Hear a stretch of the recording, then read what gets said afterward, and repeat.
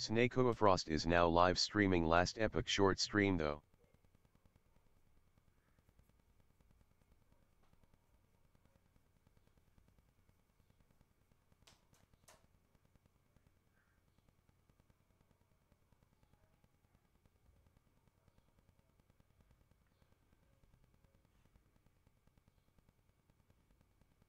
Hickory. Welcome to my channel. Lurking. Oh, hello and thank you. I see you're not streaming, so I probably missed your stream. Sorry. I didn't change the title. I didn't change the title.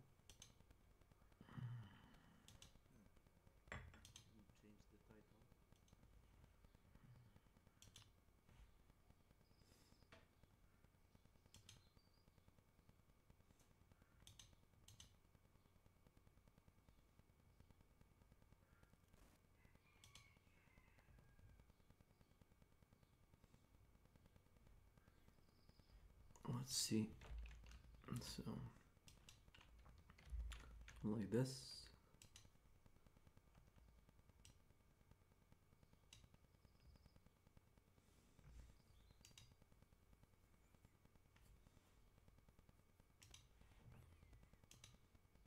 The fuck?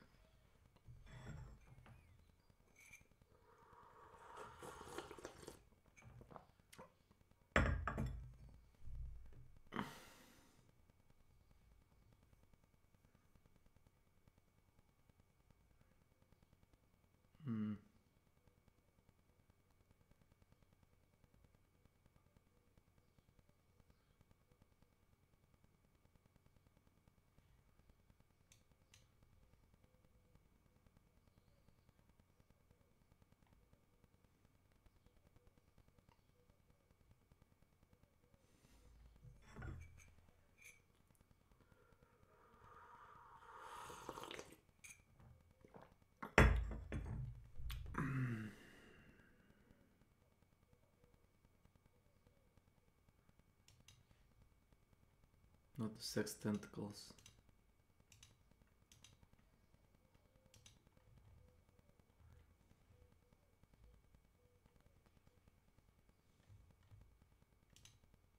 Restreambit. Welcome to my channel.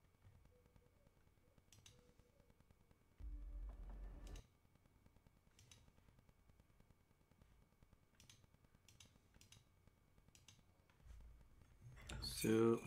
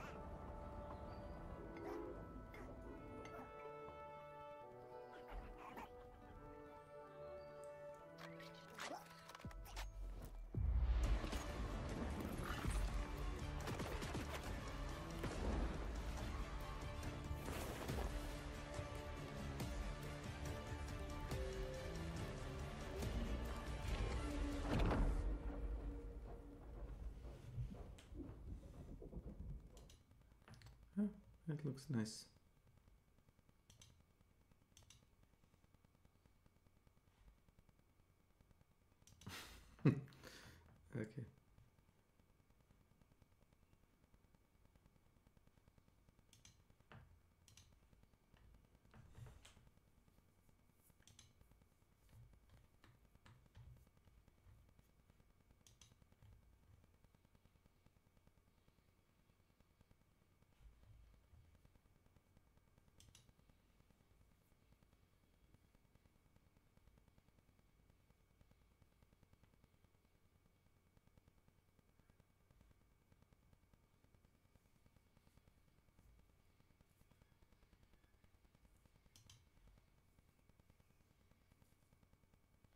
Goodbye for now. Welcome. Fine.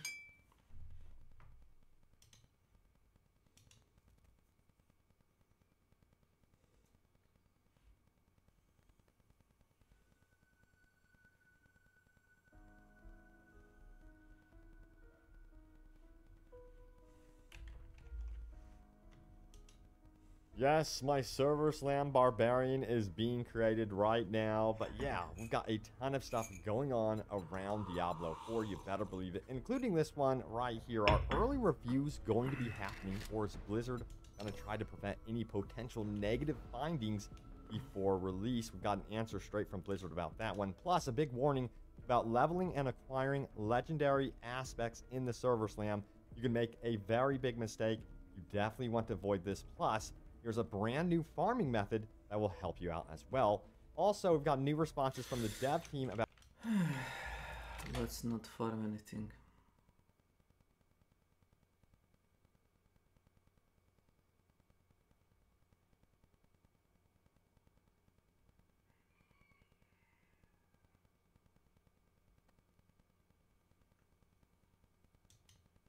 Tainted Grail: The Fall of Avalon is a first-person dark fantasy open-world RPG that just released in early access on Steam and GOG today, March 30th of 2023. So in today's video, I'm going to first give you a quick overview of this game, and then we'll jump into a Let's Play style segment so we can experience this game together in its pure gameplay form. This video is sponsored by Awaken Realms. Big thank you to them for that.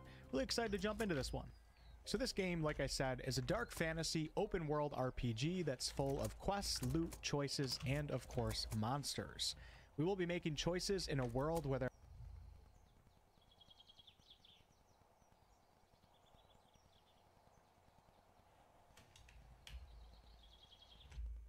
There's a second.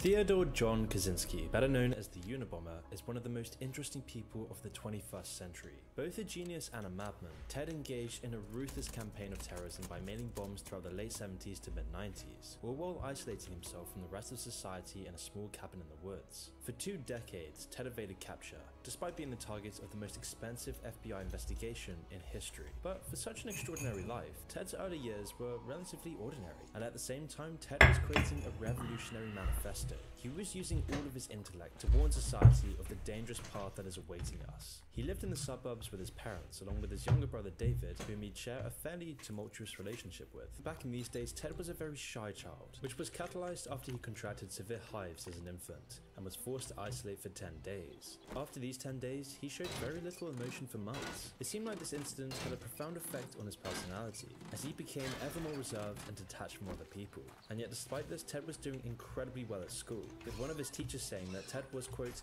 an honest, ethical and sociable student. An IQ test that he took in high school placed him on par with Stephen Hawking and Albert Einstein. So of course, Ted had no real problem with his studies, and found time to join the chess club and learn the trombone. And yet even with all his academic success, Ted was still a massive outcast. He had a couple of friends amongst the other misfits, but he never really truly fit in. And there were numerous reasons for this, as Ted was pushed by his parents to skip a full 2 years of school. And whilst he would catch up academically, it was much harder to catch up socially, because having such older classmates really didn't help with the social isolation, which led to Ted being seen as different by the other kids. One former classmate said that he was never seen as an individual personality, but rather as a walking brain. And this sentiment was only further reinforced once Ted enrolled at Harvard in 1958, joining Harvard at the age of just 16. And on the surface, this seemed to be a great opportunity for Ted, because Ted enjoyed the discipline that his mathematics course instilled in him, and Harvard was also the only place where he could speak with his intellectual equals. themselves. Yet these pinpricks of light would make a difference in Ted's otherwise gloomy existence. He was still socially isolated, perhaps even more so at Harvard, and because he was so young,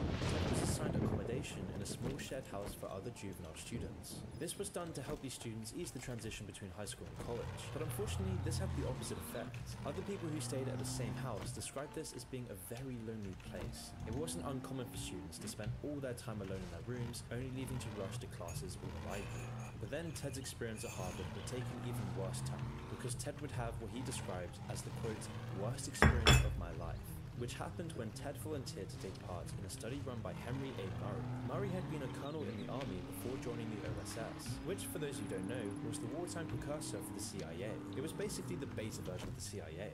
And it's important to note that during his work in the Secret Service, Murray had been involved in the infamous MK-Ultra experiments run by the CIA. This covert and highly illegal human experimentation project researched the use of psychoactive drugs like LSD and utilized methods such as physical and psychological torture with the aim of establishing systems for mind control. This program was very widespread at the time, with hundreds of different experiments being conducted by the CIA, shell organizations, and even Canadian operatives. Although it's not clear whether the experiment that Ted participated in was officially part of MK-Ultra, it was definitely clear that they used the same techniques shown in the documents that weren't scrubbed by the government, with almost everyone agreeing by now that Ted was a victim of MK-Ultra. So then what happened during these tests? Well, participants in Ted's experiments were asked to write essays on their personal philosophies, beliefs, and aspirations. They were told that they would discuss these with other participants, but because this was a Cold War brainwashing experiment, the participants were instead belittled and abused about why they had written these goals. These sessions were then recorded and played back to their subjects, with the subjects' angry and defensive responses to being criticized for their goals being repeated constantly over and over. The CIA were doing everything they could to break these highly intellectual participants. They were trying to see what would break a highly intelligent and logical human into being emotionally manipulated. And so electrodes were attached to the subjects, recording their physiological responses during these weekly sessions. The program continued for 3 years, with Ted himself spending over 200 hours under the eyes of researchers. It's impossible to say how much damage this did to Ted's psyche. But before we continue, I want to say that I'm excited to partner with today's sponsor, Aura. Aura protects you from scammers and hackers by scanning the so-called dark web, where criminals sell stolen information, looking for your emails, passwords, and social security numbers, with Aura alerting you very fast if it finds anything, allowing you to fight back against those annoying websites that make your personal information public by automatically requesting removal of your info, which helps reduce robocalls and all other kinds of spam. And Aura also gives you real near-time alerts on suspicious credit inquiries, like if someone was opening a loan or a credit card in your name. And their VPN allows you to stay anonymous online by keeping your browser history and personal information safe and encrypted. And they protect your devices from viruses, malware, spyware, and more, also that bad guys can't break in. Aura even helps you manage what your kids can do on their devices. You can restrict specific apps, set screen time limits, and even set focus times to ensure your child is doing the homework instead of binging YouTube. And their password manager lets you store and access your online password securely and conveniently. Maybe you already have an app that does one of these things, but with Aura, you don't have to download and pay for 7 separate apps. Instead, let Aura do the hard work of keeping you safe online. And if you sign up right now, Aura will give you a 2-week free trial with my link. And you'll be shocked at how much of your private information Aura finds exposed over those 2 weeks. So go to aura.com/moon to start your free trial. Also link below in the description or scan the QR code.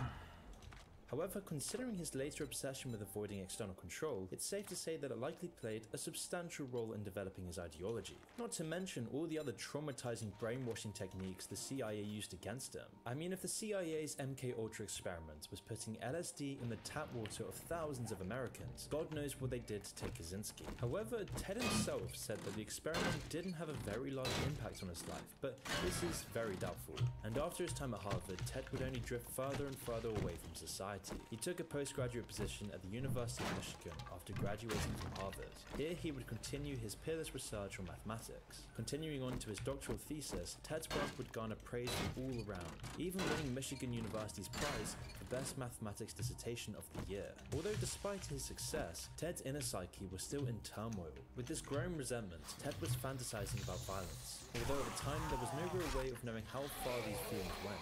Coupled with this was Ted's growing hatred of technology and his desire to escape into the wilderness. During his time at Michigan, Ted would go on to concoct his plan to escape society, where he would continue with his academic career just long enough to gather the funds necessary to leave society for good. And so in his first stage of the plan, Ted would go on to work as an assistant professor at UC Berkeley after his PhD, becoming the youngest professor of mathematics in Berkeley's history. Now outwardly, he didn't seem too far off from his colleagues. However, he was still incredibly reserved, more so than before. All the attempts from his colleagues to include him were rebuffed. It only took 2 years after becoming a professor that he would abruptly resign after gathering enough money to put his escape plan into action. Ted wasted no time at all into moving in a remote cabin in Montana, where he would live a very simple life. The cabin lacked electricity and running water, but these adversities were intentional. Ted wanted to live in discomfort. Ted no longer wanted to live in this passive, numbed, comfortable lifestyle. Ted hated society. He wanted to revert back to what is truly felt, caring only about the simple things: heat, food, water. Ted would occasionally cycle into town on an old rusty bicycle to get supplies or read classics at the library, and then the rest of the day he would spend most of his time at the cabin working on his survival skills and personal philosophy, using all the knowledge he was gathering to fuel his hatred of technology even further. And although Ted didn't spend all his time in the cabin, he did occasionally make some attempts to re-enter society. For example, he once worked at his brother's factory, but obviously he didn't take any liking to his supervisors. In fact, soon after getting the job at the factory, Ted was fired by his brother after writing an insulting poem to one of his female co-workers, after which he permanently moved back to his cabin. And everything seemed relatively peaceful until the late 70s, when construction projects started to intrude on the wilderness surrounding Ted's cabin. This infuriated Ted. Seeing modern society cut down a simple life, Ted wanted revenge for nature, and so Ted would begin booby-trapping and sabotaging these building projects. And behind closed doors, he had much more insidious plans in the works. By now, it had been a decade of seclusion, and Ted was reaching a breaking point, and so he constructed and sent his first bomb in 1978, 11 years after his resignation from Berkeley. His first target was a professor of material sciences and engineering, who was suspicious of the package and had a security guard open it instead. Luckily, the bomb wasn't as lethal as his later ones, since the guard only received minor burns once it detonated. Ted would then send another bomb, which again resulted in only minor injuries. However, Ted's next stunt would draw much more attention to himself than the first two. In 1979, he placed an explosive on American Airlines Flight 444. Unlike the previous, this one's payload was much greater. If the whole bomb went off, countless lives would be taken. However, because of a single faulty timing mechanism, the bomb actually failed to explode, and instead only emitted copious amounts of smoke. Although if this device was detonated, it would have certainly killed all 78 people on board. The authorities were notified soon after the incident, and the plane landed safely. But because of this event, Ted was now firmly in the crosshairs of the FBI. Although at this point they had very little to go on. Along with the lack of clues, Ted left red herrings for investigators, like engraving the initials FC onto parts of his bombs to throw off law enforcement. Even though the FBI were now devoting massive resources to the Unabomber case, Ted wasn't anywhere near close to being caught. The components of the bombs he made were always untraceable, either made from scrap or from widely available parts. Ted would then continue his terror campaign for the next 15 years, where a total of 16 bombs would be attributed to Ted, injuring 23 people and sadly killing 3 others. Eventually, Ted was spotted placing a bomb in Salt Lake City at a computer store, which led to a national manhunt for a man resembling Ted's infamous criminal sketch. Although even with this, the drawing didn't bring the police any closer to his identity, and over time, Ted would keep tweaking with these bombs, making them more and more sophisticated and more deadly. His next victims included a lumber industry lobbyist, an advertising firm executive, and a computer store owner. And with the sophistication of his bombs growing, so was his infamy, no doubt due to his successful murders. And after almost 20 years of his bombing campaigns, he would finally make the mistake that brought him to justice. In 1995, after decades of terrorism, Ted threatened to commit even more bombings if the New York Times and Washington Post didn't publish his manifesto, the very manifesto that he'd been working on all along. It was titled Industrial Society and Its Future. The essay would go into detail on the dangers of technology and how its progress would lead to the downfall of humanity. When David Kaczynski, Ted Kaczynski's brother, read the manifesto, he realized this writing was nearly identical to his brother's. So David consulted with a linguist, showing him other essays that Ted had written for comparison. The writing styles were an almost exact match, and it was a near certainty that the manifesto was Ted's work. So David immediately brought this information to the FBI. Shortly after, an arrest warrant was quickly drawn up, and Ted was found by the police at his cabin in a very fragile state. Investigators discovered numerous journals which included his criminal activity and explosive manufacturing instruction. They also found sets of bomb parts and even a fully functional explosive device that was ready to be shipped out. David wanted to keep his involvement in Ted's arrest a secret, and when he contacted the FBI, they had assured him that he would remain anonymous to both Ted and the public. However, his involvement was leaked to the media and became public knowledge soon after. Now that Ted was facing justice, it seemed like he would receive the death penalty, after he refused to plead insanity despite his lawyer's advice. However, eventually he took a plea deal, agreeing to admit to the crimes and give info on them. By doing this, he avoided capital punishment, but was still given 8 life sentences and will spend the rest of his life in prison. Now, for all the things you can say about Ted Kaczynski,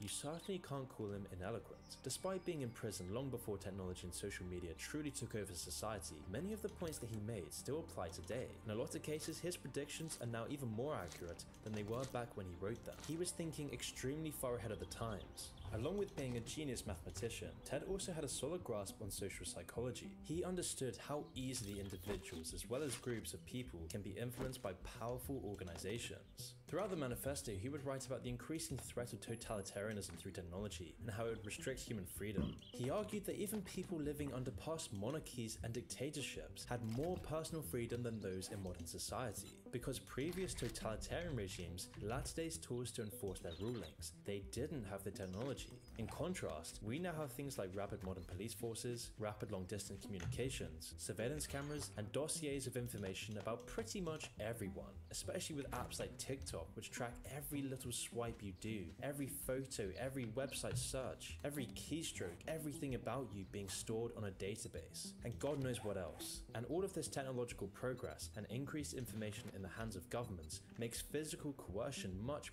easier. You see, Ted then predicted that along with these tools, large organizations would soon be armed with an arsenal of advanced psychological and biological systems used to manipulate humanity. While potential biological systems that can manipulate humanity may be a little too hot to talk about right now, psychological systems are already here in the form of social media, video recommendations, and shadowy computer algorithms. And physical coercion isn't the only way technology assists with authoritarianism, as technology is also a useful tool to remotely control human behavior. Things like the modern entertainment industry, social media algorithms, and the internet are already proving Ted right. Although he isn't around to see how bad it really is, Ted explains how people need to be distracted by all these technological instruments, otherwise they get bored and irritable. That people can't live without technology. People are so addicted to the algorithms, they're so addicted to their screens and all the bright lights, all the emotional manipulation, they can never look down from the screen. And so Ted went into detail about how natural human behavior like boredom and agitation is being numbed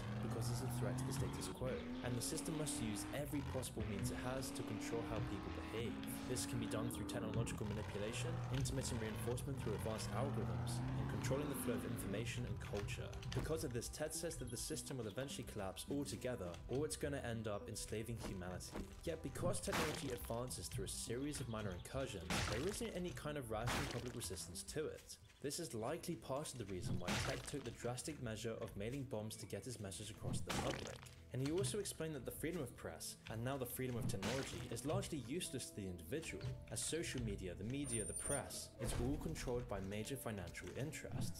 In order to justify his killings, he explained that to make a lasting impression, he had to kill people, which obviously was a massive mistake on Ted's behalf, and something that I think we can all condone. But Ted stated that if he never did anything violent, but still published his work, it's likely that barely anyone would have ever read or heard his message. Which is a very unfortunate reality, because it's much more interesting to talk about the manifesto of a serial killer rather than just some essay about the problems of technology and the impact it has on society, something that Ted obviously recognized. But again, obviously I would disagree with his methods here. The killings he did were completely unjustified, and just trying to kill people is just a sick idea. But within the madness, there's obviously some tangents of truth to Ted's manifesto. For example, in recent years, Ted wrote a letter mentioning something that he called the swamping effect. With the average person's short attention span combined with the vast amount of available information, This allows large organizations to easily exert their influence over the public.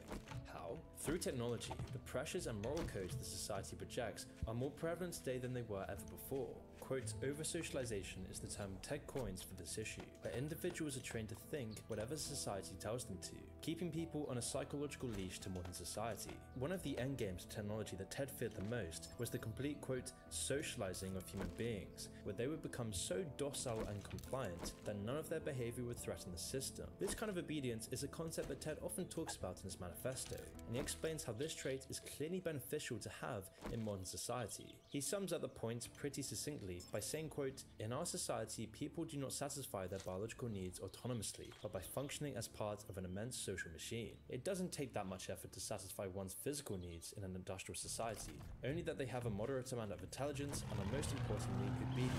However, people's spiritual and psychological needs are starved, creating a poverty of the soul. And because of the comfortable lack of effort that is required in today's society, Ted says that this is killing, quote, the power process. Now, Ted describes this power process as having a goal, attaining the goal through effort, and having the agency to complete that goal, something that is hardwired into our primal brains. And yet, this power process is now being destroyed. With the increasing restrictions imposed in modern society, this is causing people to create, quote, surrogate activities, which means instead of tangible goals like physical necessities, people spend their time creating artificial goals for themselves to complete.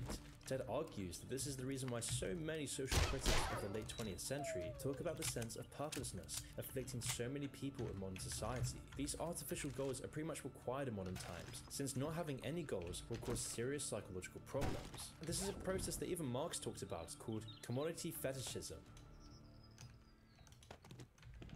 All these societal trends then take us away from the natural essence of human life.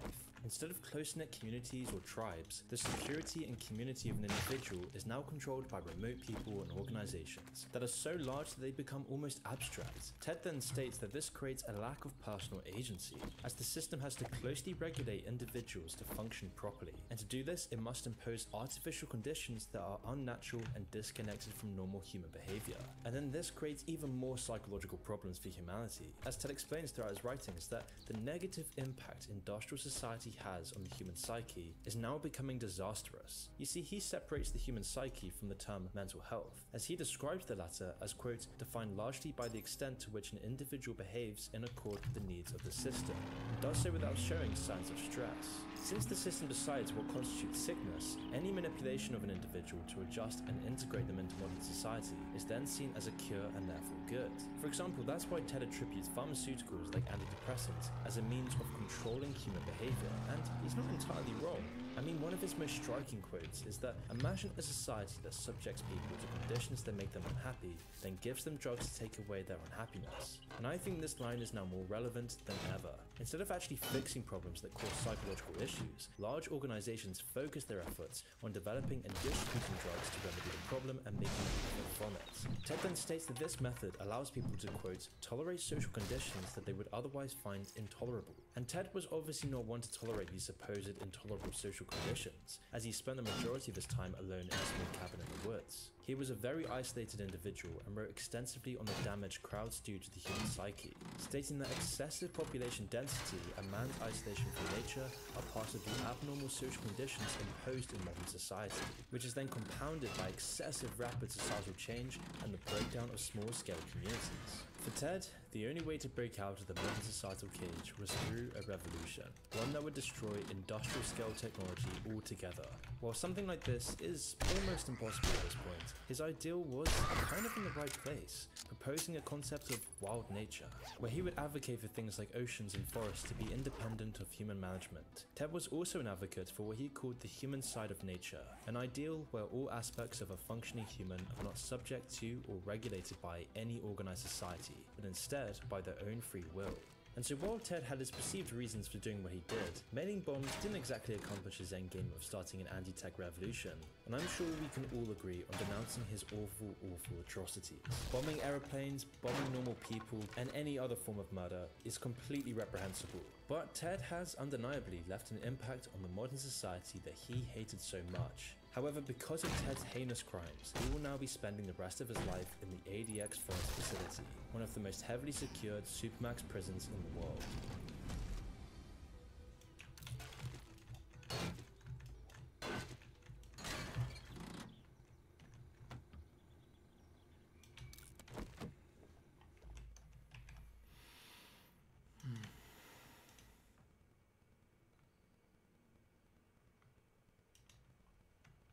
Hey guys, thank you for being so patient on the Dead Island 2 review. I got some new studio equipment set up. It took me a little while, a little longer than I wanted, but I finally got it done.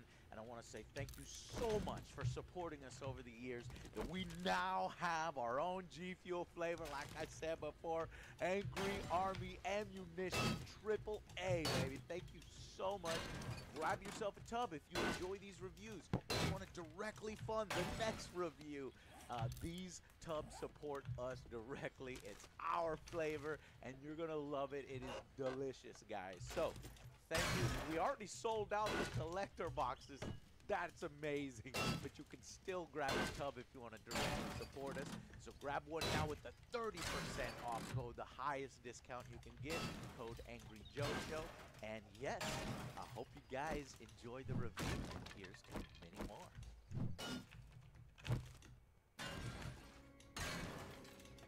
No, I have decided not one more. I'm not gonna do it. I'm not gonna do it anymore. When he has, I'm just gonna say no, no more. There's no more to explore in the zombie genre. I have to tell myself I'm not playing a single more. I've decided it's one too many. There's too many zombies. Look at me. Look at me. No more. I'm not playing it. No. No. No matter how many times he asks.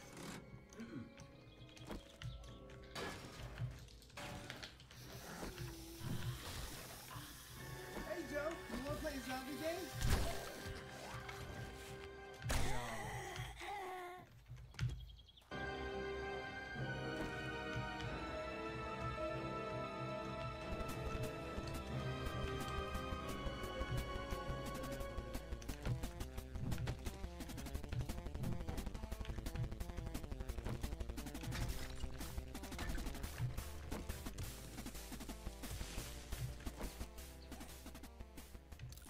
So, here we are again. Look, despite our running joke, I don't actually mind playing zombie games if they actually do something unique and worthwhile. There was a period of time where they were just coming out so lazily and stale, which is where that meta thing comes from. Joe, you wanna play a motherfucking zombie game? Dead Island 2 would have actually landed right in the middle of those numerous copycat zombie games when it was supposed to come out in 2015. Angry Joe here, and I'm with Burnt, game director for Dead Island 2 from Beats Over. How's it going, guys? Like we in the same band. I'm the bomb and about to blow up. I'm the bomb and about to blow up. Hold on! Seriously, bro? Sweet! Come on, dude, time to split. Chill, I got this.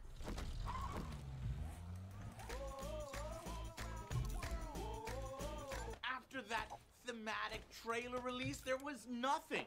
And since then, it has been delayed so many times during its 9-10 year development cycle, I lost count. It even dropped studios developing. Originally, it was supposed to be Techland, but they decided to make Dying Light instead. So then Jaeger got the deal and started production in 2012. And I think this is the version that I played at EA 2014. So we upped the player number to 8. Yeah, 8 simultaneously on, 8 in the same map. It has a certain amount of persistency. It's seamless, drop in, drop out. We like to call it the world's smallest MMO for 8 players. And that's really exciting for us because it's something that I think a lot of smart people are working on currently in the games. You know, this seamless co-op, measures, no barriers thing. And by now, it turns out that this actually seems to be a good idea. Eventually, they lost the project due to differences in 2015.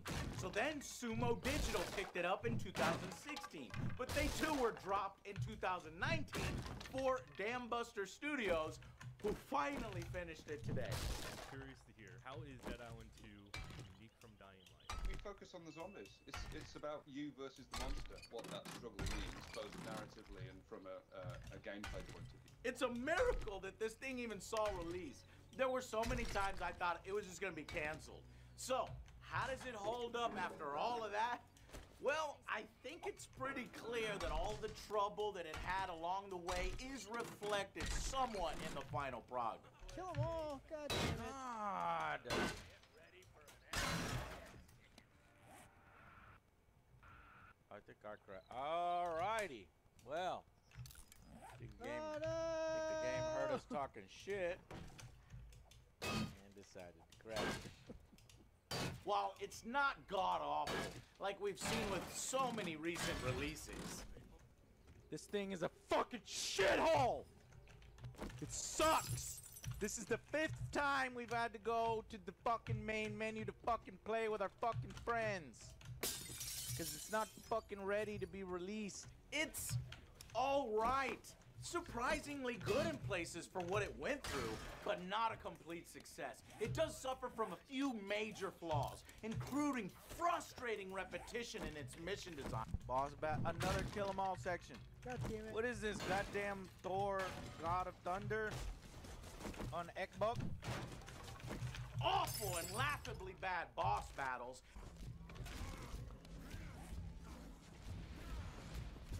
Got him. And a bit of a lackluster story. All of these hold back a surprisingly solid core combat experience with one of the best gore systems for a zombie game I've ever seen. Ooh! That is so fucking cool. Face, face. Oh, she's still alive. Easy, bitch. God damn. Pretty powerful. I'm getting tired. I think I got it. And of course, the game is known for its wacky crafting system that allows you to make these fun combination weapons. Joe! Joe! Joe, you don't hear me calling you?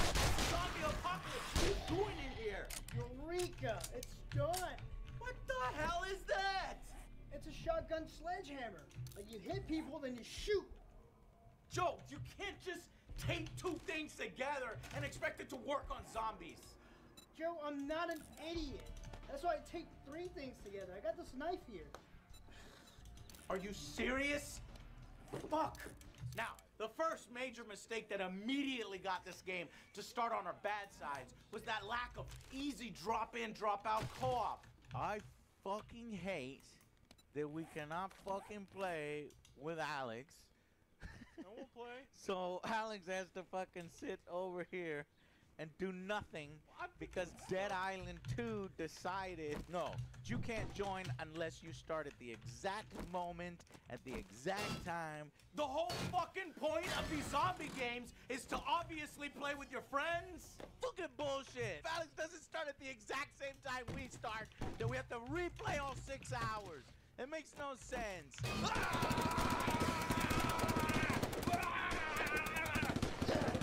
I'm here. I'm ready to see the city with you. Where the hell you been? Dude, I'm sorry I'm late. I had stuff to do. Come on. Well, now you can't just join us because you're gonna have to go and I don't know, clear out the hotel, and then you're gonna have to go to the mall and clear that out, and the sewers and the mansion. What else, Joe? Burger Shack. The Burger Shack. You gotta clear all that shit out. You cleared all of that out a couple hours ago. Yeah, we did. You didn't, though.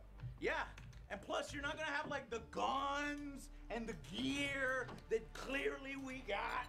Well, what about like that one? You're not using it. Just give me anything off the floor. It's fine. No. That's not the way it works. Yeah, these are ours. And plus you're not gonna have like the context that you need to appreciate all these high-level guns. Duh. It's a pistol. It shoots zombies. What kind of context am I missing out on? Well, A ton. duh. Yeah, God, you're trying to, what do you think? You could just join us mid-game? What kind of idiot would think that he could play with his friends? It's not like, I guess we could drop one of these guns, but we just don't want to. It would take me 3 hours to catch up to where you are now, and you look like you're going to continue to play, so you'll still be 3 hours ahead. Yeah. Better get started. Yeah. You guys are fucking dicks. I hope you die.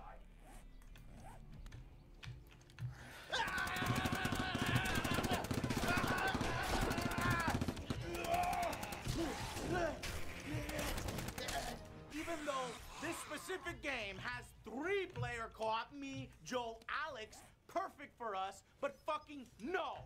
Unless we wanted to restart and redo everything from the beginning for him, we just couldn't play. What the fuck? Are you serious? Oh, yeah. Hey, Alex, you want to play a zombie game? What? No. That game doesn't have drop-in, drop-out multiplayer. They have to play with themselves. Hey, Alex, you want to play a zombie game?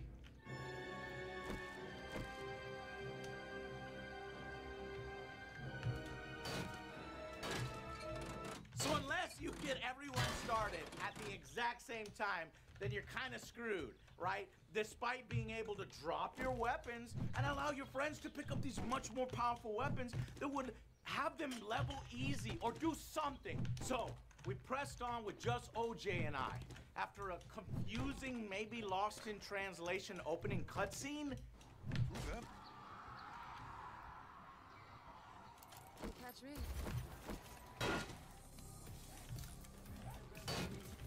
Dwayne, what is going on? Bro, look up. Oh, he is so fucking cool. What is going on is exactly right. Does anybody feel like we have no idea what's happening? We have every idea what's happening and no idea what's happening simultaneously. You get to pick from a surprisingly numerous amount of main characters, each with their own voice actors and actresses, which give you a slight variation on reactions in the game story. Puta madre. And losing blood. Who did you play as, Joe? Jacob? What does he say? He's British. Oi, bruv. Oi, governor.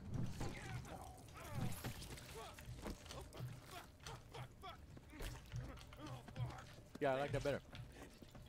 Fuck, fuck. Oh, fuck. I probably would have died because the sight of blood makes me pass out. Oh, so yeah, as soon as that happened, I would have passed out, and I don't think I would have woken up because of the loss of blood. Damn.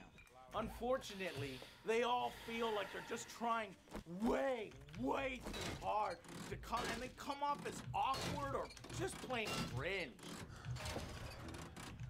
Oh yeah, not just a gorgeous body. That's lifted the line. Ryan's voice acting is ridiculous. And I All over the changed place. from what, Carla, and then I don't like your guy neither. Is there any voice character that I like? Carla. This is fucking tremendous. It's not Carla. It's Carla. Carla. I'm gonna name my daughter Carla. It's like 10 R's. 10 R's. And if you don't say the name right, you have offended me in my book. I can't hear you. With the voice sometimes feeling inconsistent or changing altogether, like my firefighter guy. Come on, work, you stupid fucking thing. There's some. He's not I don't know why different. He's doing that. What's his angry voice? Frankly, though, the story, it's barely there. There's not much reason to do what you're doing other than to survive. You just kind of clear out LA until you get to the end and they do a really insulting cliffhanger ending that attempts to sequel bait so hard. For Keisha! Wait, I don't have to say Tisha. The game ended. I waited 12 years for that! God damn it! I guess it could have been worse. At least, who do you? Where's my who do you voodoo, bitch? One of the big plot threads is that you're immune, and thus you have these zombie powers, and it's a fun gameplay mechanic that allows you to go zombo mode. But the story bits associated with this mysterious group that follows you around and speaks in riddles, it does more to annoy you than anything interesting, especially since it's never really paid off at all in the game. Typical. That makes sense. So go and ask Ruben his. But whatever conclusion you come to, remember, Thankfully, what the game does well is that main gameplay loop. It's solid. The core combat mechanics are satisfying. You beat the shit out of zombies with a variety of fun weapons. Abuela's ashes.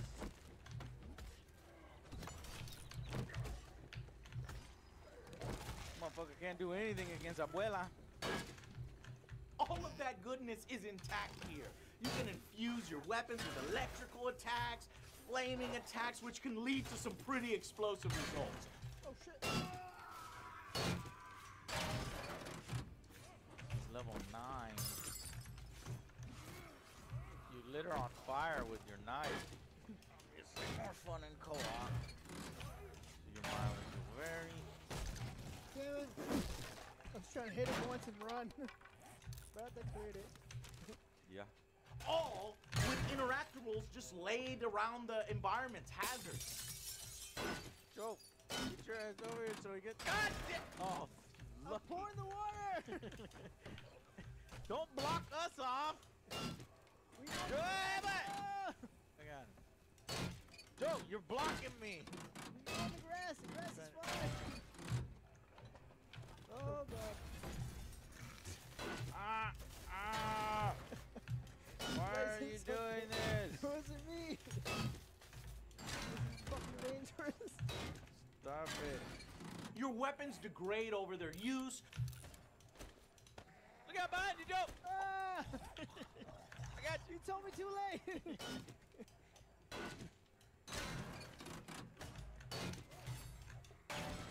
Fuck! Weapon broke.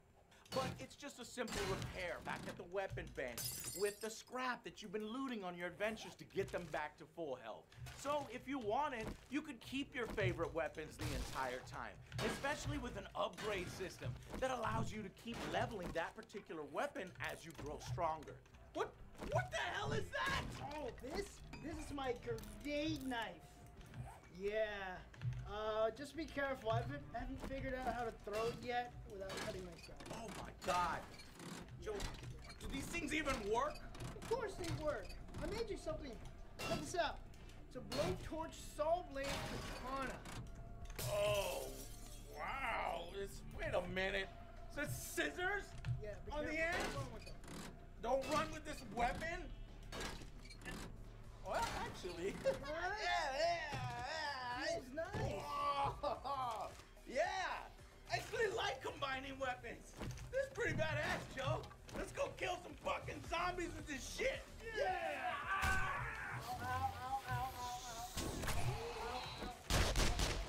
And I did have some favorites, and it was fun figuring out which weapon I like the best. This is one of the better parts of the game. Well, first you stun him, then you hit him, then you stun him, then you hit him. Nice. I'm Wolverine, bitch. There are guns and pistols and rifles and the like, and sometimes, at least early, they feel underpowered, but later on, they get really powerful. Bitch. Oh, big guy. That's all the damage this fucking shotgun does? Are you kidding me? What a piece of shit. I did find myself, finding them extremely OP when I combined them with like acid so I could fire at threats from afar. But overall, I really love the weapon variety in the game and getting new weapons. Ooh. Yeah, I love that. That critical hit system. What the fuck is that? Fucking doo-doo? But the standout from the game is clearly the gore system called Flesh. Fully locational, visceral system for humanoids. You can fight it for ages, a zombie for a while, and just get more damage, more feedback, and that real feeling that the zombies are made of something, that they've got bits inside of them, and that they're sort of a volume of mass instead of just a shell that you have. And so we really wanted to make sure that the impacts felt impactful.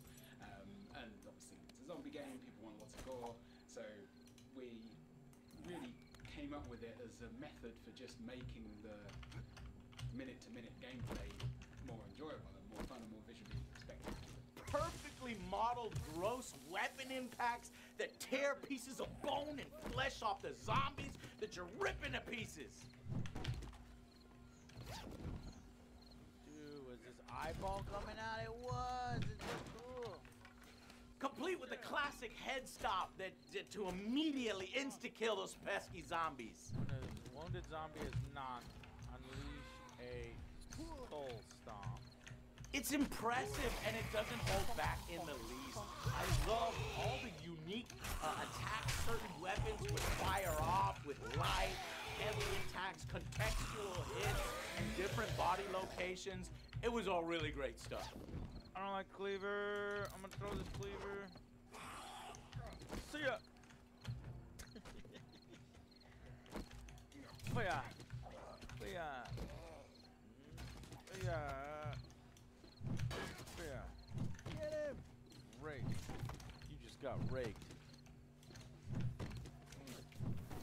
What is happening? What is happening? What did you do? You're throwing bombs and shit on me? I wasn't throwing anything. It's a lie. Come and help me. Yeah, you saw it. Can't see shit. It's unfortunate then that about after 4 or 5 hours of playing around with this, you'll get bored, as the game never really supports that gore system with interesting mission designs. Almost every single fucking mission is go here, kill all the zombies. Kill them all. Oh, how did I predict that? Go in there and kill them all. Go in there and kill them all. Go in there and kill them all. Seriously? What the fuck? Line jumpers, kill them all. God damn it! Go to the fucking door that we tell you to go. Fucking horde mode. Horde mode. This is lazy. Lazy. I understand a few here and there, but not every other fucking mission. Oh shit. Oh shit. Stay alive. Oh shit. God damn it. Oh no! Would they do the whole thing again? Oh man, this game's... See, this where the score starts dropping, boys. Points. Points. If it's not that, then it's grab the fucking breaker and put it in a slot somewhere. Grab a breaker, put the breaker in. Breaker, battery, breaker.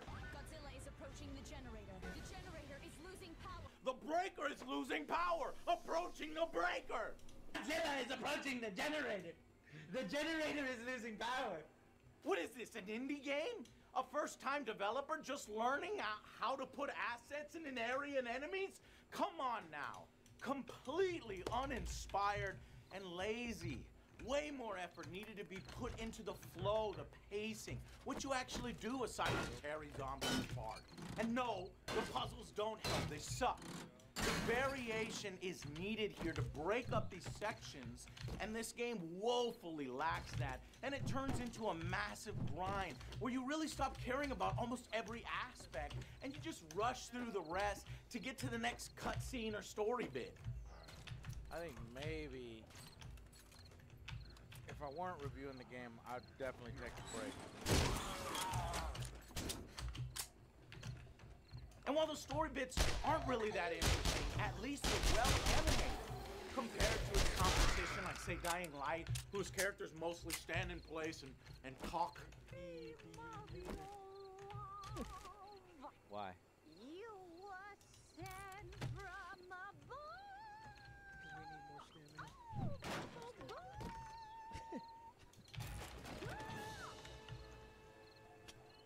I have no idea what's happening. Well, at least the characters here seem to be, I don't know, blocked cinematically, and they'll interact with their surroundings, so it feels a bit like you're watching a movie. It's hammer time. Oh. Copyright infringement. Sam B is gonna get sued. Oh. I got this. Get the guns. Yeah, we need some guns. Some characters are better than others, but there is a big cast, though I'd say like 90% of the people you meet are high or they're doing drugs. Sorry, zombie. Do you have pizza?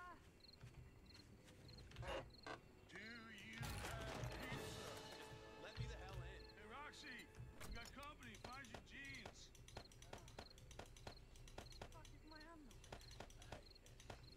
This is a unique butt tattoo. If they aren't high, they're fucking assholes that do annoying shit. Butt tattoo.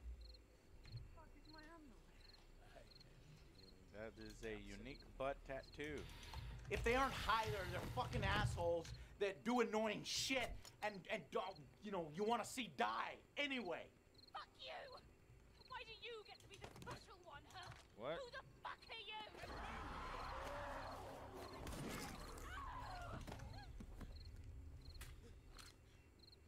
You saw what happened. The best character, I suppose, is, I guess, Sam B. Hoodoo, you voodoo bitch guy, you know? Hide your kids, grab your wife, better get out of sight. You voodoo bitch. Who unforgivably never gets to sing his one-hit wonder song the entire fucking game. I keep saying, don't trust those fucks. You're better off here. Yes. Stay.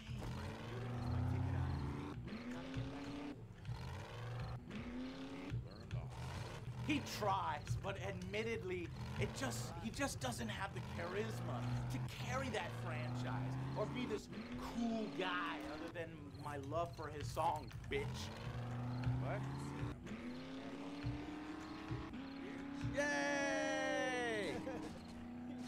Hey! I do know Sam B. Hide your kids, grab your wife, better get out of sight. There are a few side missions that you can do, like discovering what happened to a food critic, or helping out a sci-fi movie actress, film star, but none of it really stands out by the end. And it just kind of gets all lost in more zombie grinding killing. Ah, I fucking knew it. So, Good, Ronnie, you suck. What are you buying today? No, we don't care about Ronnie. Why is Ryan like, Ronnie? I guess they thought that their new card skill system would be enough to keep things varied and fresh in combat. And I really like that you can change out these cards at any time, where a more traditional skill-up system would lock you into certain paths. Be Here, careful you can just swap and them out try and not to in get for yourself different killed. ones at any time. But they I'll just hurry back soon, don't and I'll really have a have nice that reward big for of you. an impact on the game. And I found myself barely slotting in new cards, ignoring most of them, only using the ones that let me throw up on other zombies or make my drop kicks way more effective, because let's be honest, it's one of the better and more fun attacks in a zombie game. Drop kicks. Chick's got boots. Damn, Joe, what the fuck? That's sweet. How do you do that? Space and E. Check it out. Oh, fuck. Yeah, bitch. Just drop kick the fools all game.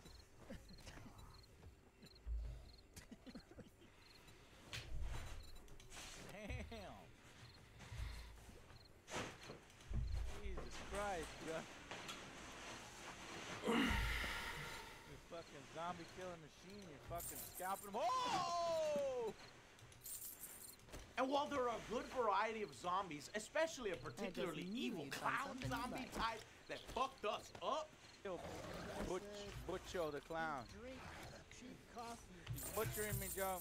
Can you get him off me or something? I'm stabbing him. I don't know. Okay, I'm dead. Thanks, Joe. Oh, there goes Joe. You wouldn't let me heal. Right, that's what I try to do. I try to press the heal button. Well, I will say I was very, very disappointed in the boss battles in the game. They're complete shite. Well, you just brightened my day. I'm glad I could help you.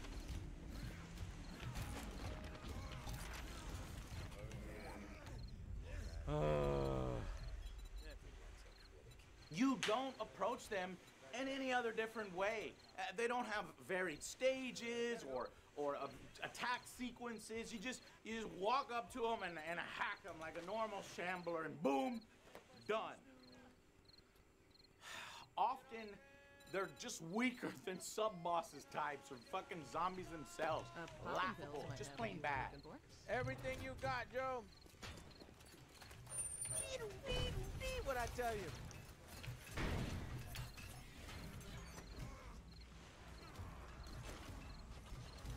Amazing boss mechanics. Got him.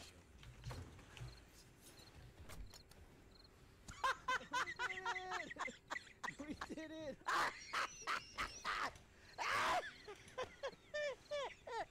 What the fuck? What the fuck? Did you even? What? Somebody time us. Final boss battle. Timer. Speed run. MLG. What the? I guess I should mention this too, that the game has this weird Alexa integration. Just range. Hey, you. Oh. There it goes.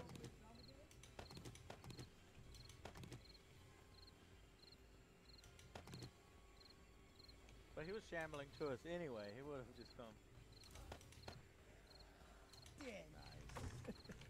Which I actually thought could have been fun and interesting. Hey, Alexa, help me. If this is a life-threatening situation, please dial emergency services directly from your phone. Otherwise, I can help you with specific questions, like how to connect to Bluetooth. To learn more about what I can do, take a look at the Things to Try section in the Alexa app. Interesting.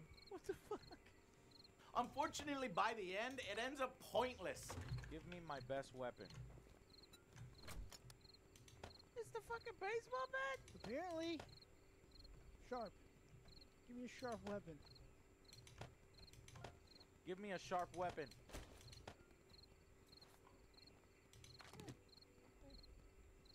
I mean, I could That's do that fast, like then. I could Is do it faster? No, I think No, I could do give it me my best faster. weapon. I think I could do it faster. Now, setting the waypoints, that's helpful. Where's the nearest safe whatever? Maybe it needed to have, only certain moments integrated, into the game where it heightens those bits and does some meta shit. But it just didn't really work as intended here.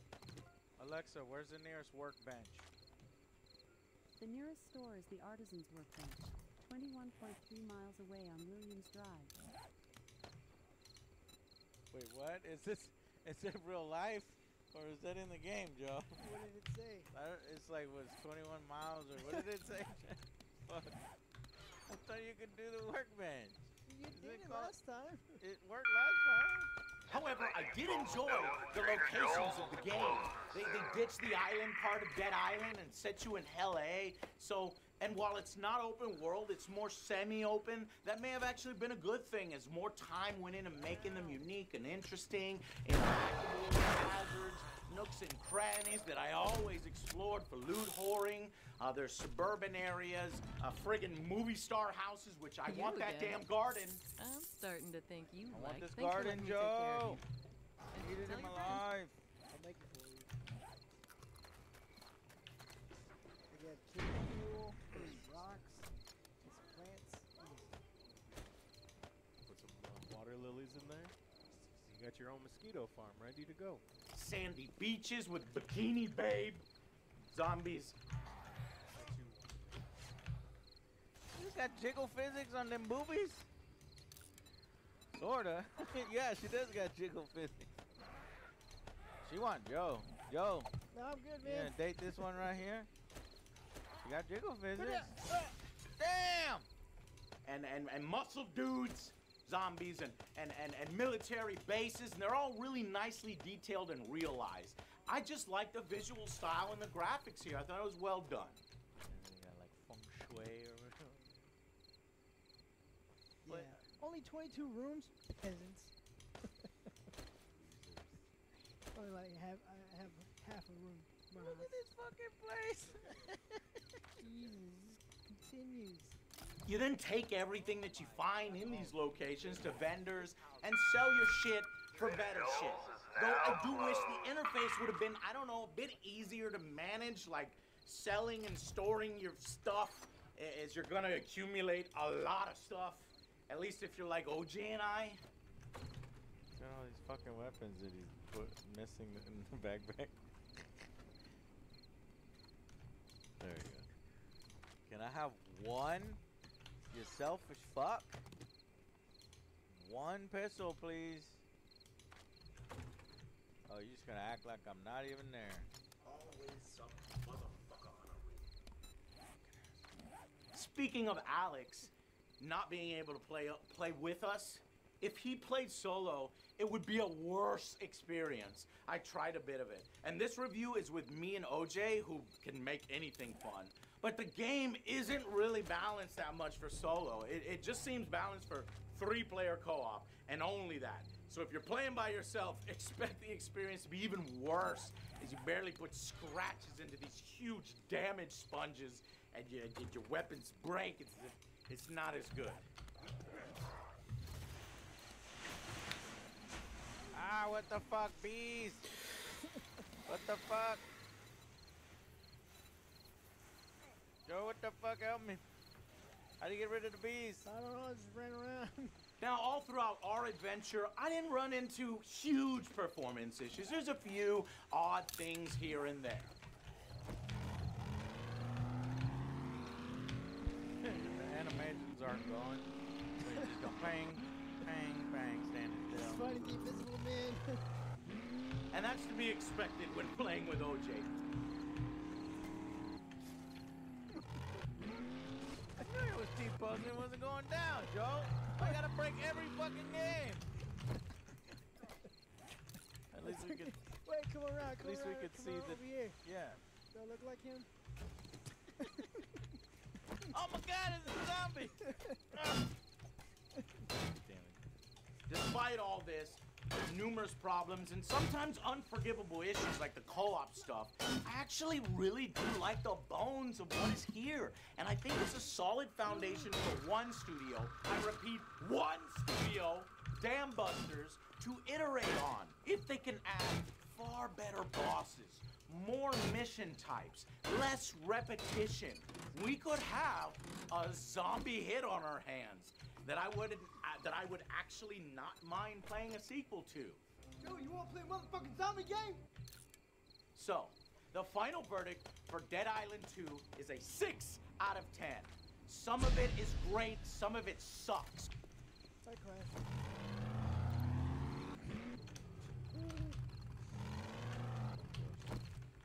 It's only when I'm looking at my inventory and trying to craft. The overall sum of its parts lift it to a slightly above average zombie game and a solid foundation for more if it can stop the development hell and really step up its game.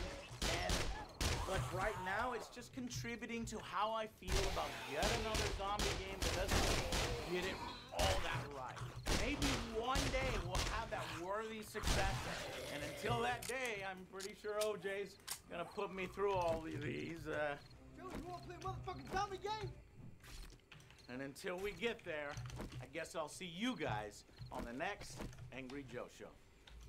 This is pretty badass, Joe. Axe. Welcome to my channel. No. The cause of his downfall was a meager cupcake. Over the years, many memes came from his spontaneous rants and stories, but none will ever hold the weight that him being caught in 4K holds to this day. Today's video is about none other than EDP445, a YouTuber with the greatest fall from grace in recent memory. His story is one of unlikely success, an amazing peak, and ultimately a total destruction of his career due to his own actions. This is the EDP story. One fateful night on December 15th, 1990, the same night The Undertaker made history with his debut to WWE Superstars, someone else decided to make his own historical debut. In Los Angeles, a baby was born by the name of Bryant Turhan Emerson Moreland. He didn't stay in Los Angeles for long after his birth, as when he was just 2 years old, he moved to Bakersfield, where he spent most of his childhood. In 2003, Bryant moved back to Los Angeles to attend high school, specifically Lusinger High School in the city of Lawndale in Los Angeles County. Bryant's memories of high school are mixed, to say the least. In one instance, he describes his experience there as spending most of his time using the bathroom and eating food at lunch. Considering this fellow's portly frame and how often he talks about struggling with his bowel movements, I'm inclined to say he's not lying about either, despite having expressed his very strong opposition to going to the restroom at school. I refuse to take a shit in a restroom at school. There's no way in fuck, man. You're taking a shit. You got motherfuckers coming in it.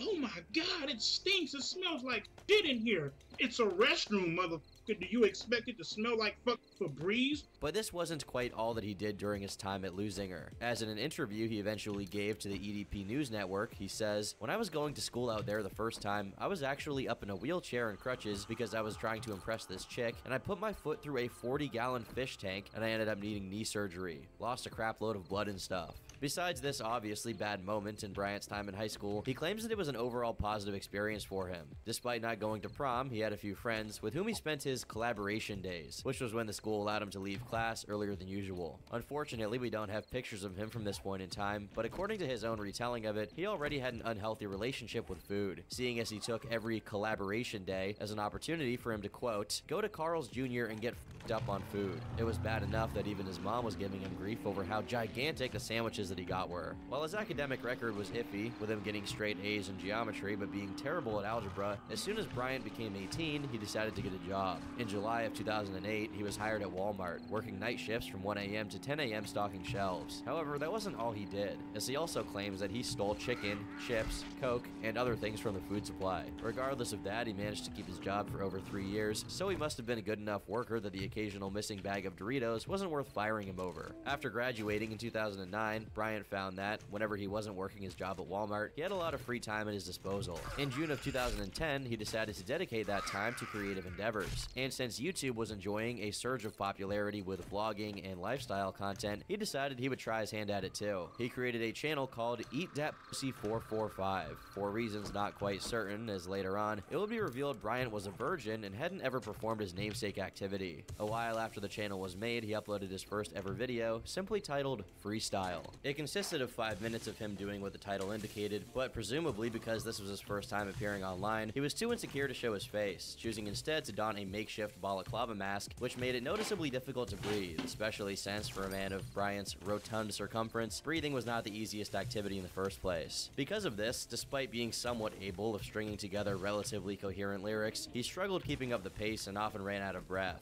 It really crunked his flow, if you know what I mean. From what we can understand of the lyrics, and it's not that much, his rapper name is Bad Luck. Speaking of his lyrics, if we can call them that, they occasionally reference the Philadelphia Eagles, and noticeably, Bryant's crooked flatbread hat and jersey were both Eagles merchandise. But before I go any further, a word from today's sponsor, Temu. Temu is an online marketplace that offers the most competitively priced products in multiple categories: fashion, jewelry, home decor, pet supplies, gaming, and more. They offer top quality products at an ultra affordable price, so everyone can enjoy the conveniences and comforts of life. Do you guys love Funko Pops? Well, Temu has all of your favorite Funkos. Here we have Iron Man for all of the most soy Marvel fans out there. They got Bendy and the Ink Machine. Oh, you guys gotta love Bendy. Get Bendy with Bendy, if you know what I mean. And luckily, with Temu's wide variety of products, they have something to fit everyone's needs. If plushies are your thing, then Temu has hundreds of them listed on their website. They even have some of your favorite hip memes in plushie form. If you like stickers, then get Swifty with these hip-hop stickers. And if you love building blocks and gaming, here we have your favorite pizzeria employees ready to get to work, all at an affordable price. And they even have plenty of video game related products on their marketplace. For a great deal right now, they have an offer on the Nintendo Switch OLED, which typically retails around $350. On Temu, it goes for around $264 right now, which is an amazing discount with a link in my description. And if you buy this Okay, that seems fair.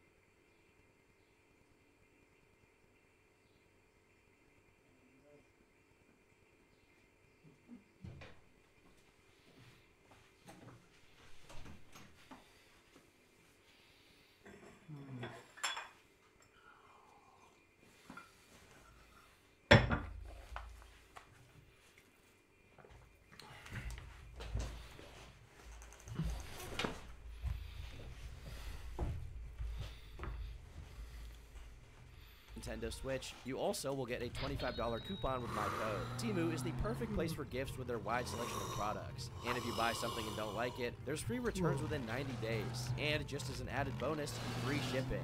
So click the link in the description to get the Switch OLED for $239 now. And use code SALE7385 for an extra discount across the whole site. And thanks again to Temu for sponsoring today's video. From the very beginning, his passion for the Eagles was evident, and later on, it would become the defining characteristic of everything EDP. In his next few uploads, he became more comfortable with being on camera, but still seemed very uneasy, with his eyes darting all over the place and speaking in a very mild-mannered way. Nevertheless, a couple of uploads after his freestyle, he posted "Eagles kill the Redskins," settling into the kind of content EDP would become notorious for: football commentary vlogs. Admittedly, they weren't much in the way of editing or pacing, but Bryant's personality slowly began to shine through, and it was certainly unique, to put it mildly. Say whatever you want about the man, but what he lacked in editing, pacing, and any semblance of basic common sense, he made up for with how devoted he was to try his best to entertain whoever was watching. As he came out of his shell, his football commentary videos were laced with a wicked sense of humor and his signature excessive cursing. His uploads became more and more frequent, often putting out multiple videos a week, and though many of them were about football, he began making videos about pretty much anything he wanted: celebrity drama, cooking, relationships, personal life stories, you name it. As far as the content he posted, EDP was an open book. Whatever was on his mind, he would post without hesitation, even if it made him look bad or was extremely controversial. Part of the appeal of his channel was precisely how outlandish the things he said were, and how nonchalant he was about saying it. By late 2011, he created a Facebook page for his YouTube videos, and no matter how offensive the content was, Bryant seemed dedicated to try and make it succeed. The Facebook page's description reads, "Eat Dat Pussy 445 is a huge fan of the Philadelphia Eagles, and often posts YouTube videos with his anal."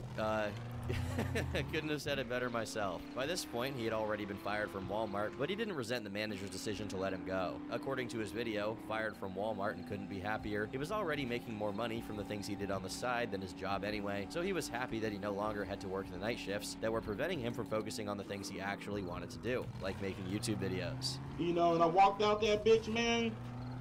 They was, I guess they was expecting me to get all angry and stuff because they see how aggressive I am and shit, you know what I'm saying? And they watch my fucking YouTube videos, you know? So, I know one of them seen the fact that I hate fucking managers, so I don't do it. Anyways, man, that's my little story. Tonight I got fired from Walmart. Couldn't be fucking happier, dude.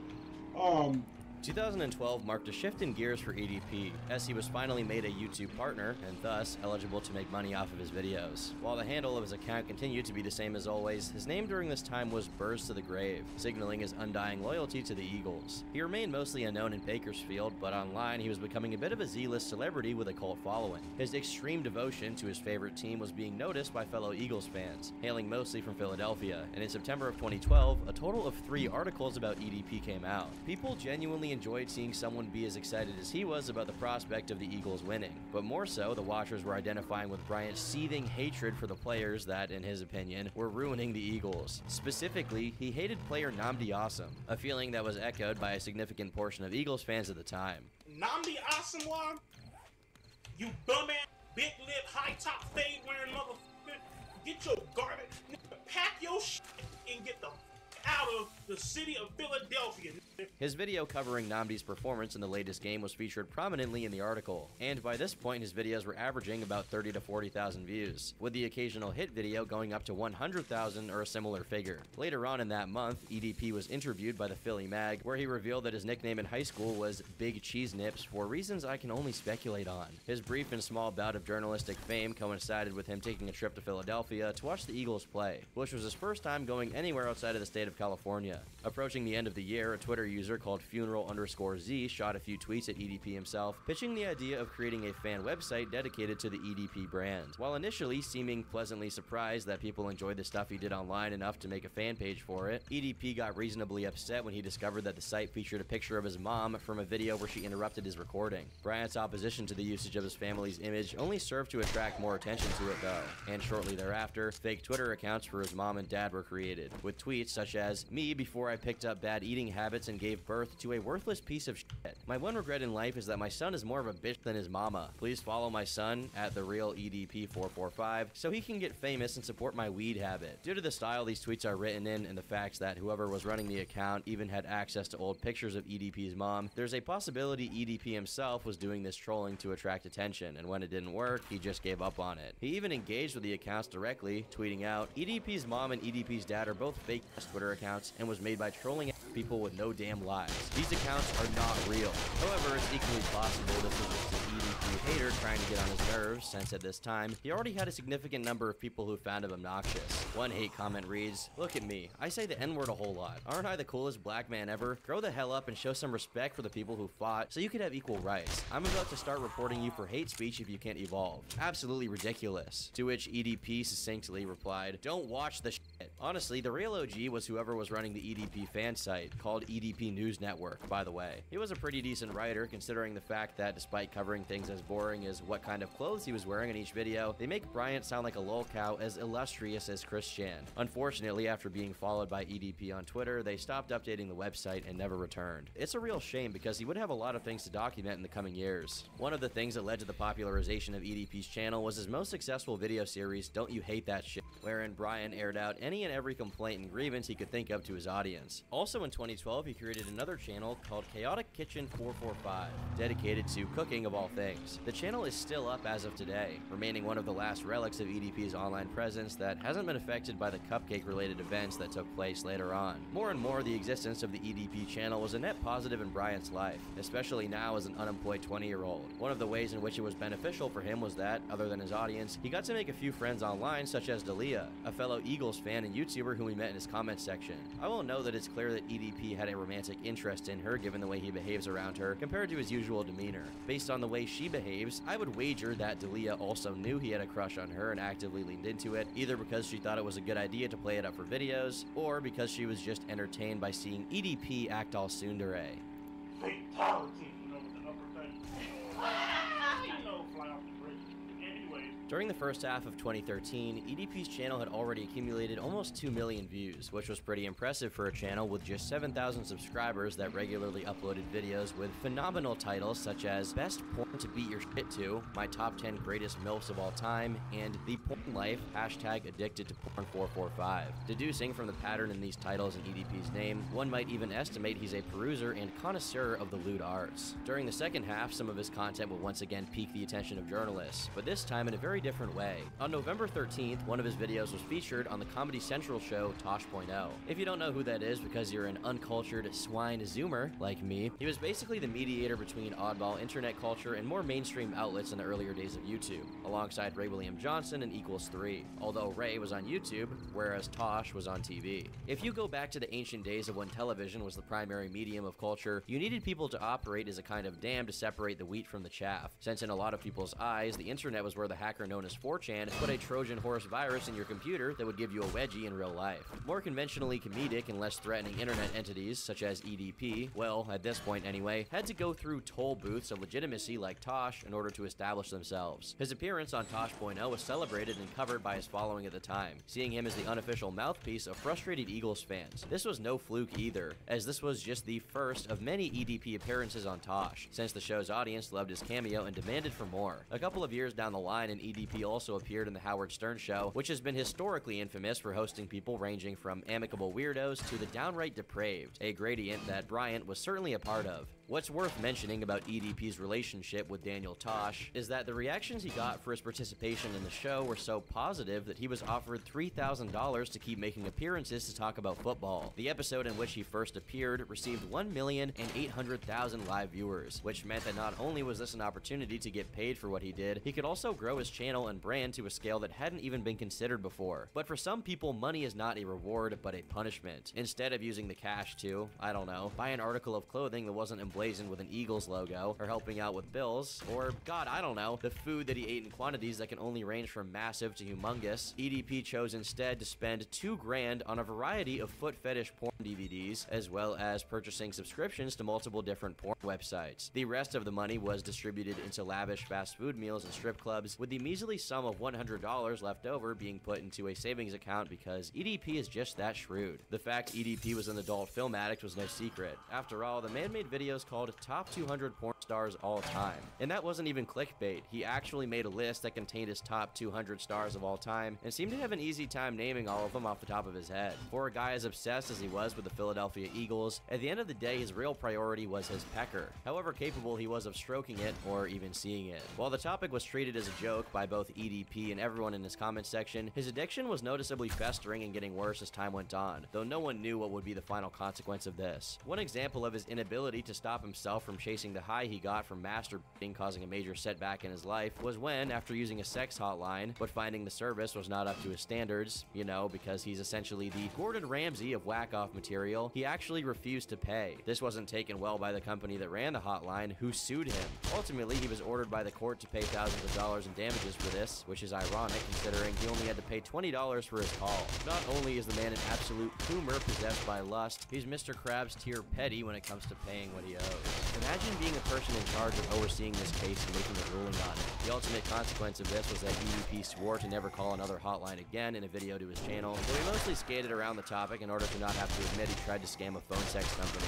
Given that Bryant was officially unemployed and didn't show much of an inclination to help financially with the money he got from his EDP work, his parents pushed him to get a real job and help out. Because of this, in August of 2014, he somehow managed to land a job as a security guard in a company called SitRep Security Solutions, where he claims to have fought teenagers off and protected food and people from burglars. But fighting teenagers is leagues better than what he would eventually start planning to do to them. Besides that, though, I honestly have no idea how he got this job, considering he had no past experience as a security guard, and for crying out loud, the guy was famous under the name of Eat Dat Pussy 445. Did these people do no research on him at all? Additionally, if someone were to steal anything, the last thing he'd be able to do is chase them. Sure, he's giant in his own right, but not the intimidating kind. But I guess that's good enough for the local retail stores who were pleased to have him posted up protecting their merchandise. Despite his very well-received appearances in media, his YouTube was still languishing in relative obscurity at this time, with less than 15,000 subscribers as of March 2014. To make matters worse, right in the beginning of 2015, on January 31st, Latonia, EDP's mom, passed away at 58 years old. This was certainly hard on Bryant, but within just a month of losing her, he continued to make his videos like nothing had ever happened, at this point to a total of 20,000 subscribers. However, this lull in his online career didn't last long, as just a little while later, he once again hit his stride, dropping classic videos like I flooded the toilet at Chipotle, where he's seen hurriedly escaping the crime scene he left behind in the restroom. I don't mean that figuratively either. He literally used an excessive amount of toilet paper to the point that when he flushed the toilet, everything overflowed, which I think in some respect constitutes destruction of property or vandalism. Plus, fleeing the scene, considering the video has him confessing to the crime. And we better get the f out of here, dude. I just overflooded the toilet.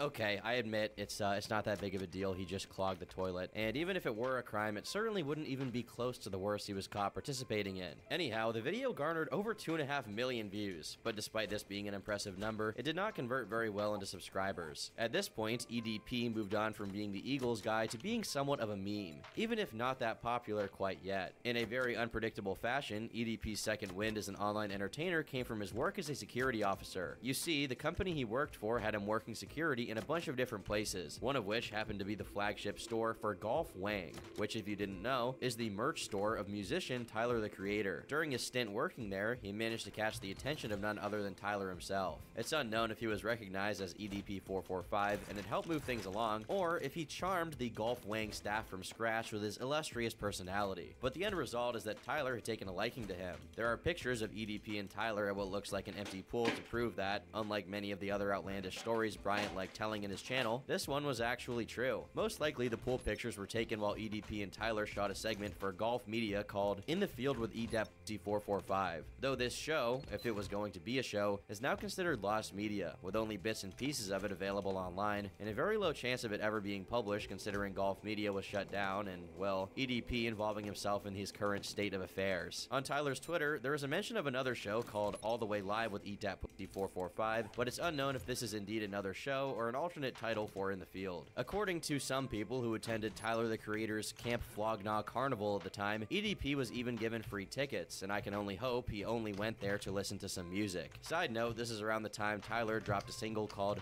Fucking Young about reluctantly dating an underage girl. Just think that's worth mentioning. By June, his subscribers had almost doubled as he kept making the same type of content as always. 2015 also held a few other breakthroughs into conventional media outlets. EDP made a video called Eagles Trade McCoy, WTF, which was featured on the MTV show Ridiculousness, and later on in the same year, he was on Fox's Cowherd for his video cursing out and screaming at the Eagles coach Chip Kelly.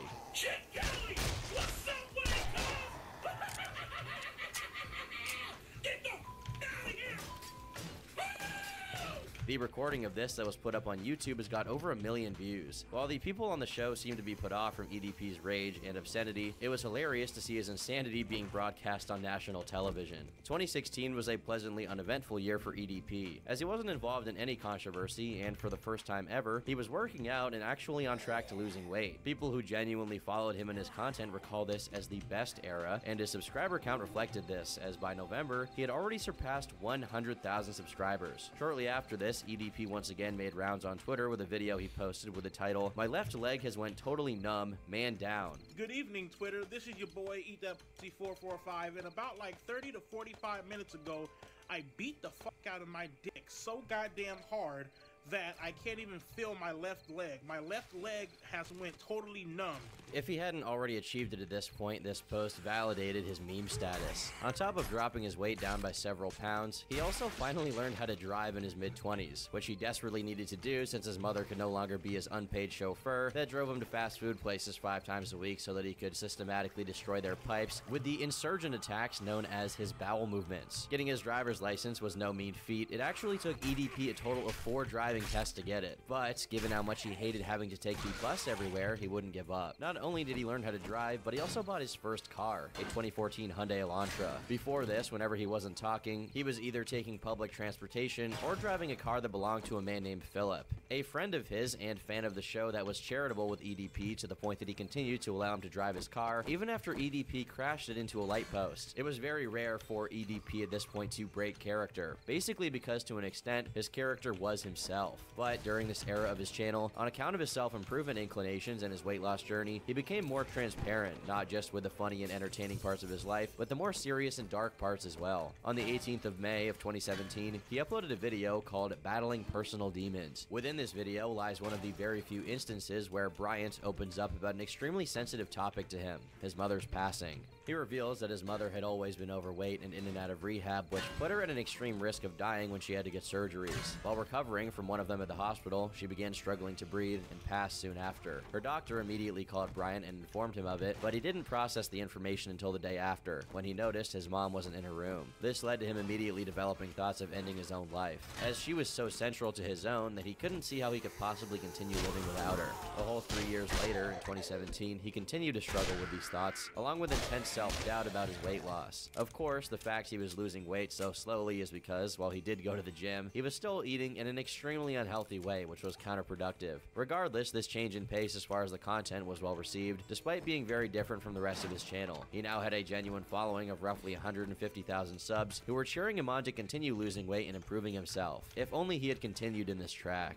As of October 2017, he had already passed 200,000 subscribers and continued to grow. He also created a secondary backup channel called Taste This 2-Inch Dick 445 Julio due to growing concerns that his main channel might get shut down because of certain videos of his being flagged, and all of his content was actually temporarily removed from YouTube. During this time, the videos were probably being flagged since a lot of them contained insanely obscene content in terms of the stories he told. However, thankfully after a couple of weeks, his channel was reinstated and EDP continued as always. Bryant started 2018 with a really rocky beginning. Super Mario Logan, a channel with almost 5 million subscribers on YouTube that mainly did really successful comedy sketch videos with puppets, profits, reached out to EDP to try and hire him to work for the channel. The deal they negotiated was that EDP would be part of the channel's crew as a permanent member as opposed to just a cameo, and will get paid $5,000 a month, with the additional promise of paying for Brian to attend the Super Bowl. For a guy with as few job opportunities and talents as he had, and as obsessed with football as he was, this is about as sweet as the pot could get. This deal became even more important for Bryant as, in August of that year, he made a GoFundMe campaign due to financial hardships he was facing at the time. The description reads, "Hey everyone, talk about getting screwed from both ends, huh? So basically YouTube has been screwing me for the past 5 to 6 months, and at first I didn't mind it. I've never been in it for the money, never mind that. And the money I got solely from YouTube, that's what I used to get the Dreamcast, jerseys, and all that stuff. I just got up and got a second job. Well, unfortunately, my second company has bought out my first company for $1.7 billion, give my ass some of that shit. And with them finding out that I work for 2 security companies, not only did I get let go from my second job, it's only a matter of time before I let go from my first job as well. You don't have to donate, but it's more than appreciated if you do." While he did get the $2,500 he was asking for, it seems he did get let go of his job in November of 2018 after 4 years and 4 months of working security. Because of this threat of financial insecurity looming over him, the SML job became more of a necessity than an opportunity.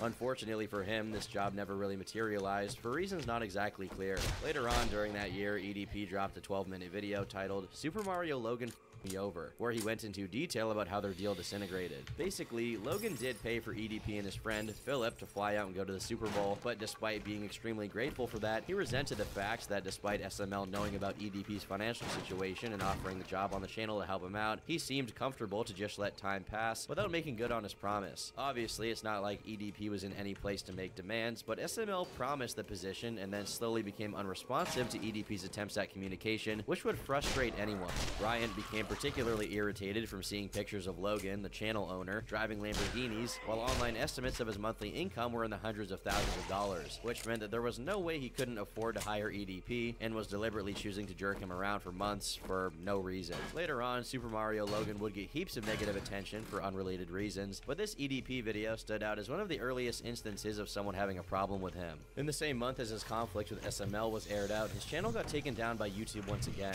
leading him to make another account called EDP 445 2.0, but his main channel was restored, which staved off Bryant losing his last source of income. Now that he was once more unemployed, Bryant dedicated all of his time and effort into his work as EDP, and honestly, it was to some avail. His subscriber count went from struggling to reach 300,000 to being almost 800 by November, and without any controversy to artificially make it happen. He was just consistently posting videos, and as a result, consistently gaining fans. Top hits from this year include Eating Squirrel is an Art, Warm Sperm for the GM's Throat, a sports bra for my big ass titties, my dick grew half an inch, and the cherry on top, I just shit on myself.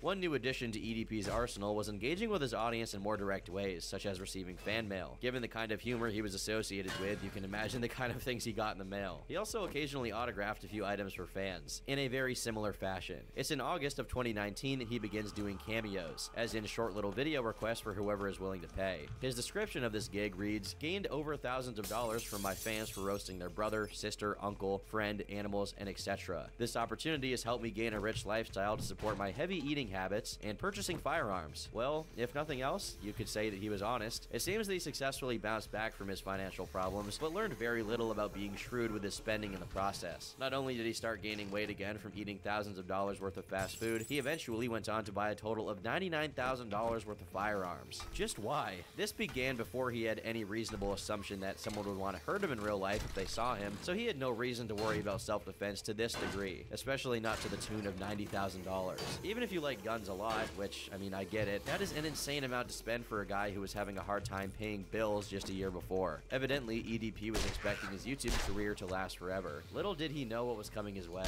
Early on in the year of 2020, EDP445's YouTube channel made it to 1 million subscribers, a journey that had taken an entire decade. However, YouTube surprisingly denied him from his golden play button plaque because his channel didn't meet the criteria necessary to be eligible to receive it. On one hand, his name is EatDat445 and he's done numerous reaction videos to actual porn, but on the other hand, these things didn't stop him from getting not 1, but 2 silver play buttons for his main and backup channels. So what gives? EDP addressed this publicly, saying that his channel had no copyright or community guideline strikes, and YouTube had no justification for doing this. And at the time, the majority of people backed him up, including other YouTubers like Mudahar from Some Ordinary Gamers and Scarce. The support was so widespread that the community made a change.org petition to to help EDP get his golden play button. Alas, it seems YouTube didn't care about his plight and never sent him his button. However, he was sent a fan-made play button for 1 million, which he unboxed on his channel. His videos went from getting tens of thousands of views to hundreds of thousands, often cracking 1 million views on content he made with little to no effort at all. It's actually surprising that he managed to be this big on the platform, uploading stuff with vile titles and topics like Nutted in My Hand, Jacking Off is Definitely a Sport, and I Jacked Off 25,615 times. As a matter of fact, these videos were usually the ones that got the most views, meaning it wasn't being punished by the algorithm.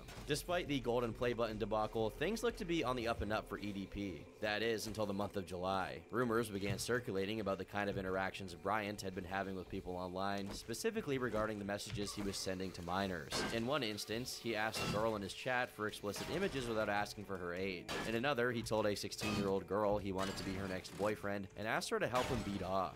After announcing his run for president in 2020, he addressed the accusations, playing them off as bad jokes and nothing more, which at least some of his fans believed at the time. Nobody wanted to accept that their favorite YouTuber with whom they have a parasocial relationship just might be a sex pest. I mean, this dude was a part of so many people's childhoods. I remember watching his storytime videos in high school with my buddies and getting a real kick out of them. The idea he could be a horrible human being was something many didn't want to accept. However, given EDP's propensity to openly talk about all the kinds of freak porn he consumed, it set off a few alarms that he wasn't exactly normal in that realm. A few months after his initial heat about his pedo rumors, fellow YouTuber Cold Raven posted a video where evidence was shown that EDP was displaying sexual behavior towards multiple minors over DMs, and if that was insufficient evidence, he went on to successfully catfish EDP as a minor himself. Honestly, not enough people remember that this guy exposed EDP pretty much before anyone else, and maybe without him it would have taken a much longer time before anyone tried to publicize this. In response to this, EDP released a video responding to Cold Raven where he aggressively ate food and proceeded to pull out a handgun, which, though not explicitly a death threat, is certainly a very stupid move to make in general. In a live stream of his from around that time, he addressed the situation, saying, "A group of no-life ass, no pussy-getting motherfuckers decided to make a bunch of fake accounts pretending to be girls. And like a dumbass, I fell for it. And now everyone's on this pedo shit." It seems to fall on deaf ears that though the accounts were fake, it doesn't mean he knew that they weren't minors, meaning he was trying to have sex with underage girls. He kept falling for it repeatedly, even after he was caught multiple times. The man literally could not keep it in his pants, and by the end of the year, there was evidence for a total of 8 different people he thought were minors he'd been caught texting. In one of his less insane and belligerent responses to Cold Raven and the accusations, EDP said, "I don't care about the law. If she's 15 to 17, it's okay, as long as she's wearing skimpy clothing." And yes, he actually said that. I'll play the clip right here. When you sit back and you have virtually a grown-ass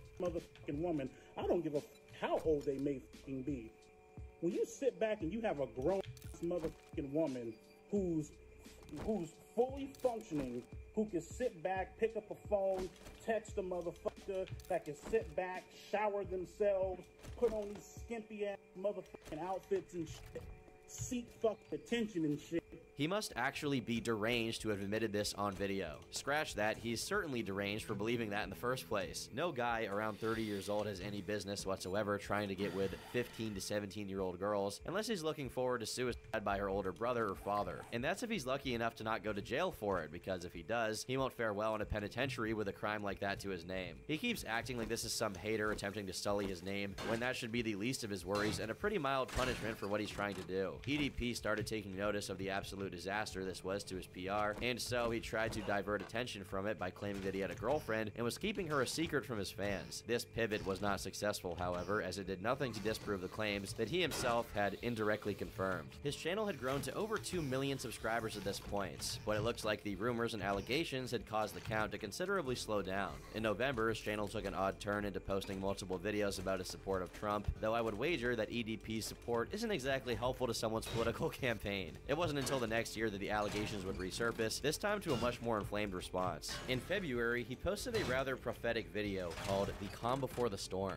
In the same month, he also posted a video called "Weird Pain Inside My Urethra," which could also be considered prophetic depending on how you look at it. In any event, on the 18th of April, the people who ran the channel Predator Poachers ran a To Catch a Predator style sting operation on EDP. While Bryant had previously said that he was okay with getting girls 15 and above, in practice he was okay with going after girls even younger than that, since the catchers posed as a 13-year-old, and still managed to successfully bait him into sending them explicit images, along with a plethora of other incredibly disgusting stuff, which I won't get into detail about for a myriad of reasons. The chat logs were eventually revealed and memed to death, usually attached to this candid picture of Mr. 445, which he thought he genuinely looked very cute in. What goes on inside that man's mind is honestly unknowable. The girl who tricked EDP did a 2-hour-long reading of their chat logs if you're interested. It's simultaneously hilarious, nasty, and terrifying. On April 20th, the infamous Caught in 4K video went up, since it has now been taken down. The internet instantly erupted in a mixture of catharsis from seeing a pedo get caught, shock that said pedo was EDP, and last but not least, disbelief. Not that he was legitimately caught, but of the things that he said in his defense. When being confronted about going to meet up with a 13-year-old for sex, he claimed he got there to get cupcakes, which became a massive meme. He also claimed that he was auditioning for a role in a movie. These excuses made no sense, as in some moments, when asked directly if he's a pedophile, he says correct, which is so blunt and to the point, it seems like he doesn't even understand the question. Right before the video became public, EDP announced that he would be deleting all of the videos on his channel, and a few days later, he made them private. This case got massive coverage from the usual suspects, which brought even more attention to it, and within a week of the sting, EDP's main and backup channel were both taken down by YouTube themselves. In the beginning of May, EDP uploaded a video to his Facebook, which was still up. In it, he focused exclusively on attacking the people who caught him, the same exact way he attacked Cold Raven, and announcing he would be making a comeback on his own website, without ever addressing the fact that he was caught. The website did eventually come out after taking its sweet time, since EDP is incompetent on top of being a pedophile. In the videos that he's uploaded to said website, it's evident he wants to keep up his usual shtick and acts like nothing happened. At the same time, he has a very hard time keeping his mouth shut about the incident and seems unable to resist spinning more and more lies regarding it being a setup.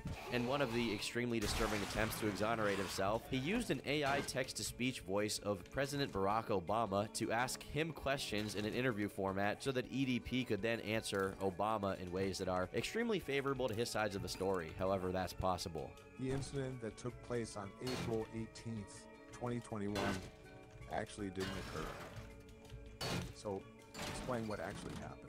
I don't know if he's being purposely obtuse or is truly that dumb, but he acts like the fact that he was set up means that the result of the setup wasn't reflective of his actual interests in minors. Since he lost access to his YouTube AdSense money, he's since resorted to selling all of his stuff to make ends meet, including his YouTube plaques. In late 2021, he changed his legal name from Bryant Moreland to Dayon Scott Wilson Eason, despite continuing to post online under his usual alias of EDP. He actually did this because he's trying to get regular jobs again, and didn't want potential employers looking up his name and getting the word pedophile popping up. While it seems this was somewhat successful, since he has been spotted working security again, people have caught on to this move and begun publicizing his name change. You'd expect him to get the clue too, and just consider it a massive W he didn't end up in jail, but no, at the end of 2022, he was caught trying to prey on minors once again. There's no better argument for the inability of these people to stop themselves than this guy. Literally nothing to gain, everything to lose, and is still on like Donkey Kong for any underage person he gets a whiff of. By the way, there's something also worth mentioning. He isn't in jail after all of this. You see, the Bakersfield Police Department stopped investigating because the evidence brought forth by the predator poachers was deemed carelessly obtained, because Chet, one of the guys who caught EDP, took the opportunity to roast him for being obese. Okay, that's not totally true. It's more so that what the predator poachers pulled could be called entrapment and get the case thrown out in court altogether. As sick as it sounds, the ball for legal play is in Moreland's court. The predator poachers did not do their research before diving into such a risky sting operation, and how they could be liable for damages against EDP and guilty of felony crimes. Under California law, entrapment refers to a situation where a normally law-abiding person is induced to commit a crime that he or she otherwise would not have committed. Entrapment only applies to overbearing official conduct seen in the form of pressure, harassment, fraud, flattery, or threats, include appealing to sell your sense of friendship or compassion, or offering an enormous amount of compensation for committing the crime.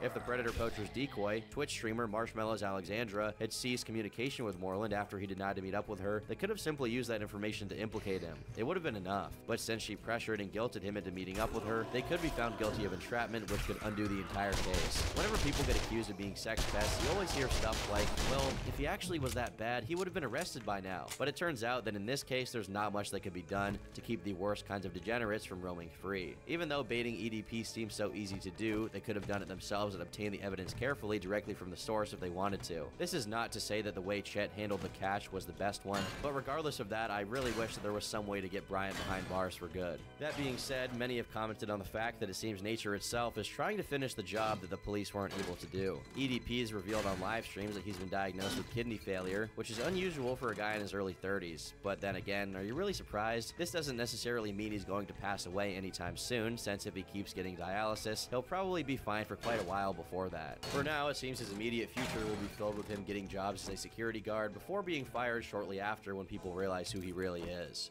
I've been Turkey Tom, thanks for watching, and until next time, leave me alone.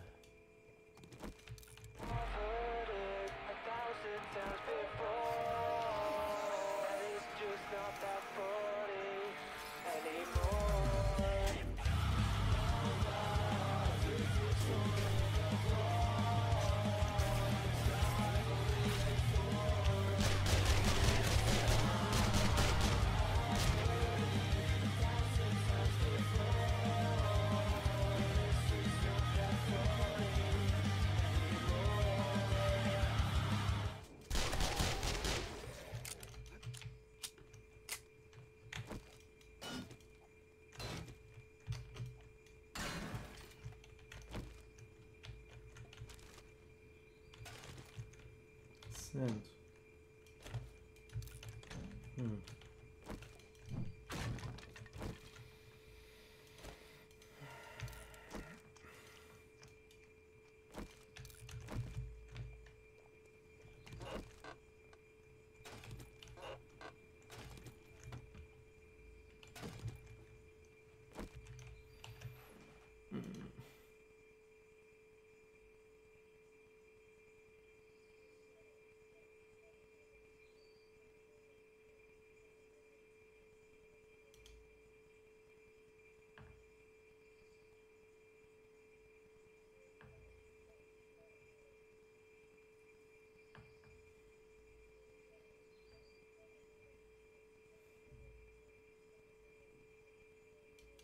I have no idea what public perception for this video is going to be.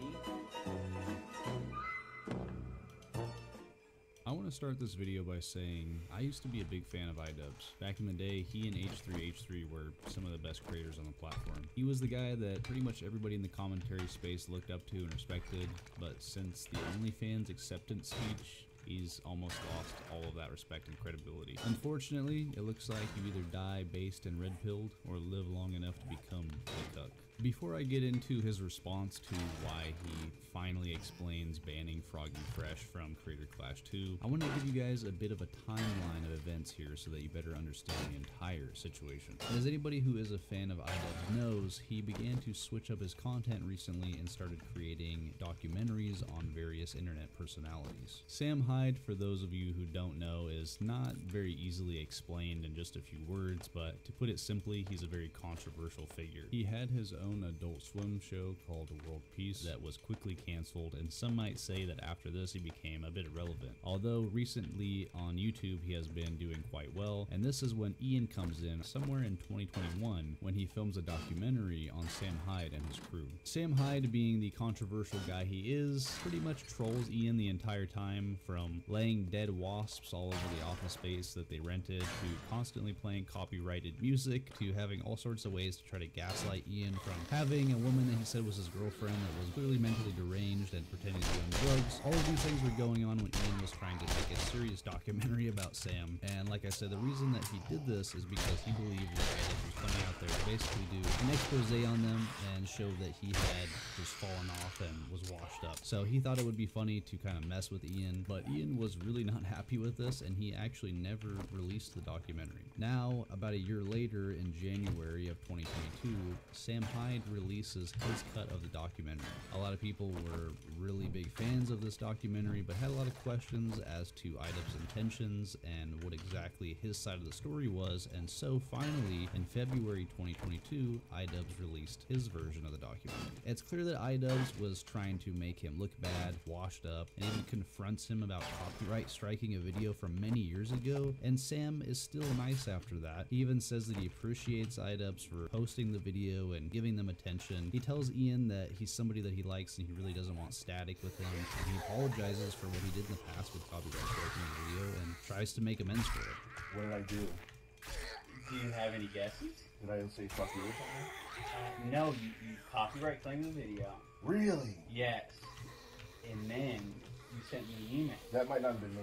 Oh, You don't okay. think so? I sent you an email. It kind of seems like something that you would do. I mean, I don't do most copyright claims. What was the email? The email was, I will release the copyright claim on your video if you can send me a video of yourself squatting 200 pounds below parallel. Why didn't you do that? You'd be so much stronger now if you'd done that. Yeah. Damn. Did I create an enemy with that? I mean, for a period. Damn, I didn't like you. I'm sorry. You were an asshole. I'm sorry, buddy. That's Yeah. Why'd you do that to me? I don't know. I can't even remember what your video was. So maybe I was pissed off or something. I don't know. I was trying to not have that ruse get blown though. Right. So maybe that had something to do with it. That probably did. I'm sorry. I don't remember that. Yeah. That's what led to this day today. Really? Okay. So you gonna punk me? You're getting punked. Really? How are you gonna punk me? I'm gonna make you look like an asshole. Really? Which isn't hard to do. Is that really the case? Okay. It's meant to be. Well, I mean, part of me feels like you might be being disingenuous by saying you don't remember. I legit don't remember. 100% serious. Really? Yeah. You just like, is it because you're doing so much that you just sort of forget all the bridges you burn and all the people you fuck with? Did I burn a bridge with that? I could have been, but I'm a resilient person, so I turned that hate into a passion for filmmaking, which is why I'm here. Okay. Yeah. So are you like still angry with me? No, definitely not. Although Sam was essentially just messing with Ian the entire time and kind of ruining his documentary, I feel like you can see some genuine moments where they were both interacting and having fun spending time together. I don't think the entire thing was negative, and that's what's really unfortunate, because after this is where things really start to go downhill. In one of these sections of Sam Hyde's documentary with iDubbbz, he brings him to a random underpass and boxes with them. Some might say that this is actually what inspired him to create Creator Clash. Creator Clash is iDubbbz's boxing event where he brings a bunch of random YouTubers together to go box each other. Creator Clash is set for May 14th, 2022. One of the fighters who was in Creator Clash 1 is Harley Mornstein from Epic Mealtime.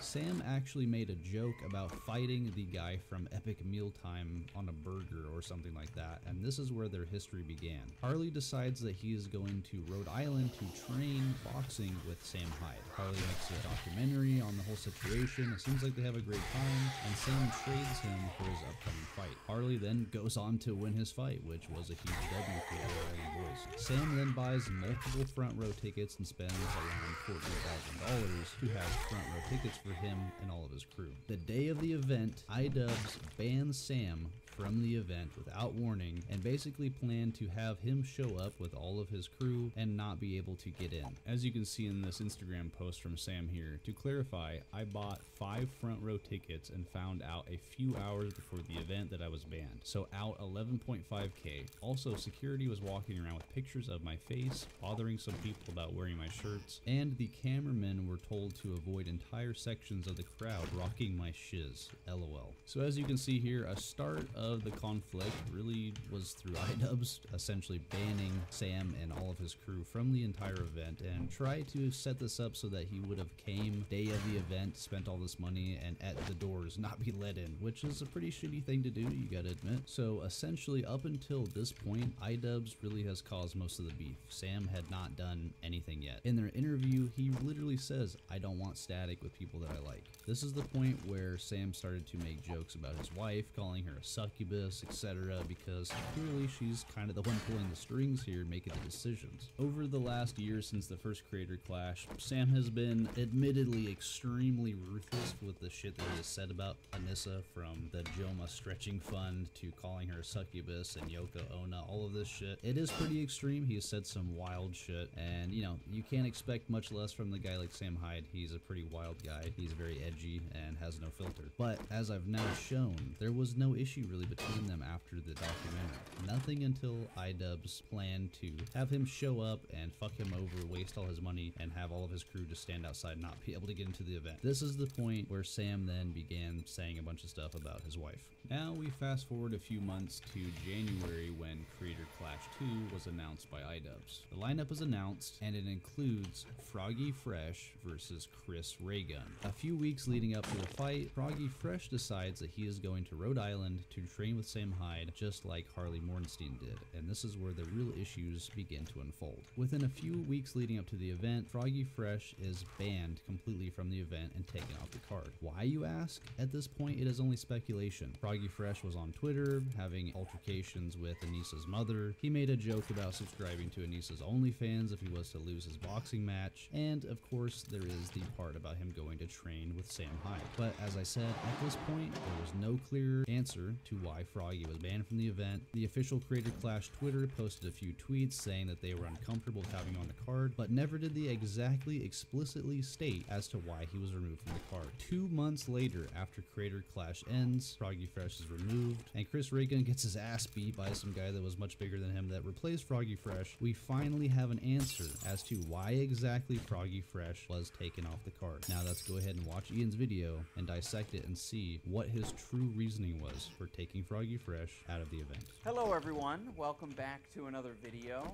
Brief update, I am healed from Creator Clash 2. It was a success.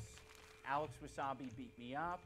He won his fight fair and square, and I have all the respect for Alex.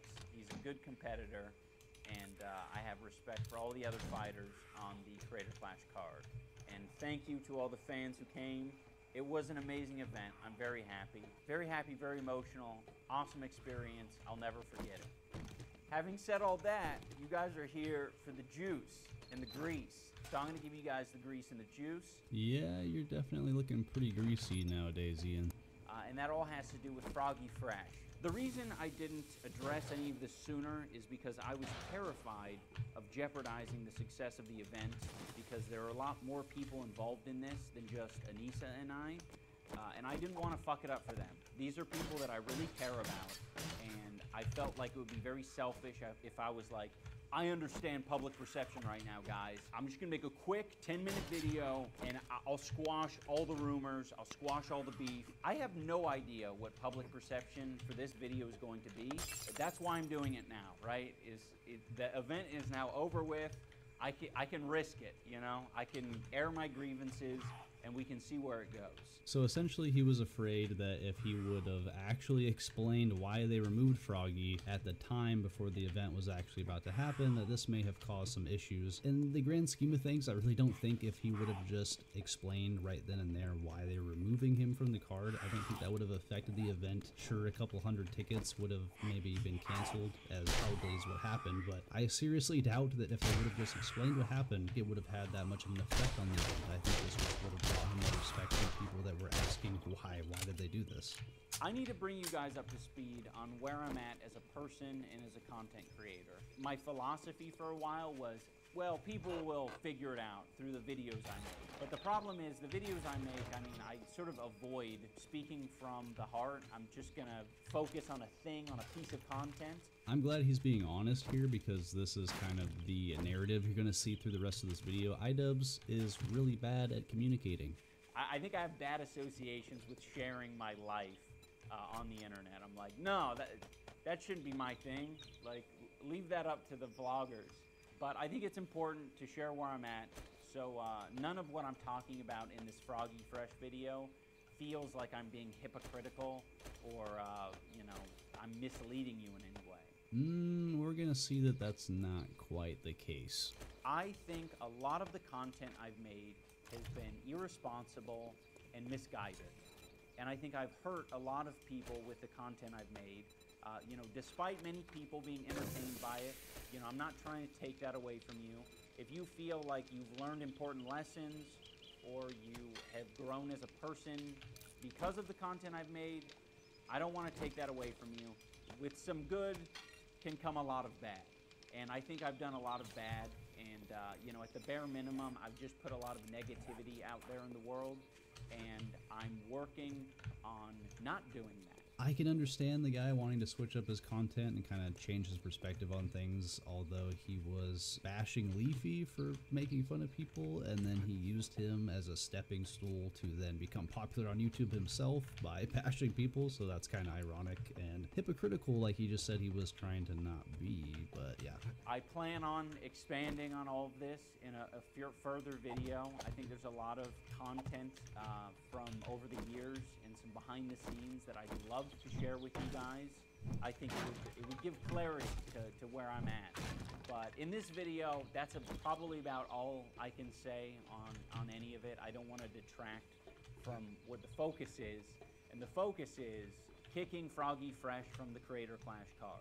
Alright, so about 2 months after this all originally happened, and 6 minutes into this video where he was going on about some other random shit, we're finally going to get an actual answer as to why they kicked Froggy out of the boxing event. The main reason Froggy was kicked from the card was for collaborating with Sam Hyde. Alright, so our suspicions are finally confirmed. This is the actual reason why he was removed from the event. I don't think many of us are that surprised. And, you know, for anyone who's been following the story, that's, you know, fairly obvious.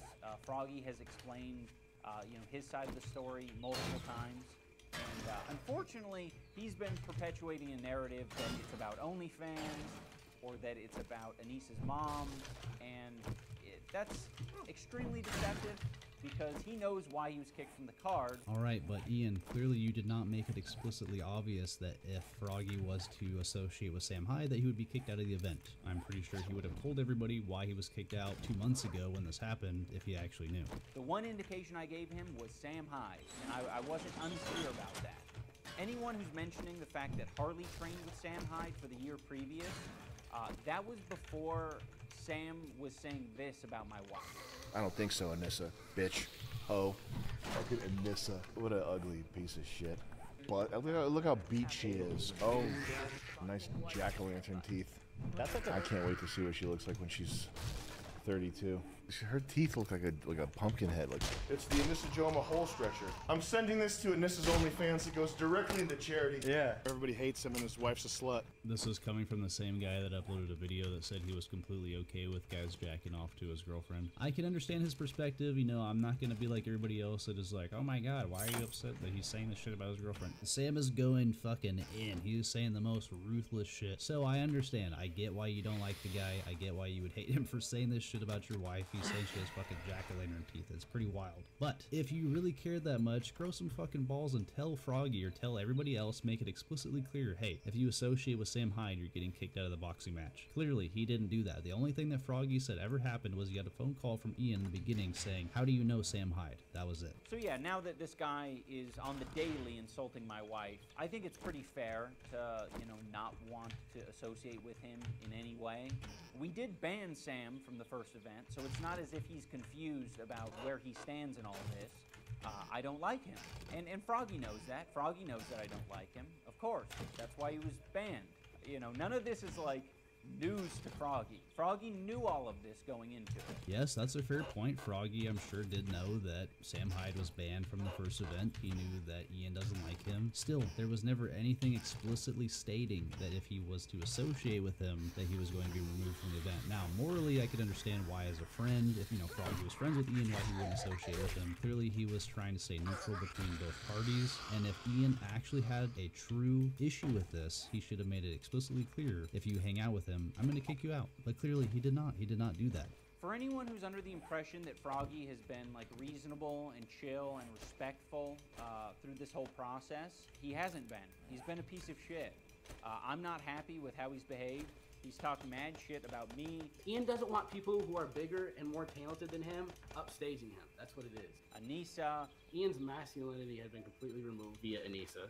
Participants of the event. This is really a lot of weird, tender, soft people. Creator Clash people are real, like, these type of people. You know what I mean? The event itself. This is really like the patty cake league for like social media boxing. You know? He doesn't like the culture of Creator Clash, and he mentioned that. And Chris Raygun and all these people, it's like some big ethos worshiping party at these things. And I don't get it. I don't get what all this shit is all about. But everybody's there to worship Ethos or fucking Ethos or like touching Ethos titty or pussy.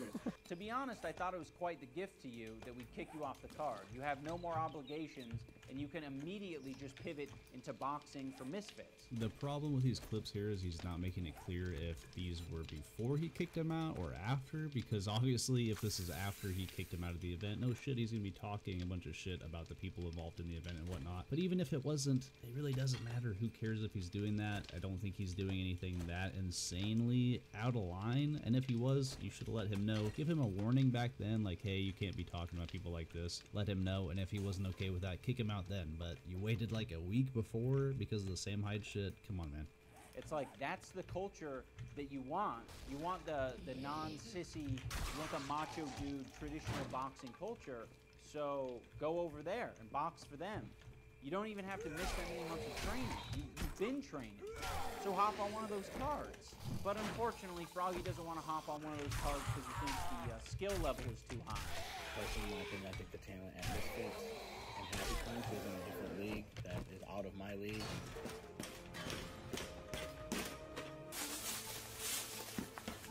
Footwork is amazing. I mean, hey, you gotta give Wings and Boogie some fucking respect for actually getting into the ring. Hopefully it actually happens. That's gonna be good.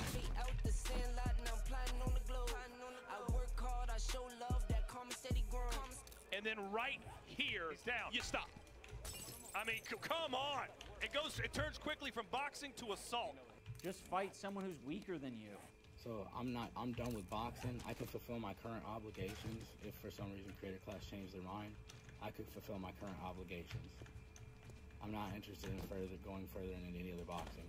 It's such a fucking cop-out that you're like, all right, I'm such a victim for getting kicked off the Creator Clash event when I knew what would get me kicked off the Creator Clash event. And now you're like, I don't want to box anymore. I mean, Ian, just like you're upset that people are making fun of your wife and supporting the Joma Stretching Fund, I'm sure he was upset that he worked 9 months and prepared for a boxing match that he was then the week before let go from. And no, he didn't know why. You never fucking made it explicitly clear. If you would have just said, this is gonna get you kicked out if you do this, this, and this, let him know, hey, associate with Sam Hyde, you're gone. But he didn't. He didn't do that. He was too much of a bitch to actually just say what the fuck was gonna happen if he did that. It's like, come on. If you look at my text exchange with Froggy, it's very clear that I didn't want to kick him from the card. Yeah, so he just fucking flew by with those without actually getting into them. So let's go ahead and take a second to read these text messages. Hey dude, I just want to clarify that I'm not mad at you. I just want this event to go well, and part of that is trying to be proactive about things. I just want to find a solution. Really appreciate your friendship and don't want to feel like I've upset you. That is, you know, very cordial of Ian. That's nice of him to come off like that. So yeah, that's cool. I don't understand what's wrong. Can I not work with Sam Hyde? He's been very nice to me. Also reasonable. It's just been a tricky situation. I personally have been hurt by a lot of things he's done. Wow, this sounds very silly. Anyway, if he is your friend, that's totally understandable. I just don't get along with him, and I am afraid of having him associated with the event.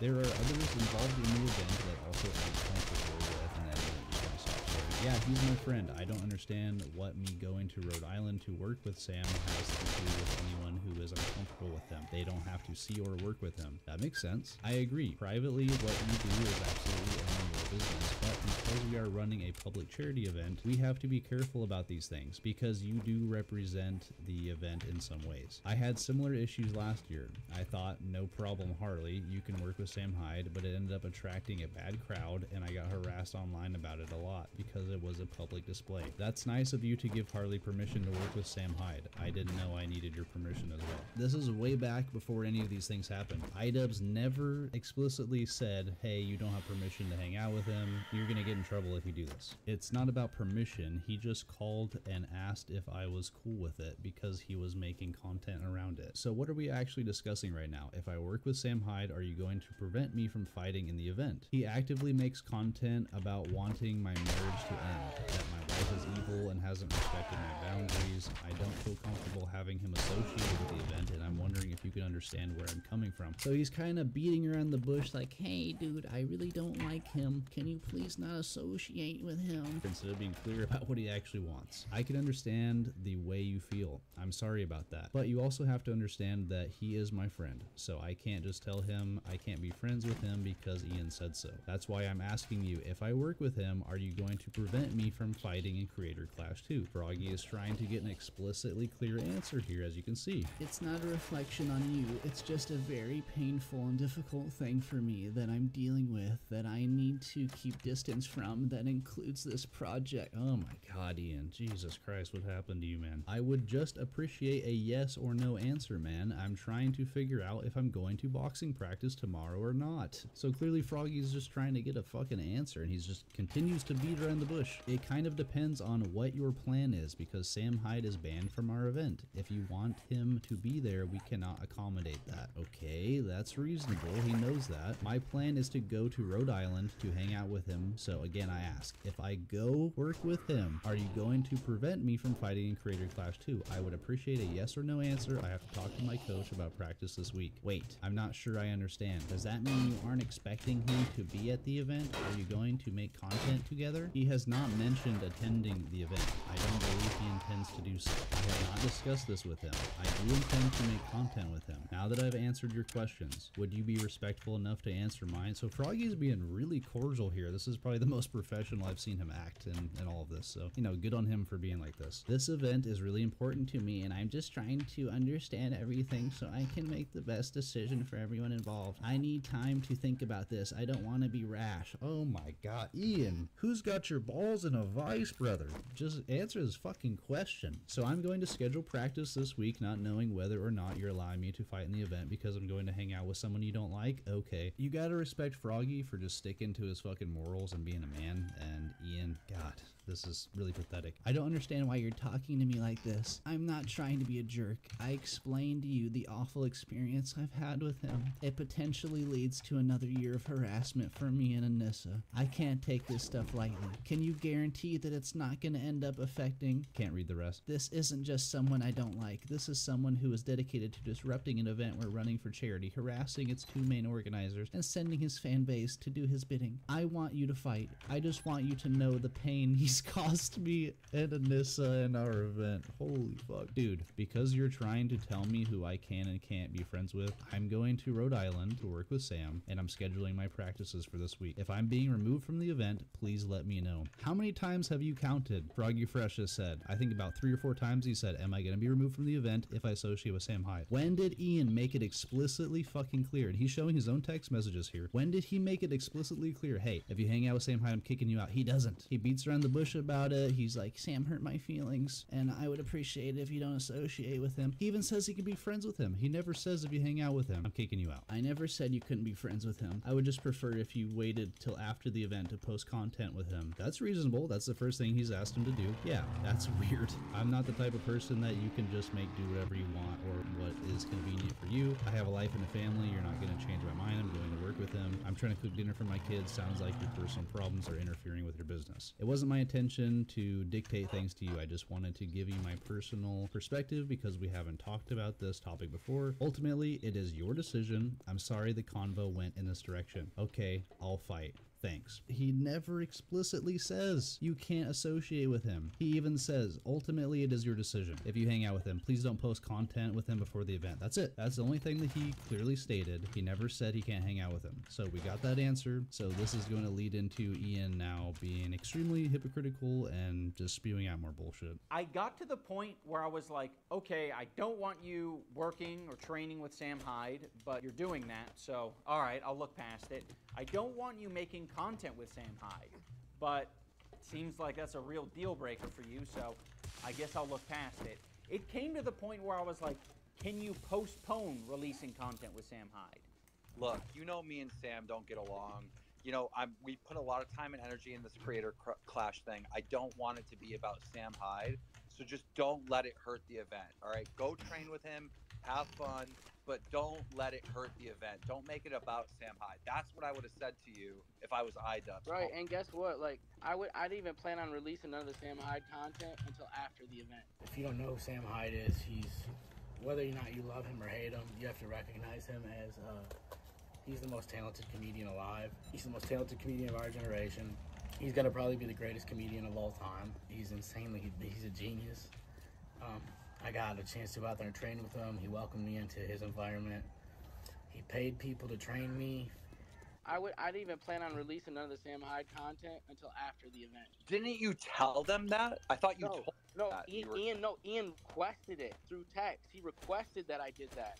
What I didn't like that he requested that, because I don't think that's appropriate. I was like, So he uses this clip of Froggy here where he says he didn't plan to release any content with Sam until after the event, but that really doesn't matter because in this text message that you show, you are the owner of the event and you say, I would prefer that you don't make content with him, but ultimately it's up to you. Froggy doesn't say, yeah, I won't do it. He never said that. He didn't think it was appropriate. I do not think that that is appropriate. Do you think it's appropriate that, I don't know, 30-something-year-old man is publicly calling my wife a whore and a slut? I think initially you can just buy that. Yeah. Yeah, and this has got a separate Etsy page where she sells her pussy. Yoko Ono was too concussed to fight in Creator Clash for the 2nd year in a row. Life is so easy for a certain gender. All you have to do is say that my uterus hurts. What'd she say this time? Her uterus hurts? Her uterus fell out? Had another concussion. Probably your uterus fell out from getting blown out so much by toys. Is that appropriate, Froggy? Do you think that's appropriate? I don't think that's appropriate. Okay, you don't think it's appropriate that I set boundaries. Ian, you are the owner of this entire event. Tell this motherfucker, bro, do not post content with Sam Hyde. Do not go hang out with him. You're going to be kicked out. All he had to do was answer his questions. Froggy was cordial. He asked him questions multiple times, like 4 times. He never answered him directly. I don't think it's appropriate that you are hanging out with a guy who doesn't think women are people. Like, I don't think that's appropriate. I was like, I don't think you should be telling me when I can't release content. Like, this is my career. It's what I do for a living. But you complied with it, right? But I was going to anyways. But I didn't like people telling me that. I thought that was out of line. I don't know why he's saying that he was planning on waiting to post Sam Hyde content. We have the Twitter timeline of him non-stop posting Sam Hyde content. It's fucking weird. I don't know if he thought it was a loophole to post on Twitter about Sam Hyde. So I think in his head he was like, I was gonna wait to post Sam Hyde content. Parentheses, YouTube video. What happened to you, brother? What has happened to you? Yoko Ono has completely infected your mind. You took her last name, you grew your greasy hair out, you got these terrible tattoos, you became a complete fucking beta male. What has happened to you? Do you think it's appropriate that my feelings are being hurt? Bro, fucking man up for yourself. Have some respect. You don't have to be some type of ultra masculine man to just have some fucking respect for yourself. This is just pathetic. Like, cause like it's not my problem that you have personal beef with the greatest comedian in the world. If I go to Providence, how am I the simp? How am I the simp? I want to know.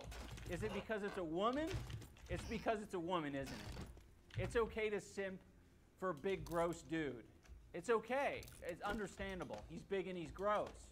As soon as you simp for someone who's literally your partner, your life partner, that's too much. That's kind of gay. The problem is, just like Froggy said in the beginning, this comes down to personal issues Ian has with Sam Hyde. He never said you can't post content with Sam Hyde before the fight. So this point he's making is stupid. It doesn't matter. You never said he couldn't post it in the first place. You're just going off of morally he said he didn't plan to do it. You know, sure, morally he did say, hey, I don't plan to post content. And he did. That's true. But you never explicitly said he couldn't. So you getting upset that he did is just your own personal issue. if I go to Providence, Rhode Island, and get an opportunity to work with him, that should be my option when I release that content. And it's got nothing to do with you. Not everything that people do with Sam Hyde involves IDUB, and I think that he misinterprets that. We're not talking about people, we're talking about what you do with Sam Hyde, because you're in my events. I wish there were many layers of separation, so I really could be that disconnected. Unfortunately, I have to be around you. You have to fight at my event. I have to share the same space as you know, in the parties, at the event itself, and I don't want to do that. I have no interest in sharing that space with you. So for him to tell me, hey, because you were waiting until after the event to release that, in my mind I'm thinking, I mean, I could, but it's weird for you to tell me to do that because it's got nothing to do with you. Yeah, Froggy is being extremely big right here, I'm not gonna lie. I get it, you like Sam Hyde, I like Sam Hyde, but come on, man. It's a bit much, you gotta agree with Ian there. He shows a little bit of his OG humor sometimes in this video, and it makes me miss him. I miss his old content, and I agree with him. Froggy's being a bit much here. Another thing that contributed to Froggy getting kicked was that he tweeted at Nathan Barnett, aka Dad. He said, "Dude, I tried hyping you up at Denny's when we ate dinner, and they said they weren't fucking with you and that you were going to lose to AB. They don't even like you." This is one of those things where it was like, oh, okay, so you basically don't have any good intentions here. You are just like, you don't like us. Like, I'm not here to play with people and give them warnings. Like, we're all adults on the card. I'm not gonna give you a warning. Actually, no, I will give you a warning if I think you have good intentions. The problem is when you tweet shit out like this and you have the text message exchange that Froggy had with me, I don't think you have good intentions. You're like trying to like ruin a relationship between me and one of my friends. This is just a pointless section here. We've already gone over the fact that he said he didn't want him to upload content with Sam before the event, and then he did, but he never explicitly said that he couldn't, so it really doesn't matter.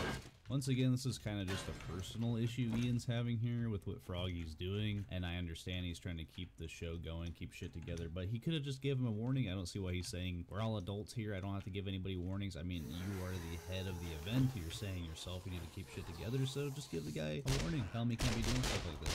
Froggy deleted that tweet, and I don't think he deleted it because he felt differently. I think he deleted it because he knew that it could potentially get him kicked from the event and would also make him look like an asshole, but he basically reiterated that same thing in a Twitter space. When I was at fucking Denny's, I was all like telling them, yo, Dad's a fucking savage. And they're all like, no, Dad doesn't spar with high level fucking competition. He's gonna lose to AB. And I'm thinking, these motherfuckers are So who said that? Who said that? Fucking Ian and Anissa, like that's the way these motherfuckers are. And then they got Dad like riding for them. They don't even, and it's like I wouldn't be like this, but if everybody's gonna keep calling me out like I'm the fucking person that's fucking shit up, like that Dad's out here riding for them. They're all like, they don't even fucking give a fuck about him. And in the same Twitter space where Froggy says this, Sam Hyde, Froggy's hero, calls Nathan a rapist like several times. That Nathan Barnett guy, I guarantee you that guy would rape somebody if he had the opportunity. Yeah, legally he would rape somebody in Minecraft, by the way. In Minecraft. Yes. If he had the chance to rape a woman, he would. In Minecraft. Not in Minecraft, Keem. Well, just like you're asking all of us to do and accept the fact that you changed and you're changing your morals and you go back on things, you know, maybe he decided, hey, I shouldn't have done that. And this is after the fact where you kicked him out of the event. So yeah, why not? Why is he not allowed to say, hey, they were talking shit about this guy at dinner? And then, yeah, the part with what Sam's saying is just, that's Sam for you, you know? Like, what are you going to say? That's a fair point. You know, he's admitting that he's bad at communicating, but still, she also doesn't make it clear that he's not allowed to associate with Sam Hyde or give him any kind of warning. I don't want anything to do with Sam. I don't want anything to do with people that think what Sam is doing is okay. It is not okay. Here's part of the Twitter space where Harley is sort of questioning Tyler with why he wouldn't, respond to Anissa. And I think that's a very valid question because you ask any of our fighters and it's like, yeah, Anissa was the one who like solves problems. She is more communicative than me and she's better at communicating than I am. I fucking suck at this shit.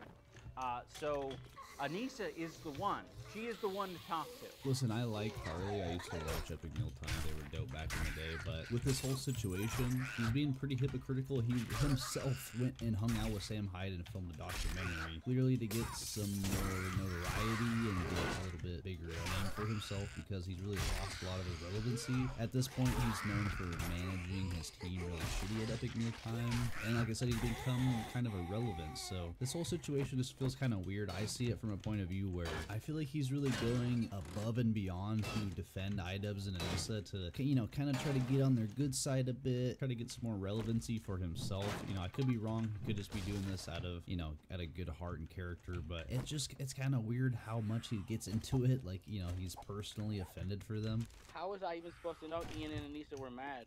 when I get one call from Justin Tracy, then a text message. I respond to it immediately, say, "Could you communicate through text or email? I'm training," and then nothing else. What's the last text I you still have don't from even know if Anissa? Anissa. What's the last text you sent to Anissa? It was probably some group message from Okay, but 3 what was the months, last 4 text you months ago. sent to Anissa, just you two? I don't have one direct text from Anissa. Anissa's I have never a group texted chat you. with my wife and Anissa. There's a group chat. I do not have any direct I'm so sorry. Okay. Did anyone ever text you and your wife? What was the last thing Anissa sent you and your wife to you and your wife's phone? What was the last thing?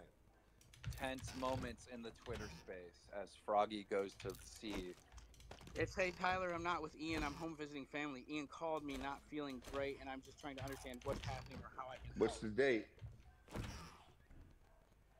Sunday, March 12th. You didn't want to respond to that? No, because you don't know the so context of that. you You don't have the context. Go Harley, after let me give her you the mom off context. the burner Twitter account instead of responding to that very serious and Harley, sympathetic because text that was nowhere I near have to give threatening or context. aggressive. It's true that Froggy Fresh probably should have responded to her at this point. Still, they're just kind of checking up on him, and that's good. That's good of them to do that. But still, at no point did they say you couldn't associate with Sam Hyde or made it clear that that was the issue. Froggy wasn't able to give context for why he didn't respond to Anissa's call and text message in the Twitter space. Harley ended up leaving. The conversation went elsewhere. So he uploaded a Twitter video to explain the context for why he didn't respond to Anissa. Anissa's last text, which was checking on me. Anissa's concern text of "hope everything's going okay" was a way for her to try to manipulate the situation, to try to do further investigation into my friendship with Sam Hyde. That was not an "are you okay" text. That was a "Ian is not able to break your shell." Maybe a vague, concerned, manipulative text from me will be able to. I don't really think that this text was meant to be manipulative. I think that she genuinely was probably like, okay, Ian's not able to figure this out. He's not manning up, and I'm the one that wears the pants here, so I'm gonna fucking text him and say, hey, how can I help? I don't even know exactly what's going on. What can I do to help? I don't see why that's manipulative. She probably was genuinely trying to see how she could solve the situation and solve the problem that they were having. But iDubbbz, if he would have just manned up and you know, dealt with this himself instead of making his fucking woman do it, the problem would have been solved a long time ago. And this is the whole issue here. This happens with a lot of things. Just miscommunication really is the whole theme of this whole video. He thinks this text message is manipulation. No, Froggy, we wanted to solve the problem. Let me just say, Anissa is just trying to exist. You know, she doesn't want anything to do with the drama. She doesn't want anything to do with this shit. And I have brought a lot of it into her life. And I take responsibility for that. But unfortunately, a lot of people who think that I've changed or call me a cuck or whatever, they've decided, instead of saying that I've changed and that I'm the decider of my future, it's that Anissa has changed me. So she has been the target of a lot of hate. And I think it's really shitty, and hearing Tyler talk about her in this way is just a reminder where it's like, Anissa's trying to manipulate you? What the fuck was I doing? Was I trying to manipulate you as well? Like, you should probably come out and say that, because it seems really fucking sexist and creepy for you to be saying these things. I don't know where he's going with this, where it's sexist and creepy. There's just a lot of miscommunication going on here. Clearly, Ian didn't know how to deal with it, so he's having his fucking wife text him. If he would have just dealt with this in the first place, it would have been solved a long time ago. It's such a fucked situation. You know what I feel? I'm gonna be honest with you, and I really didn't buy none of this at the beginning until I was living in it. I kept always hearing people saying like, Anissa ruined iDubbbz, Anissa ruined iDubbbz, and I was always like, nah, whatever. Like, they can work out their problems. And I was never buying into that bullshit. But I swear to God, when, like, once you live an event, it's like, okay, I think Ian met the wrong person. I honestly think it's just like, I think sometimes you bond with the wrong person that can take you to make the wrong decisions, maybe. When I met my wife, I'll be honest with you, like, I met my wife, I got better the more time I spent with her because she, like, was honestly a better person than me. But I feel like, dude, honestly, it seems like, so when Ian, as soon as he starts messing with Anissa, it's like, Ian goes from the person who would be dogging people, who would sue people, to then like his event that he's running is suing people. It's like a complete flip. By the way, we weren't suing Froggy. We have no interest in going to court over $15,000. We wanted that $15,000 back, but you know, he wasn't giving it to us. So we have to leave it at that. We're not suing him. Well, he wouldn't give me my money back, so I guess we're just not gonna get it. I mean, bro, it's pretty fair that he doesn't want to pay you $15,000 when he worked up to this event for 9 months to fight in your fucking boxing event, and then a week before, after this terrible communication, not giving him any actual explanation for the reason why he could get kicked out. You fucking kick him out, and then you basically threaten to use legal action if he doesn't pay you $15,000. I could understand why he's like, fuck you, I'm not paying you back. So if they wanted to, they could have sued him, but I guess they decided not to. Froggy, if you're let back on, it's not like you're gonna make another OnlyFans joke about Denisa, right? Like. No, I mean, like, if they make me sign a contract that I can't, then I won't. You know, I find it so strange because it's like, you know. That was a joke. That was a joke. That was a joke. I don't think Froggy respects sex workers. I think he has some old, tired opinions about people who do sex work. I think he has a lot of weird opinions as well about masculinity and shit. Ian's masculinity has been completely removed via Anissa. A lot of it's not explicitly said, but when you listen to the joke, it's like, oh, that's actually just your opinion phrased in a comedic way.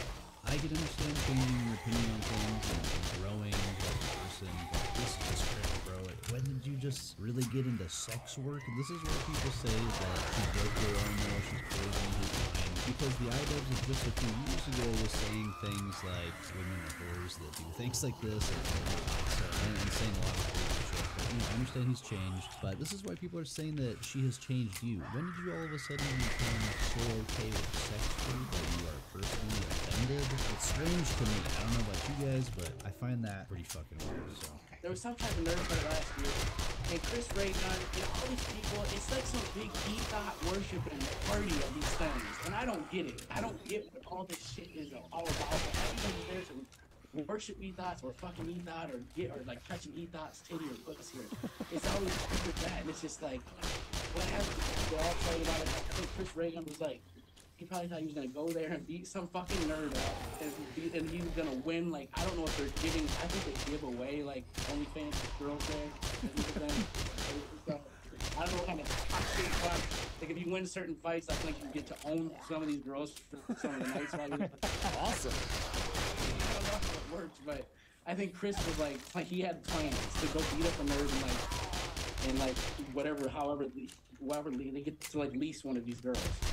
And so like he got there. Well, Ian was probably thinking like, because I think man, I need to just stop all this, probably. No, Froggy, keep going. I think you should keep going. I think the women of the world need to hear your opinions on these things. I still don't know where this interview came from. I can't tell if it was before or after, but I'm pretty sure it's after, because he's saying Chris thought he was going to go there and beat up some nerd. So the way he's phrasing it, I feel like this is after. So once again, these are things that he's saying after you kicked him out of the event. So you are using past tense points of him being upset with you to use that as a reason why you kicked him out. That's fucking such bullshit, man. That is very hypocritical. Like you said in the beginning, you weren't going to be hypocritical, and then you're using things that he did after you already kicked him out as a reason why you kicked him out. It's fucking dumb. Talk more about how sex workers are property. That's a funny joke. It was super funny the third time that you referred to women as property. That was the funniest one. Because when you said lease, I was like, yeah, I know what a lease is. I don't know. I thought it was pretty funny. He's talking about leasing thoughts out. It's kind of stupid. I thought it was funny. Even if you didn't do any of the Sam Hyde stuff, why would we want you at our event? Like, if you're just gonna blatantly disrespect sex workers and women and other fighters, saying that they're here to touch ethos, like, it is so disrespectful and shitty. I don't want to share the space with you. Once again, I can't confirm this. I don't know where that interview came from, but I'm pretty fucking certain it came from after you kicked him out, so you're using that as a reason why you wouldn't want him at the event. You know, he's kind of using this as like, okay, this is the kind of person he is, why would I want him there? You should have fucking evaluated that before you said, hey, sign this contract, you're gonna be in my fight, you're gonna come down and we're gonna meet, we're gonna go to dinner and all this. You should have looked more into his character and him as a person and decided that. Many times you could have given him a reason as to why he's gonna be kicked out. You know, just have some communication with the guy, grow some fucking balls, stop letting your woman do all the work for you, and then just using these points of things that he did after he kicked him out is fucking ridiculous. I don't want other people to be uncomfortable because you're there. Like, you don't get the vibe, all right? The vibe is sex workers and fighting, I guess. And you don't like the sex workers part. I don't think Froggy is doing Sam Hyde's dirty work by, you know, shit-talking Anissa. I think it's just pretty clear that he holds similar opinions to Sam Hyde and similar opinions to Sam Hyde fans, which is like, you're just gonna repeat the shit that your hero is saying. You have to ditch Yoko Ono. Drop Yoko Ono, bro. It's gotta be over. It's gotta be over. Yo, shout out to that Sam Hyde fan, aka Turkey Tom. And leave the girl. Ditch the girl. I think Ian met the wrong person. I honestly think it's just... And leave the girl. Ditch the girl. I think Ian... Yoko Ono. Drop Yoko Ono, bro. It's gotta be over. It's gotta be over. Yo, shout out to that Sam Hyde fan, aka Turkey Tom. And leave the girl. Ditch the girl. I think Ian met the wrong person. I honestly think it's just like, I think sometimes you bond with the wrong person that can take you to make the wrong decision. HVDES. That's like sucking Welcome to my channel. Sad to see you didn't make the card again. When will iDubbbz break free from that succubus that is holding him back? Ian's masculinity has been completely removed via Anissa. Anissa's concern text of hope everything's going okay was a way for her to try to manipulate the situation. I think initially you can just buy that. Yeah. I'm sending this to Anissa's OnlyFans. It goes directly into charity. Yeah. Her anal bead package came out, and it was $100 to look at pictures of her with anal beads. I think they give away like OnlyFans girls there. Like you get to own some of these girls. They get to like lease one of these girls. So Ian really embarrassed himself. And so he didn't want Sam at his event because Ian doesn't want people who are bigger and more talented than him upstaging him. That's what it is. Sam saying that you can buy one of those referring to Anissa is crazy. But yeah, Froggy does kind of dick ride a little too much. I will say that. I like the guy, but saying that iDubbbz doesn't want somebody more talented than him and that Sam is the greatest comedian of all time is a bit much. Tyler is like repeating all of these narratives about how I've changed for the worst. The person responsible for my change in a bad way is Anissa. Anissa is a manipulative person. I like how you can see he almost said succubus there. He kind of caught himself and said manipulative person. But yeah, let's take a look here. So this is Ian back in the day making his old videos. Yeah, he was a nerdy looking white boy wearing his glasses, looking pretty goofy. Now, when I saw this photo of him with the mullet and these fucking god-awful tattoos, I thought it was ironic. I thought this was a joke. You know, I thought it was kind of like a costume he was putting on. And then I found out those tattoos are real. That fucking big-ass eagle tattoo on his chest is real. The rest of his tattoos are real. And who has similar looking tattoos? Yeah, she does. She has very similar tattoos, so he kind of got the same tattoos. He took her last name. Do you guys know anybody who took their wife's last name? Yeah, I don't know about that, brother. And just the way he's acting overall and with the fucking mullet, it's pretty obvious that she has changed you and helped aid in whatever kind of transformation you have had where you really are supporting sex workers and you're getting fucking horrible tattoos. And I mean, was part of the contract in your marriage to have your fucking nuts removed, bro? It's obvious why people are saying these things. It's not like he's the only one. Oh yeah, that I'm like concerned about getting upstaged by Sam or people who are more talented than me, which is insane to me because I've put on this event twice, me as the main fight, and I've lost both times. That's pretty upstaged. As a side note, Sam Hyde has made it a habit to try to sound like a reasonable person by saying, if Ian and Anissa just ask, I'll stop harassing them. Yeah, if Ian ever hit me up and was like, hey man, can you leave me alone? I'd stop talking about it. Whatever, I don't care that much. If you ask me to stop, I'll stop. Which on its face is already an insane thing to say. Of course, no one wants to be harassed. If they let Froggy back on the card, I won't tweet at Ian or Anissa ever again. I'll shut up forever. How about that? I get to bring back someone on the card who doesn't respect me, my wife, other fighters, and in return I have the chance of not being harassed by Sam Hyde? Oh man, how can I refuse that? Yeah, I think he should consider himself very lucky that the ancient vampire lord Gormedius would consider stopping harassing him. Just so we're on the same page in case I have to make a future video, you heard what Sam Hyde said. If he's a respectable guy, he's not going to continue to harass me because he says, by his own admission, he doesn't care that much. I don't care that much. This is my request. I would like you to not harass me or my wife or anyone that we're friends with. I mean, hey, this is a fair request. Sam has stated multiple times that he would stop harassing them if Ian ever just asked him. However, he's using clips that were from months and months ago. The creator clash was, let's see, almost a fucking year ago when he originally started having issues with Sam. So I don't know. You know, he could really own up to it and stop harassing Ian now that he's asked him not to. But I feel like at this point, it's gone on for so long with him not just fucking communicating and saying, hey, can you stop harassing us? I don't know. It'd be pretty funny if he continues to, but it's a win-win situation for Sam. He can kind of look good either way, so we'll see what happens. Also, harassment encompasses all the little loopholes, alright? You can't just then, like, refer to me as a goblin and be like, I didn't say his name. I wasn't talking about him. I was talking about a goblin. That's not acceptable. Another thing I want to make clear is that the decision to kick Froggy from the card isn't just for, like, me and Anissa's comfort. There are a lot of people who don't want anything to do with Sam Hyde who are fighting on our card. There are a lot of people who are our fans who want nothing to do with Sam Hyde.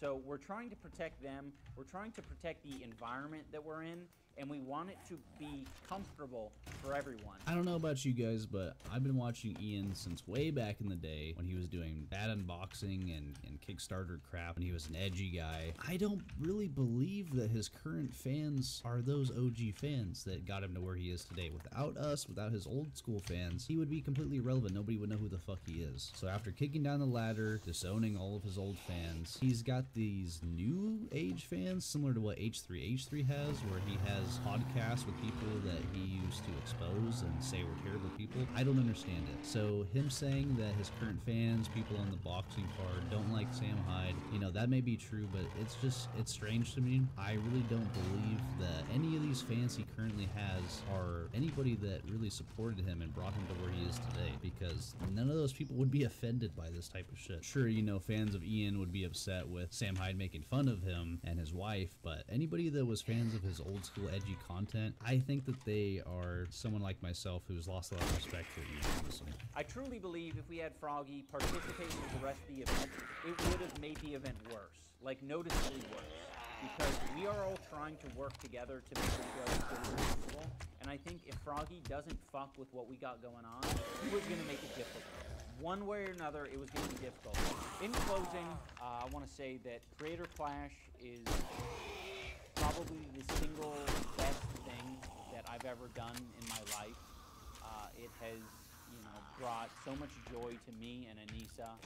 It has brought the most awesome people that I've ever met.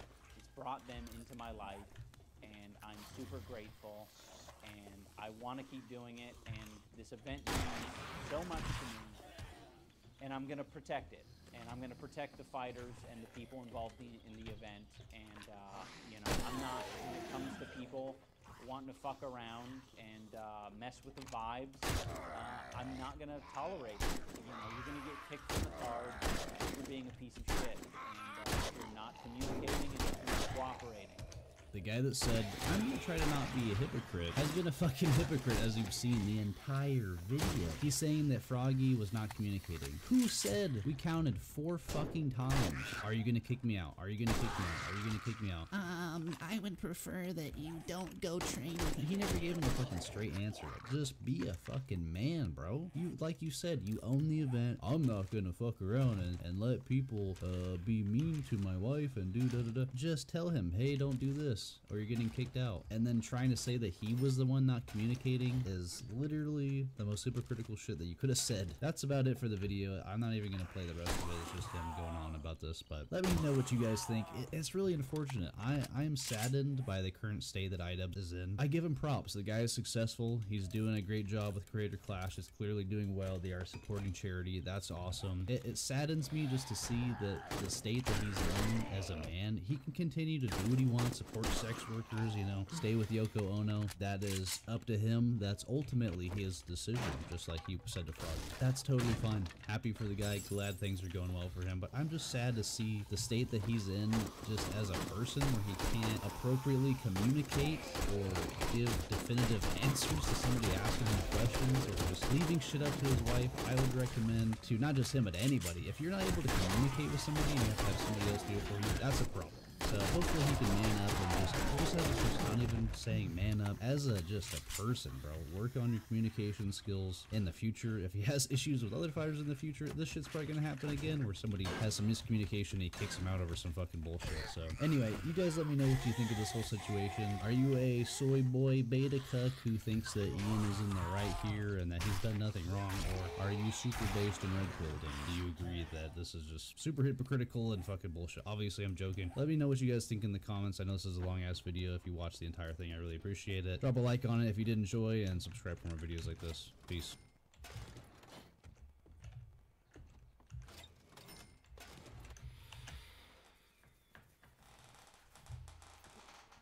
Ultra.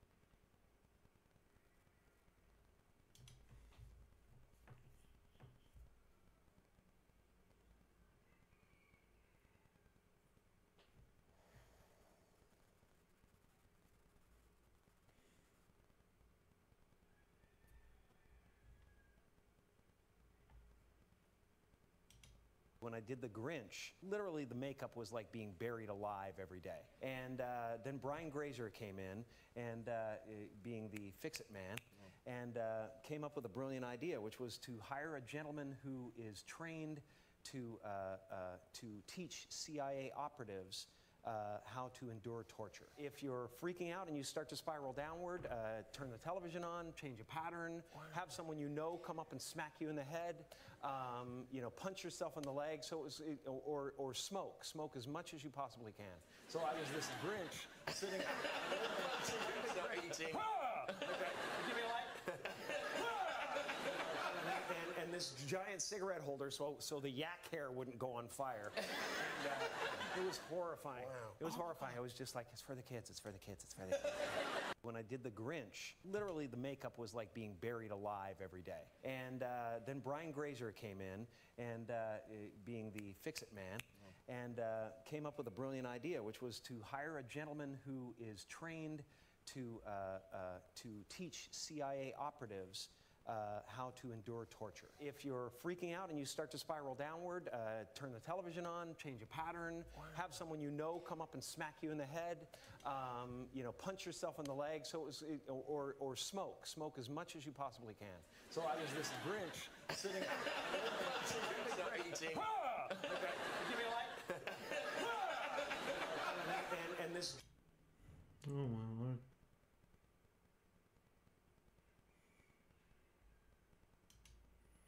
Hey guys, Armand here, and today we are comparing the MP40 with the legendary Thompson, and I'm going to tell you why one absolutely destroys the other in just about every single way. And that special someone is going to be the MP40.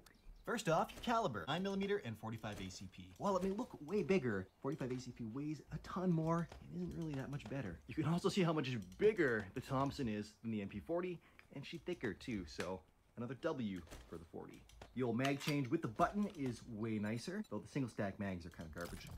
Compare that with the slightly goofier mag changes on the Thompson. Ugh.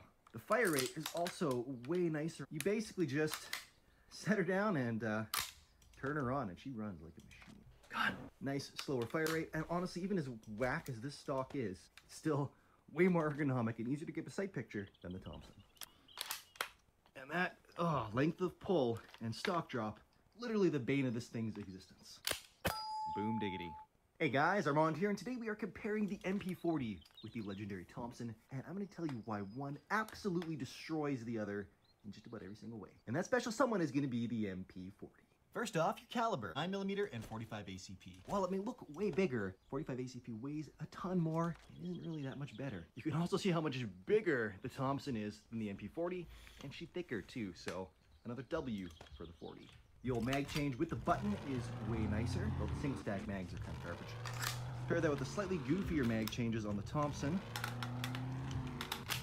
Ugh. The fire rate is also way nicer. You basically just set her down and turn her on, and she runs like a machine.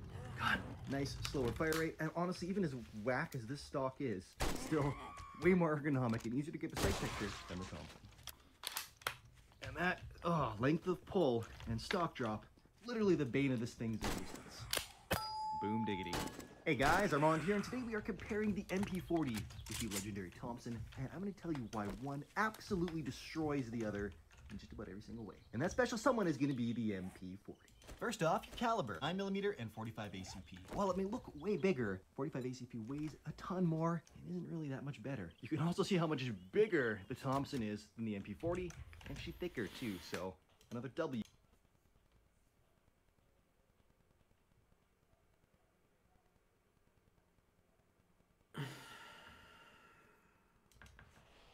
Alright, so there is a new mod called the Nightmare mod. I'll read it word for word. Nightmare is a mod that greatly increases the game's difficulty by changing several factors. Things like increased merchant prices, changed items in the shop, modified damage values, key item locations, reworked AI.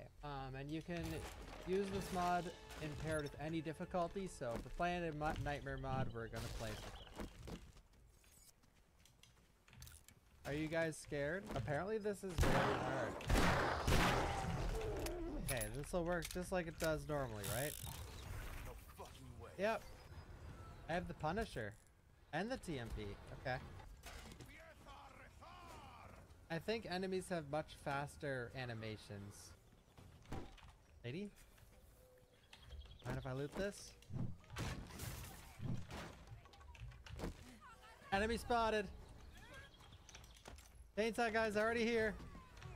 There's already that just did all my health.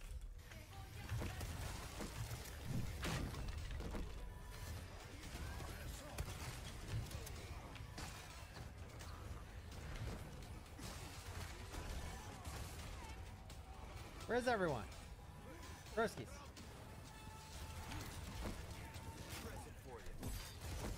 No knife, no knife. There must be one somewhere, and that's the meme. Go find the knife. Dead.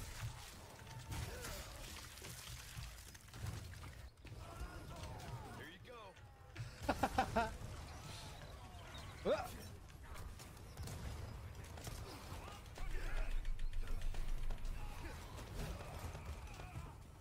He's crazy. All right, we got them. We got them. We got them. We're in. We're in. She's so fast. What the freak? Oh no. Dipshit's here. No clumpage. No clumpage. Get clumping. There you go.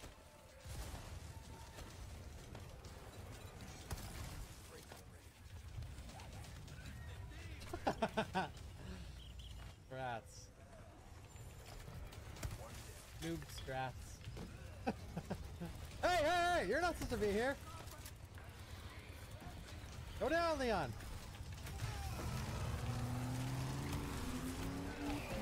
Granny. My neck. You're hurting my neck, Granny.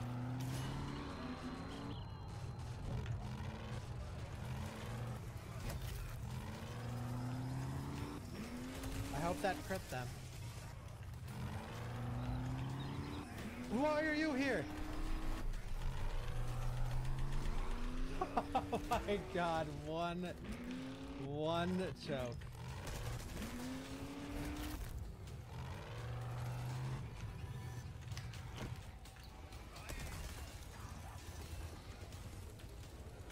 Get here.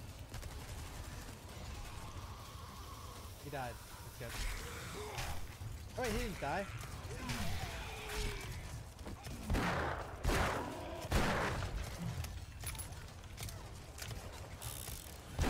You gotta be fucking shitting me, boys. As long as I'm not facing the chainsaw guy. Dude! Everyone wants a piece. No, can you not come up first? You gotta die, bro.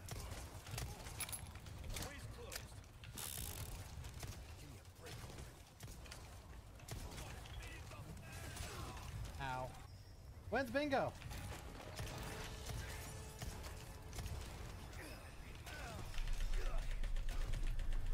When is bingo? Oh, an egg. Rocket. Give me that. When the fuck is bingo, dude? I need bingo, like, now. Woohoo! Boom! La Campana. La Campana. Okay, I was expecting, like, my head gets cut. For free. Wait, I wonder if you ever get a knife in this. Difficulty. I'll protect you, don't worry. Just get back, get back, get back.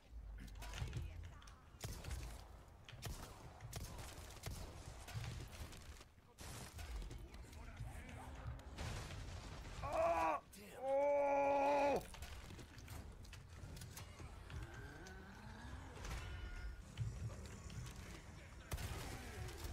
Ooh! Ooh!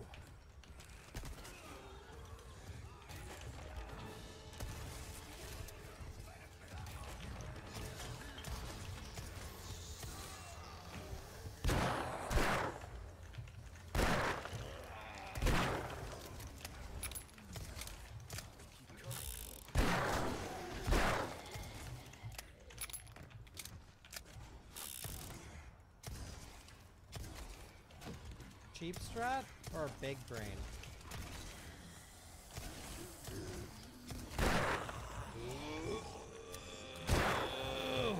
Dude, you have like no face by at this point. Can you not die? I can't believe he's still alive.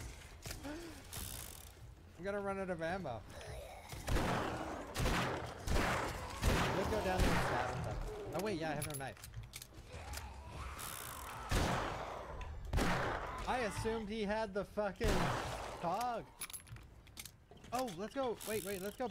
Oh, there it is. Oh, sneaky, sneaky. Dude, are the blue medallions literally just gonna be like up a cow's ass or something? Okay. Hey, what? What'd you say? Say it again. Say it again when I'm looking.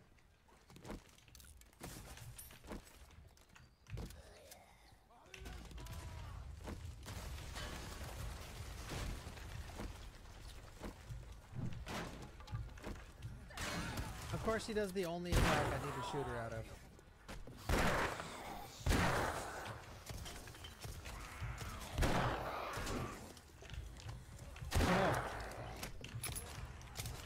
Oh no. There goes my knife. Jeez, they're so fast on this part. Ah!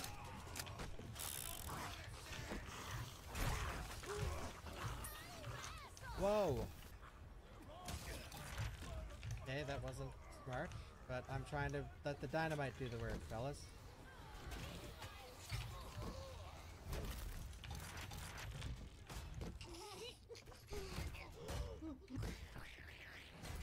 We can't kill Larry. We can't kill Larry, guys. No knife? Hopefully he is nice to me then.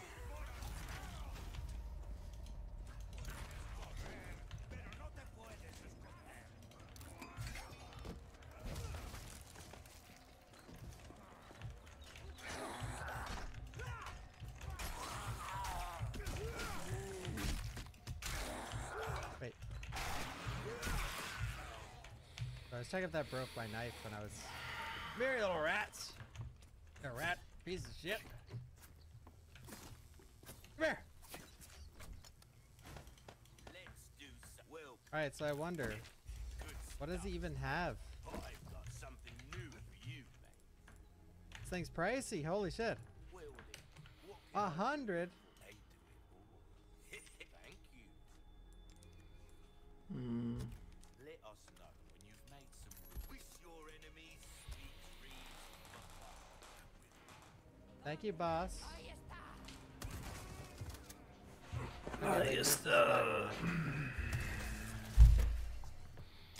This will surely work, right? The item I need won't be where I want it to be.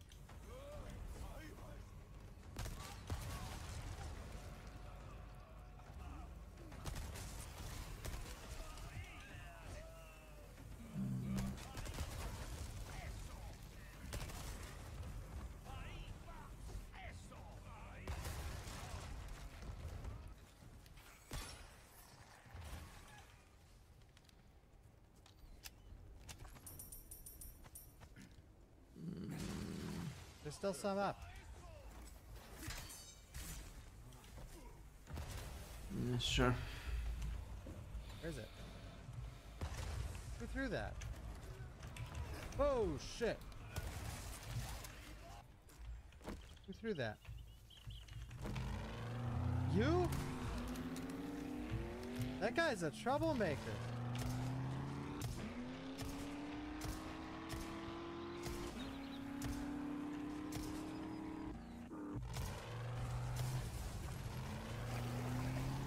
May I?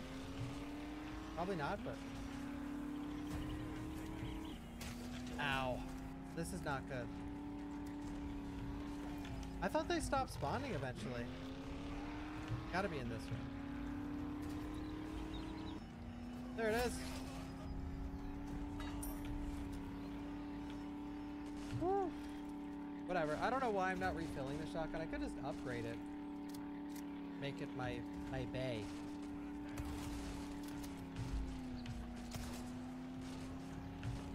Whoa! Oh, sorry, lady.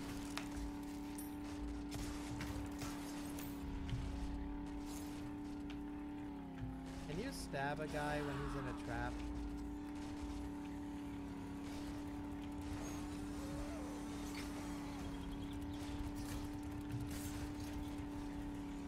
Jesus.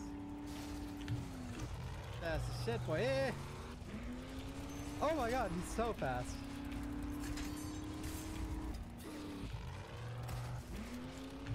He's gonna combo me. He's gonna get me, fellas.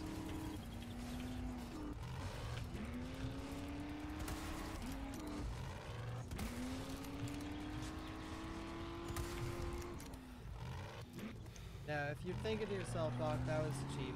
The cheese, dude. Hey, I could have taken him to the explosive. I think if you're doing this mod yourself, you probably just want to get him in that second trap, stab him, and then sprint all the way to the explosive. How was that? Oh, lady!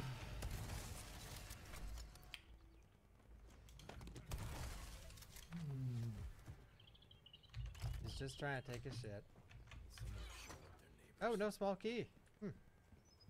Maybe the small keys are super hidden. Like super dupular hidden.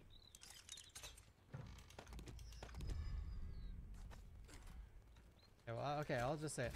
This is where the downside to RE Engine mods is, and why there are so few of them. Like, this would have been the perfect opportunity to, like, you know, you're headed here, and then all of a sudden, like, Chainsaw Guy, or whatever, or like a JJ, or what, you know, anything. But you just can't do it with the RE Engine.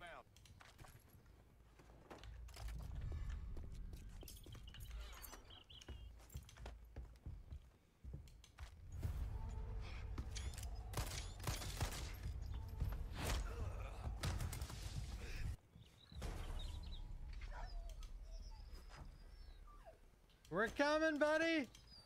You too. We're coming!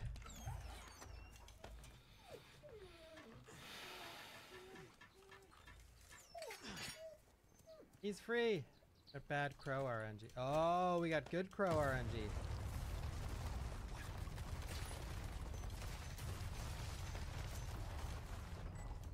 Take a look. Welcome. Good things Hey. on sale. Don't worry. I offer repair services as well. Shit, I wanted to shoot them.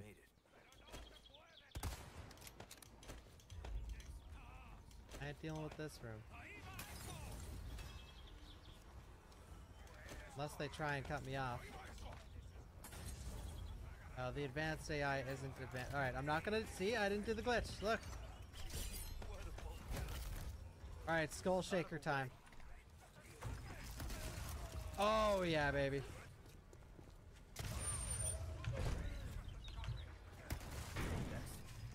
No nos quieres escape. Ah!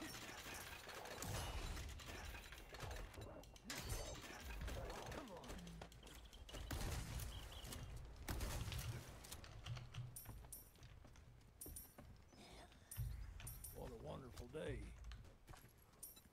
Come on, one ruby. Here you go, friend. That wasn't worth it at all. Just say the word. Do do do do do do do do do do do dum.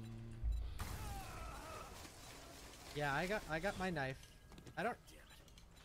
Are they alerted right away for this? You I the don't man. think so. Oh, nice. Hmm.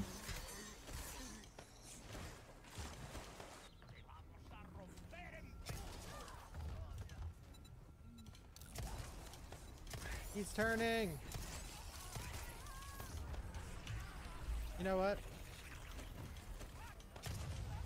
What?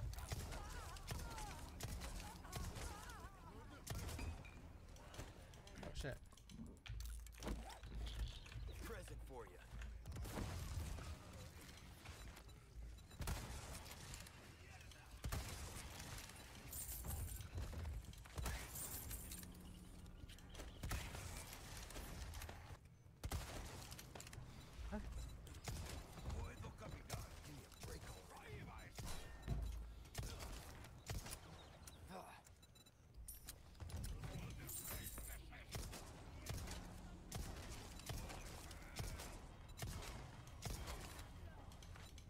Oh, I bet you the gas isn't even in here.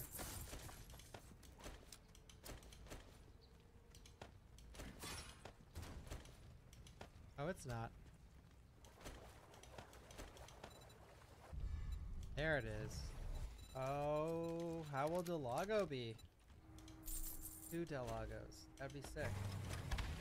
Alright, enough dilly-dallying.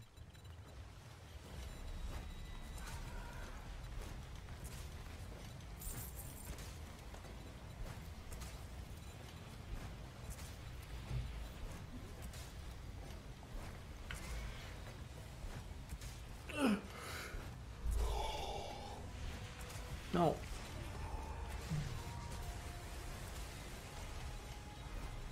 Whoa! We're still ahead of schedule, assuming he has the stained health. He does.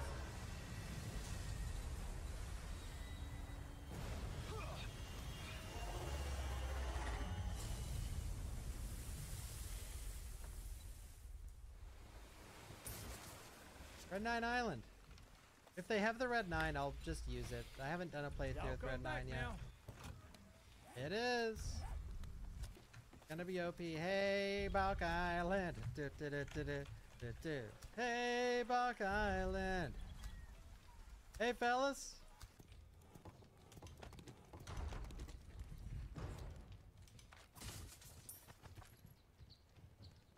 Ball key. Oh my god. Oh, there's one of the pieces. Oh yeah. Oh, you! Alolalo!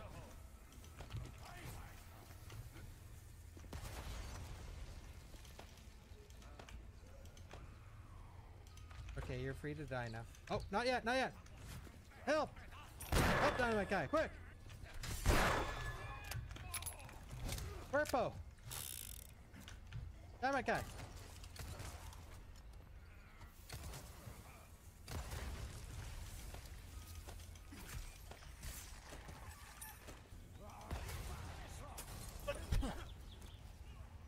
Throw another one. Not you. Throw another one, dynamite guy.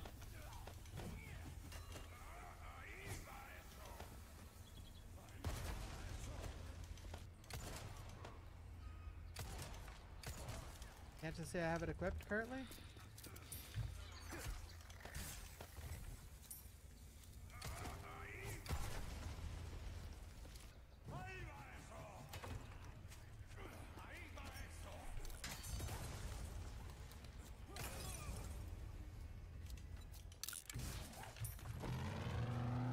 There it is.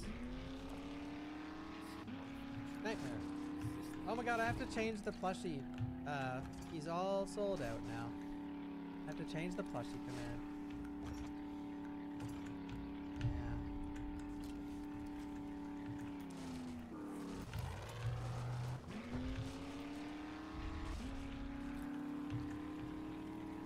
Okay, we gotta use the 2 we have, and Merchant gives us the other one. Huh? With that. Okay, Gigante, don't be mean.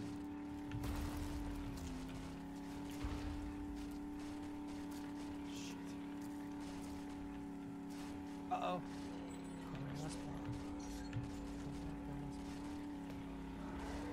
Gloria las plagas! Gloria las plagas! Whoa, the sniper.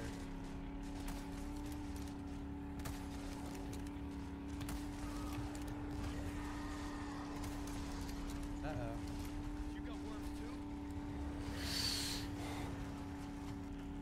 Hey, don't wiggle like that.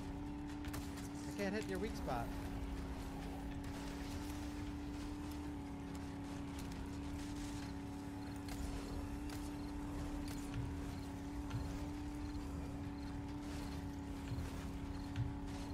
My body armor. Dude, I like how one grab and it just killed everything.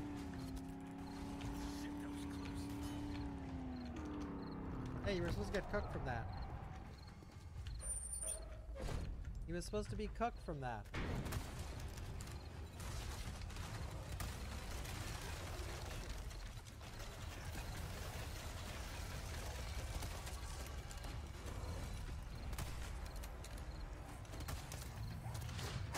Uh-oh, I need... Now that you have some... Stop that, I need to reload. What can I get you? Good boy. We always need someone to thank, son. I knew you wouldn't let me down.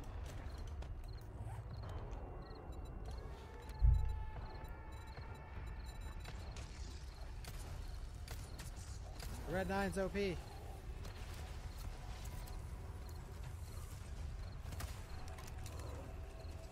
Jumping.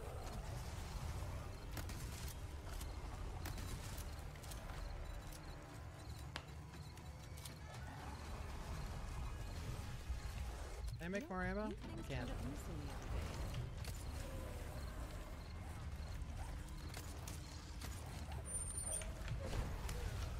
Holy shit. Good boy, good boy, good boy. Now distract him some more so I don't die. Distract him some more.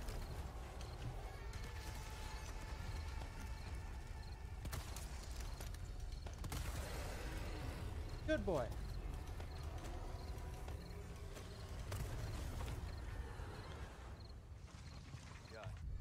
God damn.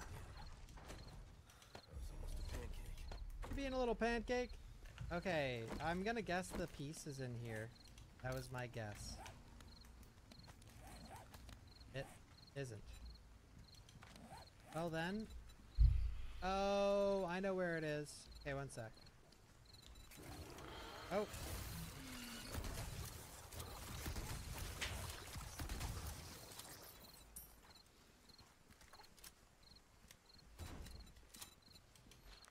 Here it is. Here it is.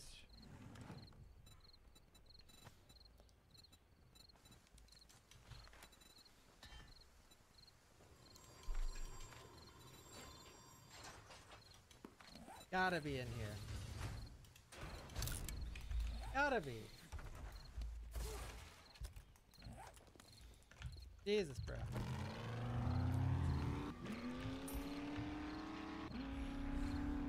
There. Oh no. I don't like how they did this. Yeah, the blue dial is gonna be in the fucking hexagon thing.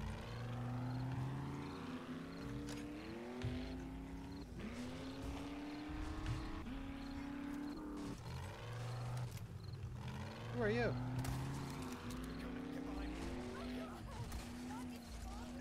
Wait, what is wrong with these people? Oh my lady. You fucking kidding me, lady.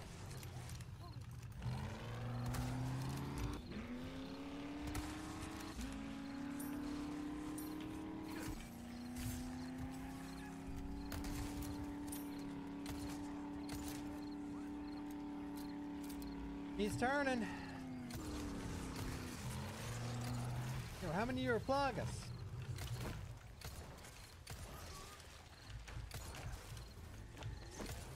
Moo! Present for you. Give me a warning next time. Come on, He's on fire. Boo! Boo! Boo!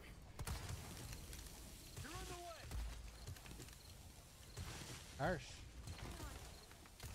Where you going, Moomin? Huh? Oh, you running? Look at how scared he is.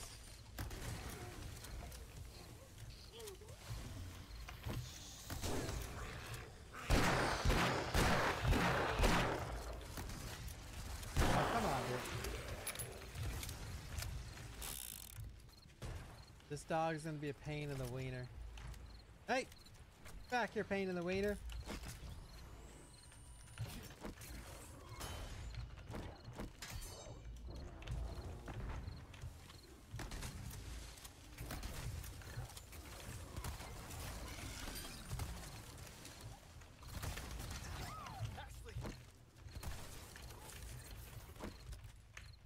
Heal.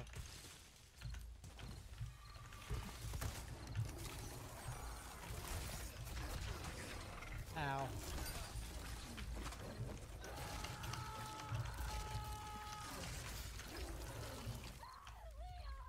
Ow.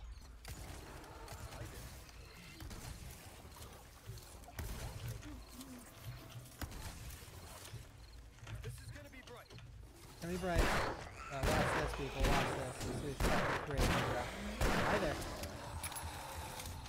Oh, well, I told you to be crazy. I didn't say it had anything to do with my skills.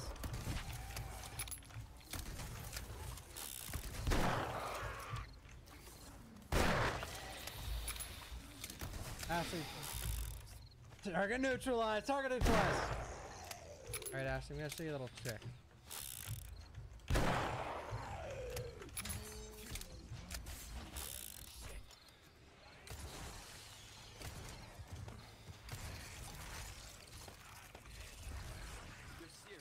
You're... Wait, are they actually fucking serious?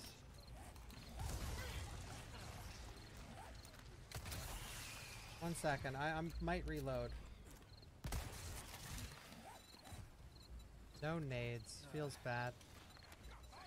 Yeah, pigs will eat anything, bro. Hey, I see you found your missing singer. God, my skip button is busted. Cowboy, where the board? Stop fucking around, Lewis. You weren't supposed to triple. Type. Lou, where are the boards at?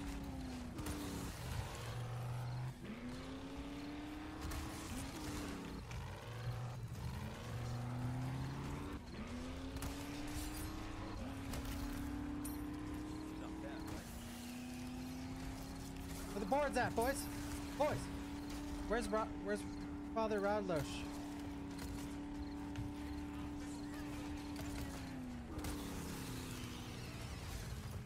Boards? Whatever.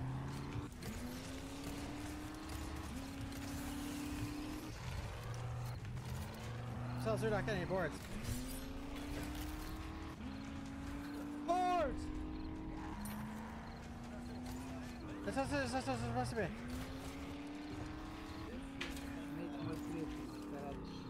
Otko ti Vlada ovako rano? A da, vikend je. Nego se očekujem mlađe, tipa Nenad ili Drakula. Tamo bilo mi čudno da tebe vidim.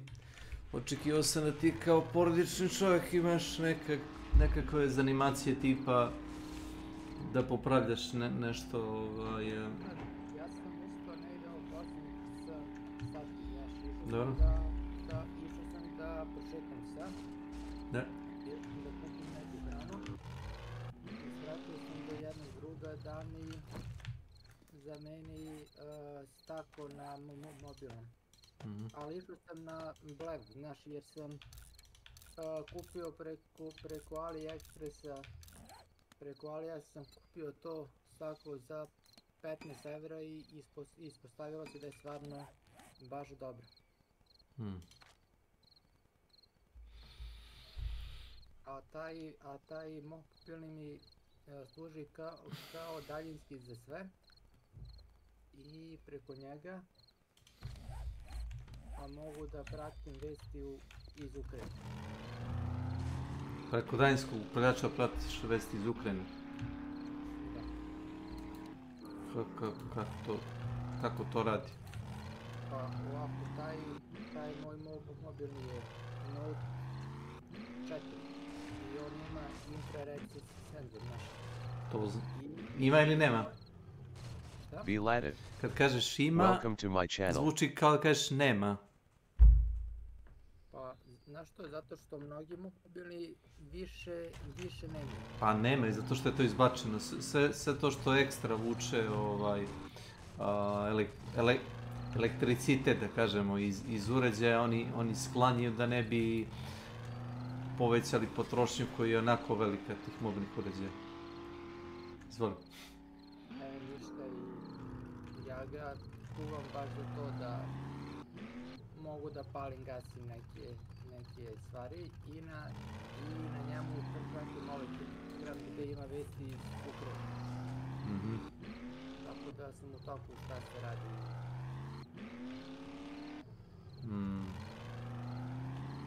Mislim, ti slobodno podeli šta želiš, samo da ti kažem da ja nisam toliko dobra publika kao... HVDES.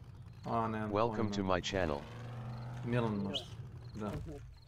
Tako da, osim ako bombe ne počnu da padaju, ja se ne uzbuđujem previše. Izvoli. Moj stav je prilično jasan i ja nemam šta na tu temu. Ja više pratim da bi bio u nekom toku, znaš. Čekaj da časno.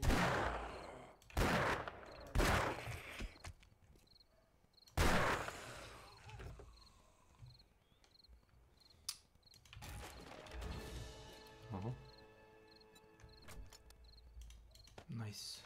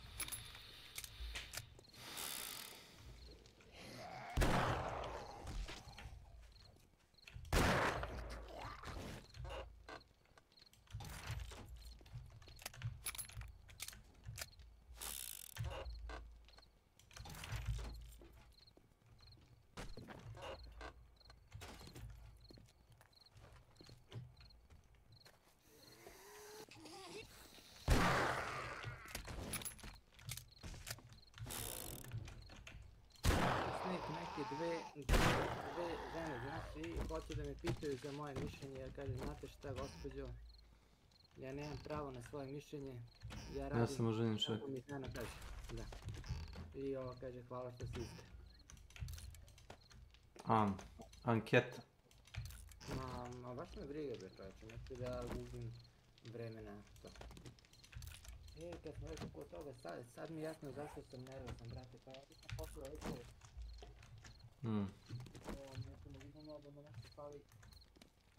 Šta sam teo da pitam, je to za pritisak ili za... Mislim, za protiv?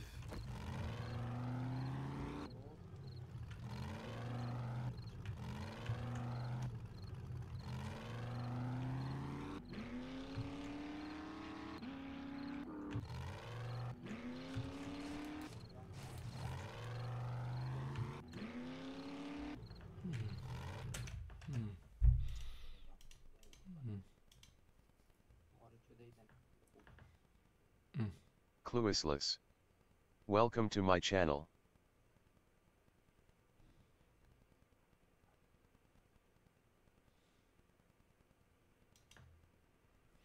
This is an interesting video. Do you think pros are cheating? Nego sreće znam sve iz apoteke pa mi daju.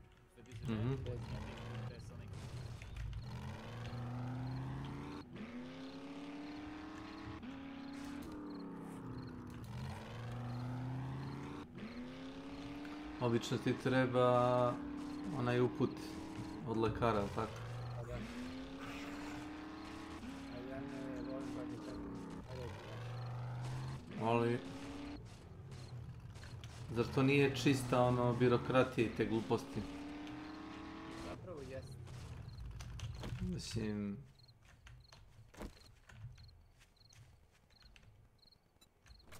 Zapravo jeste. Nisam stigao juče da popričam sa Nešom, znaš. Ja i Neša, mi imamo isti miš. I miš je stvarno, to je ovaj Logitechov G403. Da.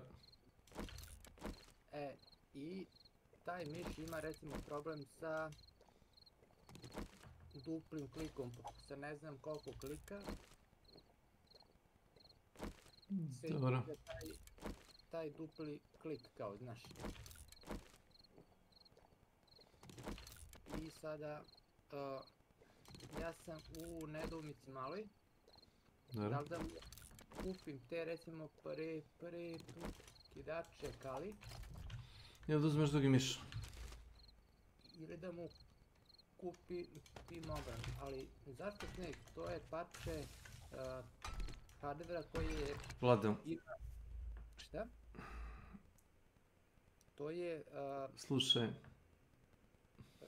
Hardver koji ima jako dobar i software i ovi... Elektronika je napravljena da se kvari.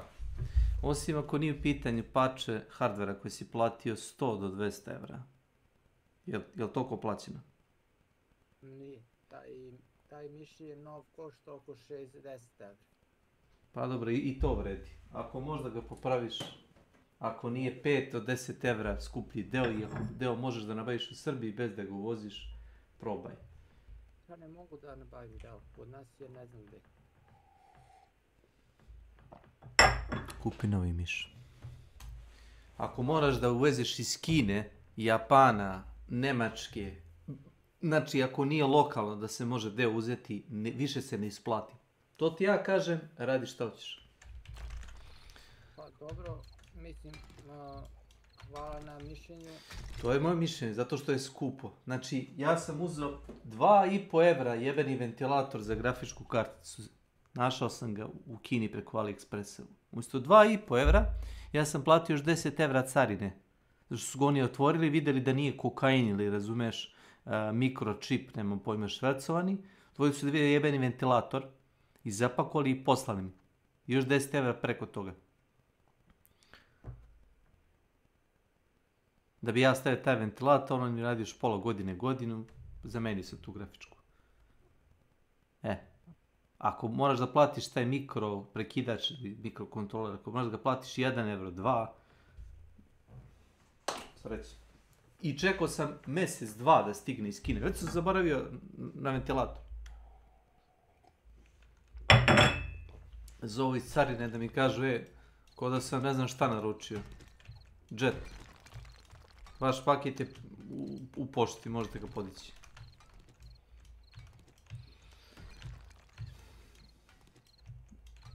Ako sam te prekinuo u nekom izlaganju, žao mi je, ali...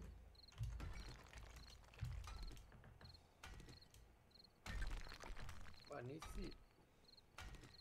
Ja sam samo htio da kažem da ja i Neša mi imamo isti taj miš i miš se pokazao jako dobro, ali ima tu recimo manu, znaš. I ja sam to menjao kod sebe. Menjao si na novom mišu taj prekidač ili? Da. I ubacio dva nova, znaš. I rekao sam Neši da naruči isto taj deo, Neša je naručio taj deo, ali mu nikad nije stigo, znaš. I sada ja hoću da mu zamenim sve to, Neša će za nekih mjesec dana da za Jagodinu dođe. I ja ću da mu to da naručim i da rešim. I sad mi je recimo sad si mislim Da li da mu kupim Kali ili Omron, jer su navodno i jedni i ovi drugi su dobri. Prekidač ili miš? Mikro prekidači. Imaš čak i brand. Da. Komplikovan. Za stvar koju većina ljudi ne zna ni šta je ili šta radi.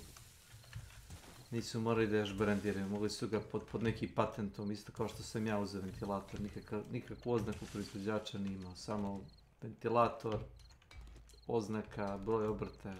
Ali to je jako jak brand, znaš, svi ovi... Da. Svi miševi koji su malo bolji i ih imaju, znaš.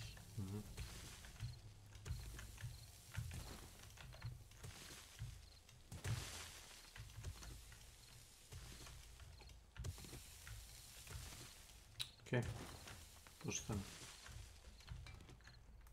Mislim, znaš šta, jako mi je žao da bacim neku stvar koja je funkcionalna. Zavisi koliko stvar vredi, sad već sa dopuštenjem, oprosti.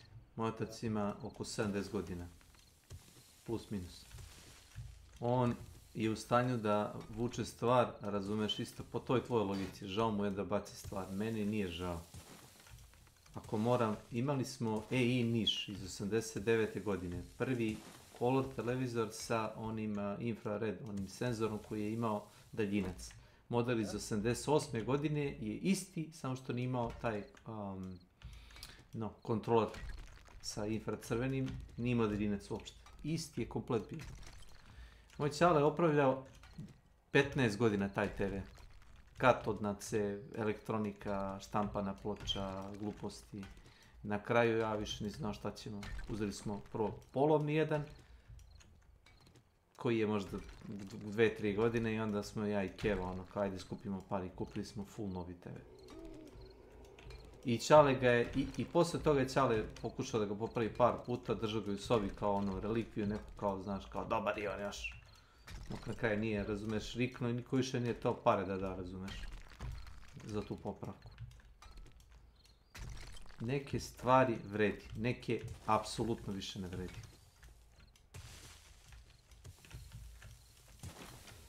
Zavisi šta je u pitanju.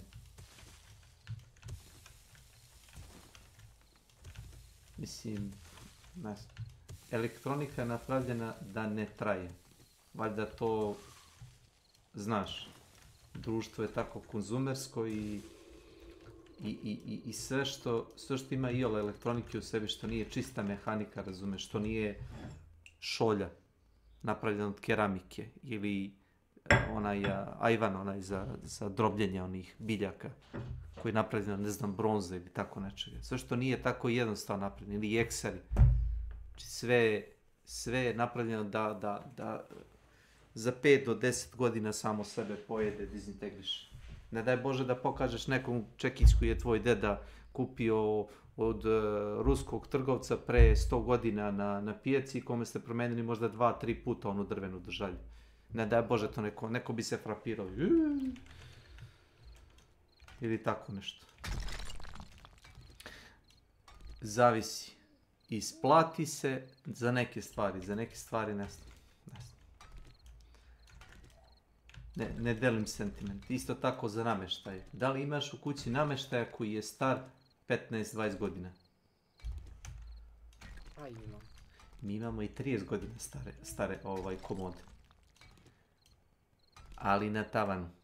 Pošto smo prošle godine, te komode koje su stare 30 godina, znači izbacili iz upotrebe, uzeli smo preko online, smo uzeli forma ideal, imaš da uzmeš nameštaj, da ga sastaviš, razumeš, tipa dobiješ šemu, uputstvo, ide ti sve na one, mislim, imbus ključeve ide i sastavljaš komad po komad, vrata, panele i to. Možda nije najbolji kvalitet, ali je novo, evo mater. A ona iverica stara 30 godina, to ne znam. Dobro, ja sam počeo da koristim drvo. Ja sam ivericu probao da menjam sa tim.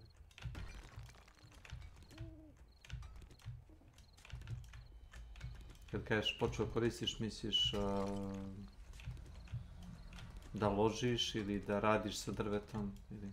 Ne, nego da menjam namještaj. Znaš.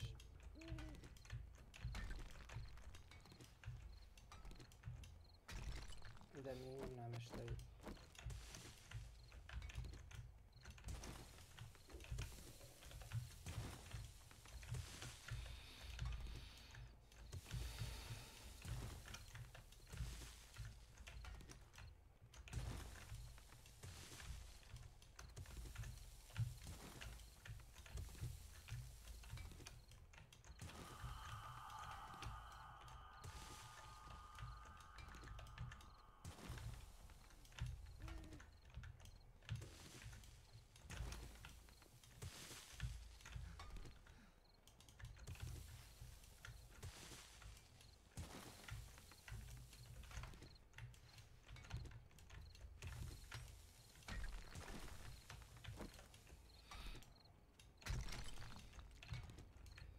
Naprimjer, ja sam platio materijal i iz bivše firme da sam radio, kolega koji je radio kao pomoćni radnik u mesar i to, on je napravio mi cipelar. Znači, trebalo mi, čini mi se možda, nisam ga ja požurivo, to je bilo, ja sam njemu radio par usluga i tamo vamo i on je rekao kao ako hoćeš nešto, treba da se napravi, ja rekao pa šta znam, možda nešto za obuću. Ja sam mu otprilike nešto objasnio šta hoću, on je skicirao, pokazao mi nacrte, ja rekao može to, on mi je rekao da uzeo materijal. Ne znam da li sam ga častio, nisam siguran, mogu da se setim. Možda, možda ne. Onda sam bio i ja njemu dužan i on meni, tako da nemam pojma kako smo se sureli, ali znam da je odlično radio. I uvek cenim, razumeš, kad neko nešto napravi s mašinom, kad nije fabrička proizvodnja, razumeš, na traci, 1000 komada, razumeš, pa škarta kako hoćeš.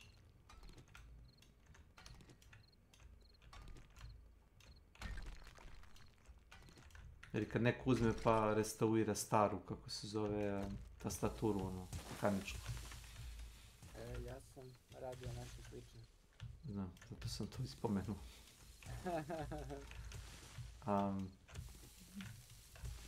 Mislim, to obično ljudi ne rade. Osim nekog kome funkcionalno treba tako nešto, ona želi da kupi nešto novo, jer to nešto novo najvjerojatnije nije više tako kvalitetno. Recimo, takve stvari možeš da restauriraš ili da opraviš, ali miš, ne znam, kako god želite. Nemoj samo da ideš, kao moj drug Milan, da skidaš backplate od procesora, to ti je ona mala ploča koja pokriva sam procesor. To se radi, ja mislim, u vakumu ili u bezvazdušnom prostoru. Da se ne bi te čestice lepile na tu oplatu. Da skida oplatu tu, zaštitnu, da stavlja tečni metal ili šta je već. I da menja to što je fabrika uradila, da bi mogao da kao spusti kao taj, kako se to zove, stepen te termalne zaštite ili kako da ga podigne da kao može da više overclockuje procesor.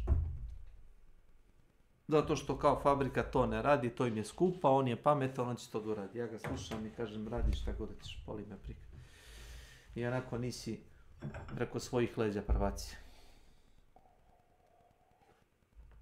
Pa dobro. Znaš da mi je drago što opet pričaš s njim? Ko priča s njim? Pa ti. Ja sam rekao, ne pričam sa ljudima koji ne znaju kako se zove. Mislim...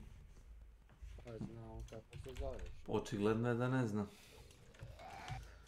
Ovo nije Mađarska i ja se ne zovem Ileš. Sveti Ileš ti je Sveti Ilija, ili kako već, po katoličkom tom nekom kalendaru. Ja koliko sam gledao u krštenici i u pasošu, meni ne piše Sent Ileš, da se zovem, ili prezident.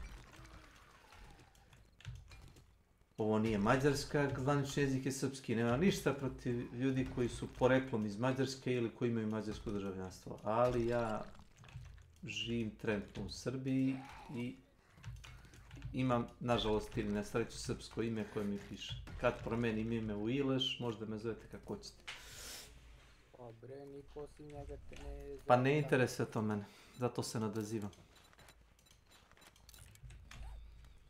A juče, kad sam se vraćao s posla, maše mi rukom i kao doziva me Robozug! Robozug! I kao da dođem do njega, ono, kao u gost. Ja samo pokažem kurac i odem kući. Robozug! Šta je to, bre? Sad ću te reći, ja malo znam mađarskog, malo više nego on. Navodno, Robsogot ti je rob. I to je sad kao nekakva, znaš, kao running, kao šala, razumeš, koja ide u pozadini, koja nije baš duhovita, da smo mi svi koji radimo za pare, a nemamo svoj biznis, mi smo svi robovi sistema. A ovi što, neću reći koji su, ovi što ne rade ništa, oni nisu robovi jer nikom ništa nisu dužni i samim tim i za nikog ne rade, oni nisu kao robovi sistema. Razumeš? Jel ti, samo malo, jel ti imaš luksus da kažeš neću da radim, nek me izdržavaju žene i deca? Nemam, brate, treba. Nema niko od nas luksus. Ja nemam vremena da se družim s ljudima koji imaju luksus da u životu ništa ne moraju da rade. I da nemaju nikakve obaveze. Kao što rekao, s takvim ljudima nećem da pričam.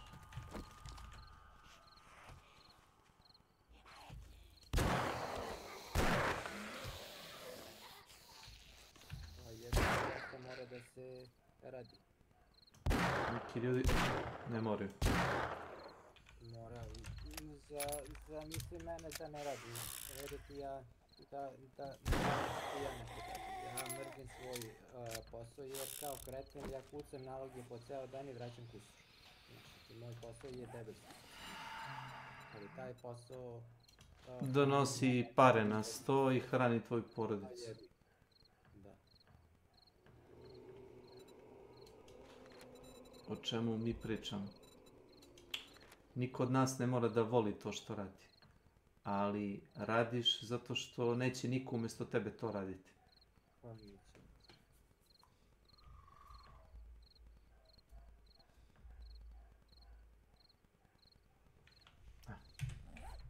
To je to.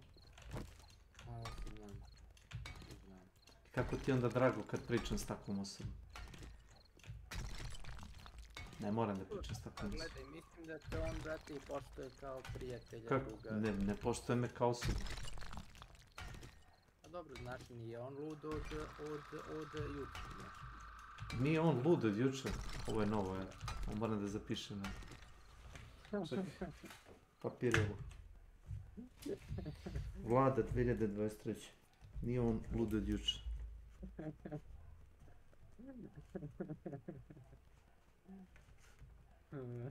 Samo. Važi.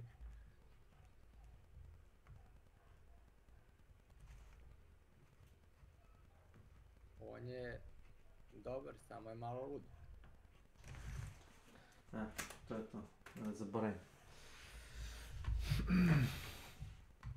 Neću reći ko je to rekao, s toga tiče, samo moću da zapamtim ovaj. Ne veruješ ni ja, mogu ti pokazati kameru. Evo. Ma verujem ti bre, šta ti?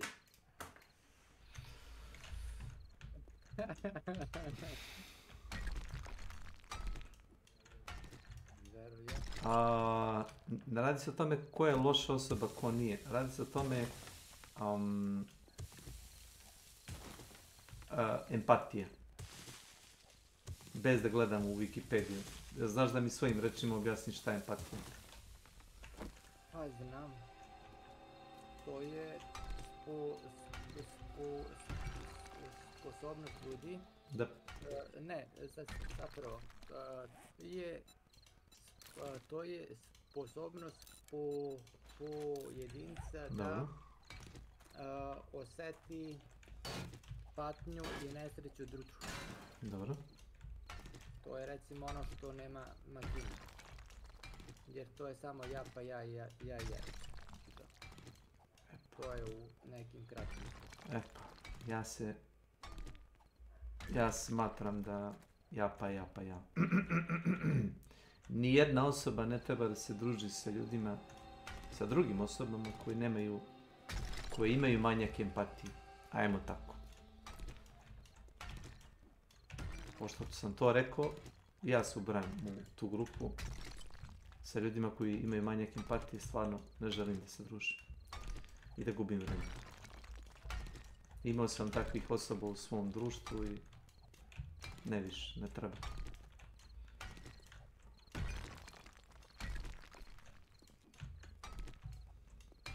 Pa dobro, znaš šta, gledaj.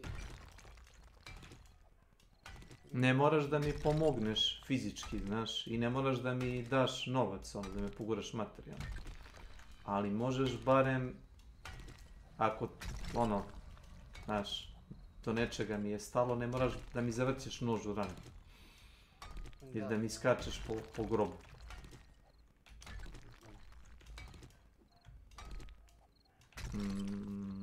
Kako da kažem da ne ispadnem negativac ili ćubre.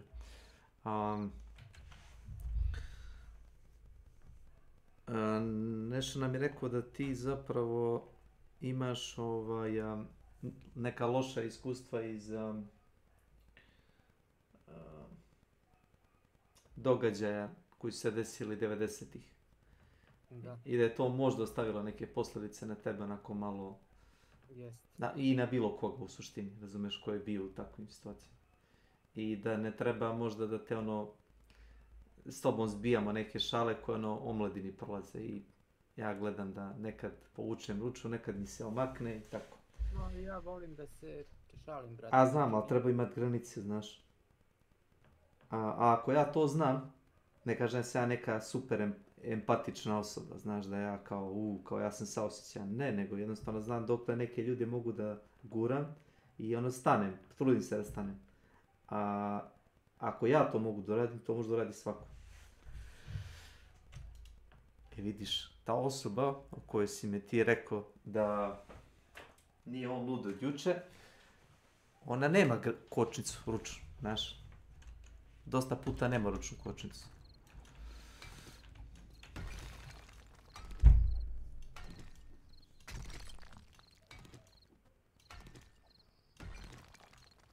Ako sam te vredio nešto ili nije mi bila namera.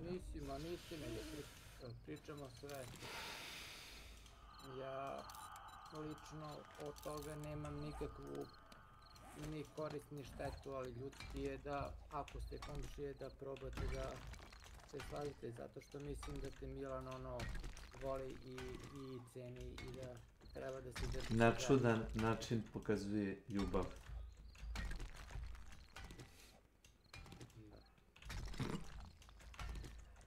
To je to. To je sve što ti mogu reći. Da li pokazuješ ljubav prema kućnom ljubimcu tako što ga biješ? Ne.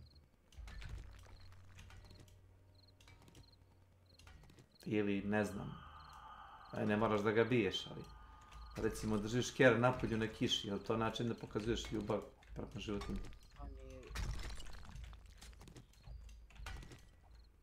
Kad smo već kod psa, bio sam napolje da nešto kupim i stao sam sa jednim prijateljem pričam koji ima psa, znaš, malo većeg psa. I pa sam se iskenjao na trotoar, znaš. Da. I jedan čovjek počeo da šizi i to razumiješ, i on kaže šta ti je bre, kao pa tu ja idu, kaže pa dobro, kaže imam kesu i ja ću da skupim. Tu čovjek počeo da easy sve i ovo ono. I taj moj prijatelj kaže, sad ću da pokupim ova govna i idete na hrani minus. I ovaj je skupio, znači on je i butoren čovjek i sve samo. Taj čovjek mu je rekao, to nije znao da ovaj ima sve spremno, ja isto imam sve spremno kad se tako nešto da skupine, to je moj pas i to treba.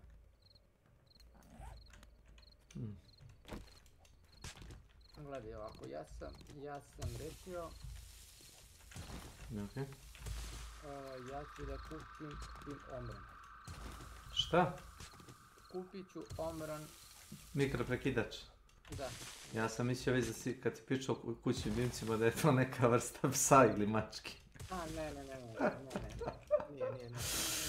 Da kupim.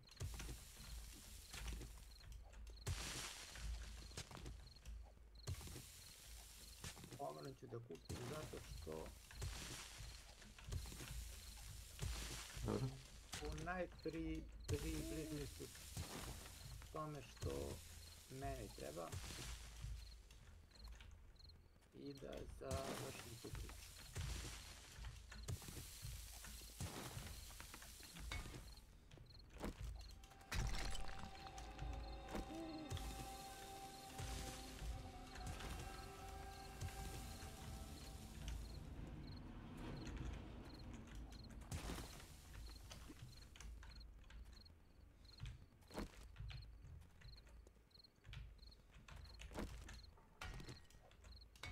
Mogu da to lepo sredim i stivam da sredim.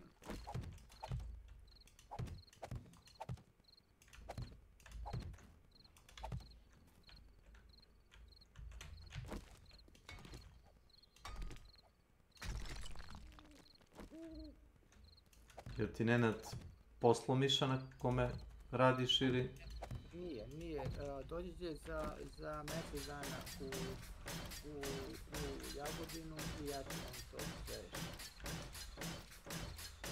Ja ću da rešim, mogu da rešim da me Niš bukvalno vrati kao ono. Jer šteta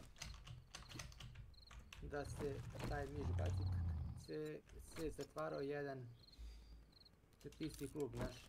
Da. Ja sam uzeo neku opremu i ovo nama sa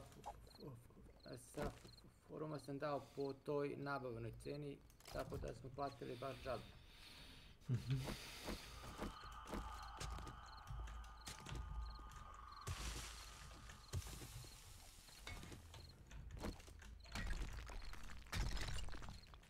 A to je gamerska oprema iz PC kluba nekog.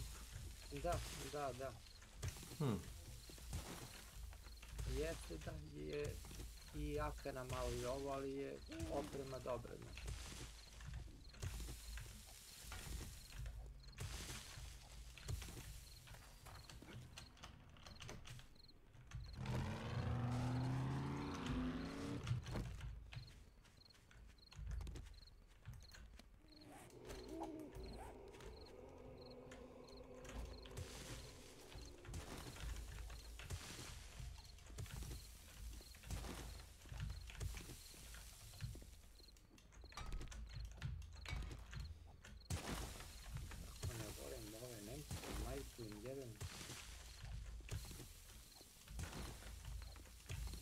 Nemačke dobavljače? Ne, mislim na nemačku vladu.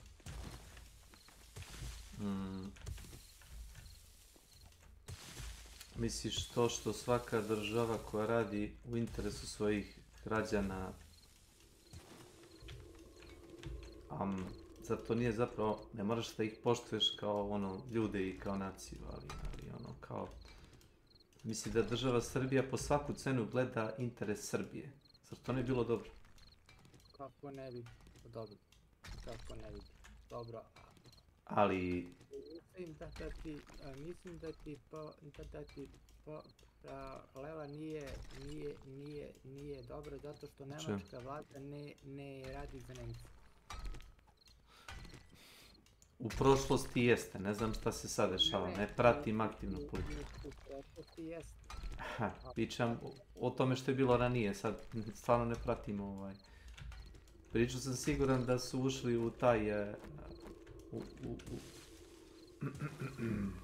da kažemo, renesansu svojevrsnu, industrijsku, posle Prvog svjetskog rata izgradili toliko jaku državu, baš zato što i privrednici i političari njihovi, razumiješ, zapravo im je stalo do svoje države. Da. Bar to je, kažem, bilo u prošlosti sad. Ne znam šta se sad dešava. Nemam uvid u to.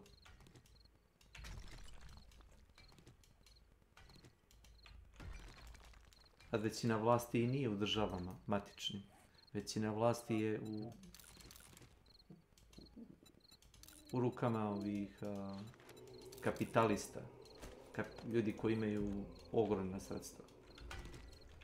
Korporacijama. A korporacije kao korporacije ne pripadaju ni jednoj naciji kao naciji, već pripadaju ljudima koji mogu da žive u koje god žele državi i koje kače zakone desetine država i ne kaču isto vreme.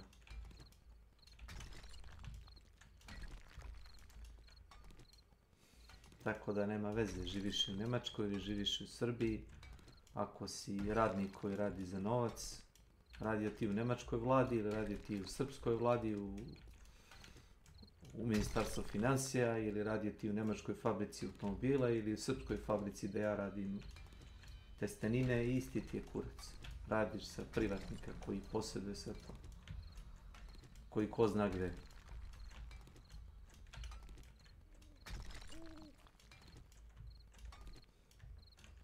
Koliko sam umorio, izvinjam se. Ma ne bre. Nešto pišem i možda bi mogao da napravim neku grupu za kompaniju Kira.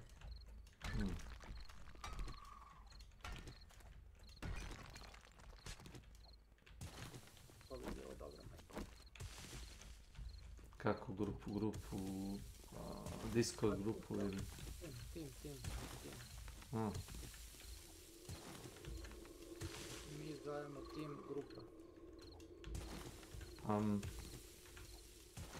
A znaš da tu moraš da uključiš u razgovor, je to specifično Company of Heroes 2 PvP grupa ili Company of Heroes grupa? To bi morao da... Prijatelji sa kojima igraš, mi imamo lobby, znaš, i onda taj lobby se puni sa ovim ljudima i mi pre nego što počnemo partiju, mi gledamo da napravimo grupu od 4 osobe.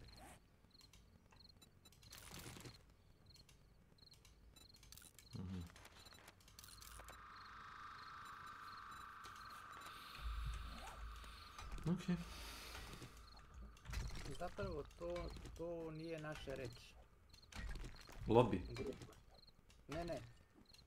Mislim... Koja je naša reč? Zajednica? Stranci kažu grupa, ne znam kako bi mi... Naša reč bi bila, recimo, tim. Tim je nešto drugo. Tim je ljudi koje poznaješ lično, na koje možda računaš. Grupa je distancirana grupa. Tim je nešto blisko. Otvori, nek uđe vazduh. Otvori sve otvori, nek uđe i mačke. Ne prdi. Ne mogu ja da jurim ručak, ispržit ću ti 2-3 jaja. I da ne ispržiš, pojeo bi nešto ja sam jedno. Hvala se jaja. Šta sad to slažeš? Pa ti znaš da to će staviti u torbu. Znam, ali nećeš ga zgužno staviti. Ne, ja ću ga presvediti bar 2 puta.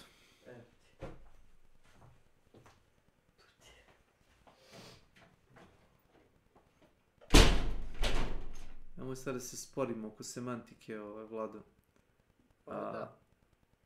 Sjećaš kad je tu bio Singularity, kad sam ja počeo da ga kritikujem, baš da ga kritikujem.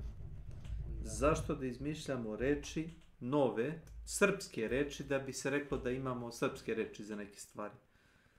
Kad ja kažem ovako, na primjer za Company of Heroes, kad kažem ajde povuću ja agro od ove dvojice, a ti onda upadni.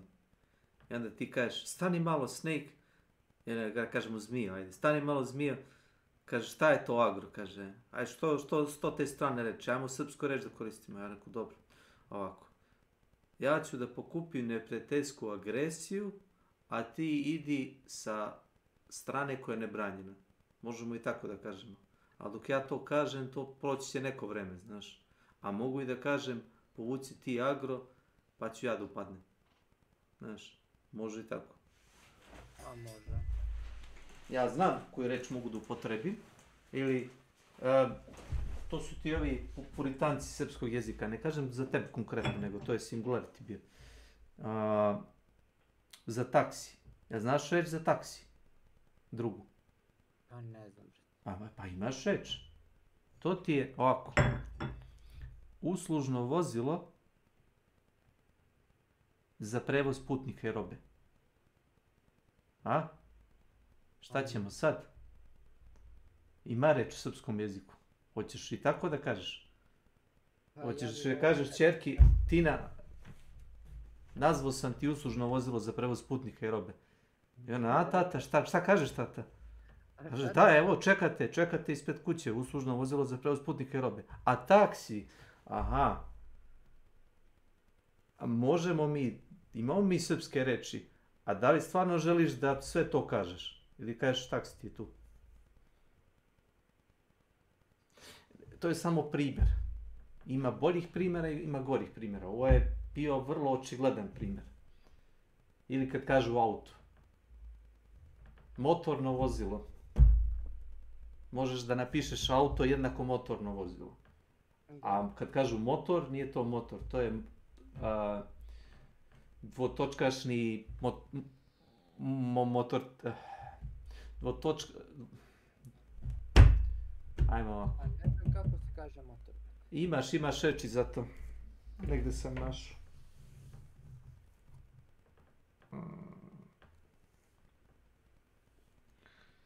Pa mislim, Kinez neki, oni nisu baš dobri. Nisu dobri igrači. Transportno dvotočkaško vozilo sa motorom na unutrašnje sagorevanje. To. Ili kažeš motor, ili motorcikl. Znaš, pa šta je kraće. Kao što rekao, reč grupa je najbezazleniji primjer toga što si ti rekao. I kad počne neko, mislim ne, opet kažem ne ti, nego ono, ja imam običaj tako da sam kiva na sve, znaš, i da počnem da objašnjavam, možda nisam, ni tebi nije objasnio, to je za svakog ko će da sluša u suštini. A nisam ljut, nego, razumeš, imaš te antiglobaliste, razumeš, koji ono kao, gubimo naš jezik, gubimo naš identitet, gubimo ovo, gubimo ono. Ne, nego bivaš apsorbovan kao civilizacija u globalno svetsko društvo.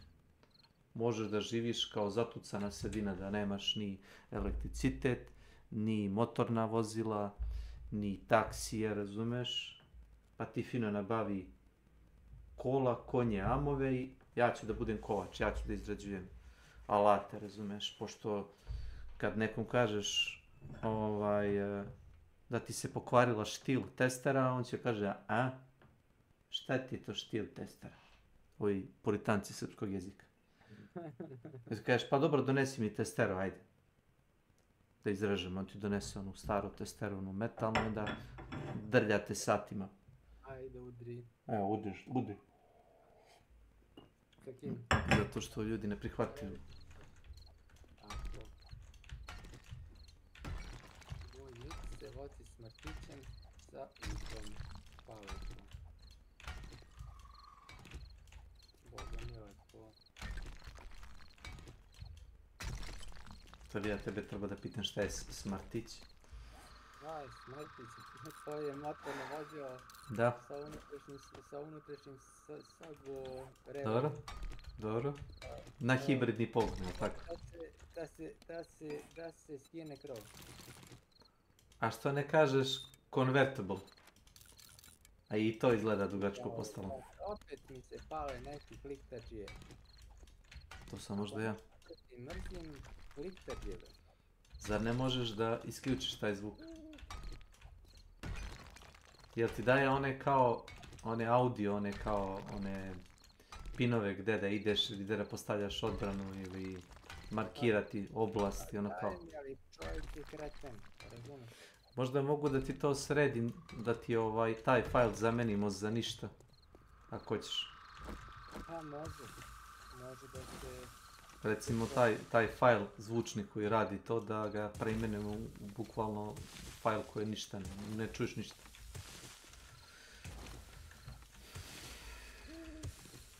To ti je ovako malo izokola metod, ali...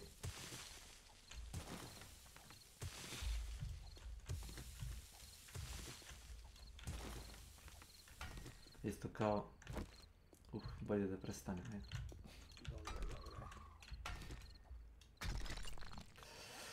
Kad ja Milana mutiram na Discorda, a on me zove da igramo nešto, i onda uključi mikrofon u igri. Onda uključi mikrofon u igri i priča sa mnom, a ja ga opet isključim.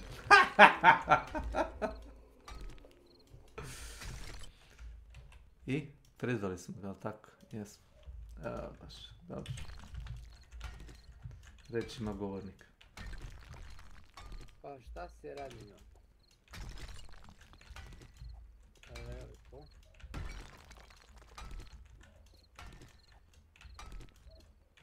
Jao, majke mi. Ovaj Kinez ne zna da ništa radi.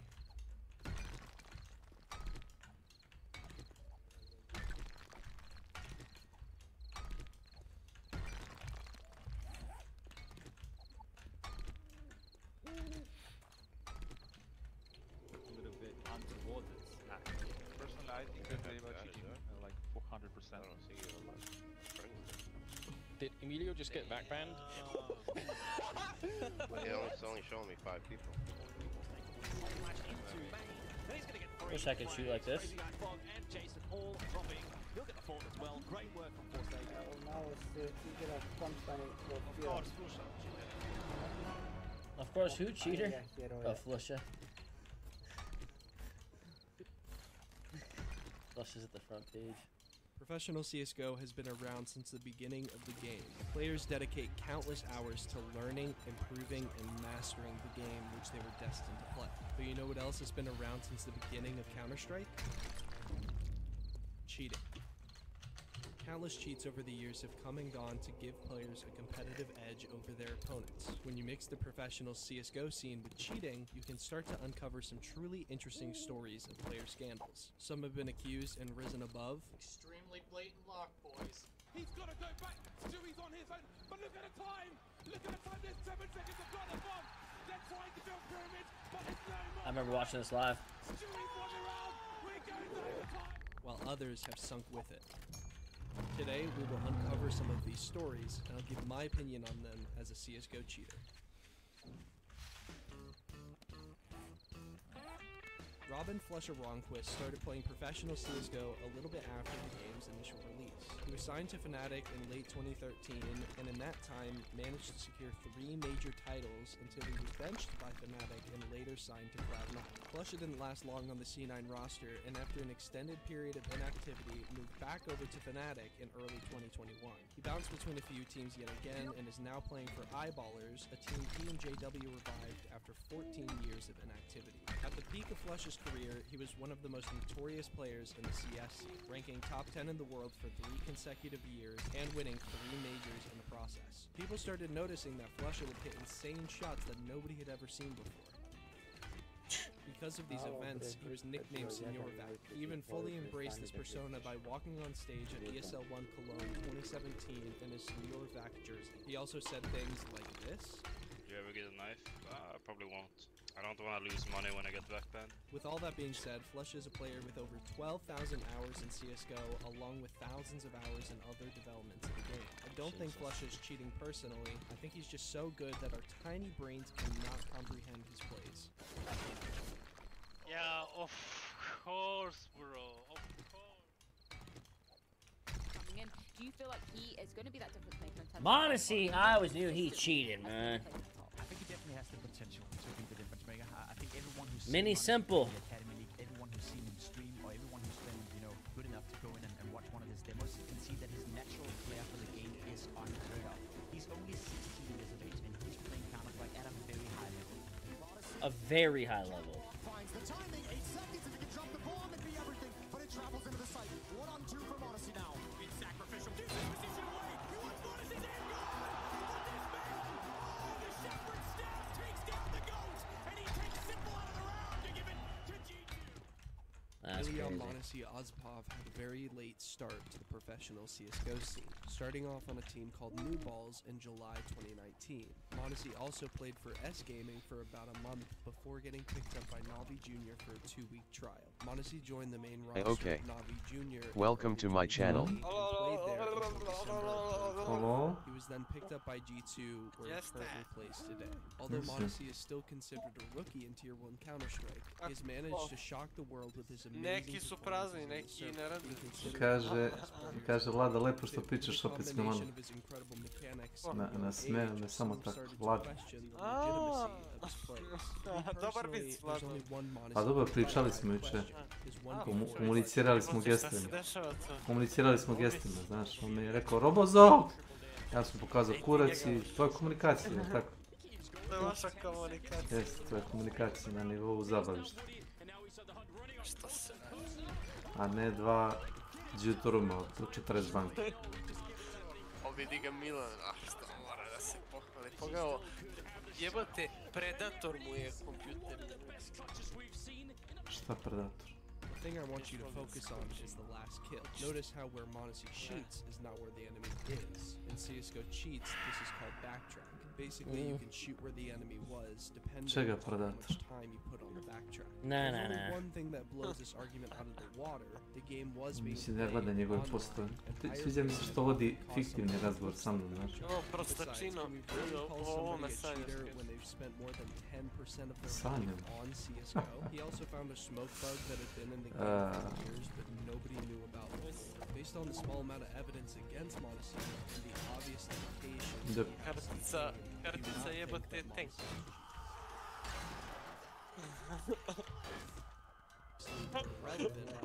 E, stvarno mora da ima držač bre za Yet grafičku. somehow, Akuma found themselves qualifying for Epic CIS League Spring Ja mislim da ti... where they'd be facing off against some of the best. Ako me po ičemu znate tome da sam poznat po tome što zavidim Vidi ljudima ga na kum, stvarima. vidi ga kum što igra, što piše na Discordu da igra Roblox. On May 25th, Ne igra on Roblox. A je moguće ovo. Ne igra on. As the match started, people were ready to Idem bre da absolute jedan da slaughter. nešto doručkujem, Don't Milan think ne this is hoćeš. what they expected. Pa je. Ja sam tvoj, ajde samo da... samo da... Apsolutno moj si broj.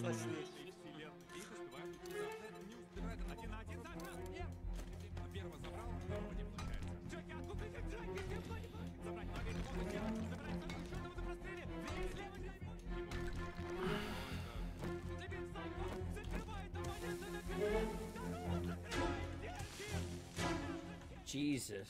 After the Navi match was over, suspicion started to rise about Akuma, but they didn't slow down immediately. They went on to smash Virtus Pro 2-0 before falling off the ladder and losing to Gambit, then VP again to close out the tournament. Despite the losses at the end of the competition, Akuma still managed to secure third place and a $6,000 prize. Evidence started stacking up against Akuma, and videos started popping up showing proof of the team cheating. I would like to go through some of my favorite clips that I think prove that they were cheating. I also want to remind you that there was no proper anti-cheat in place for the event.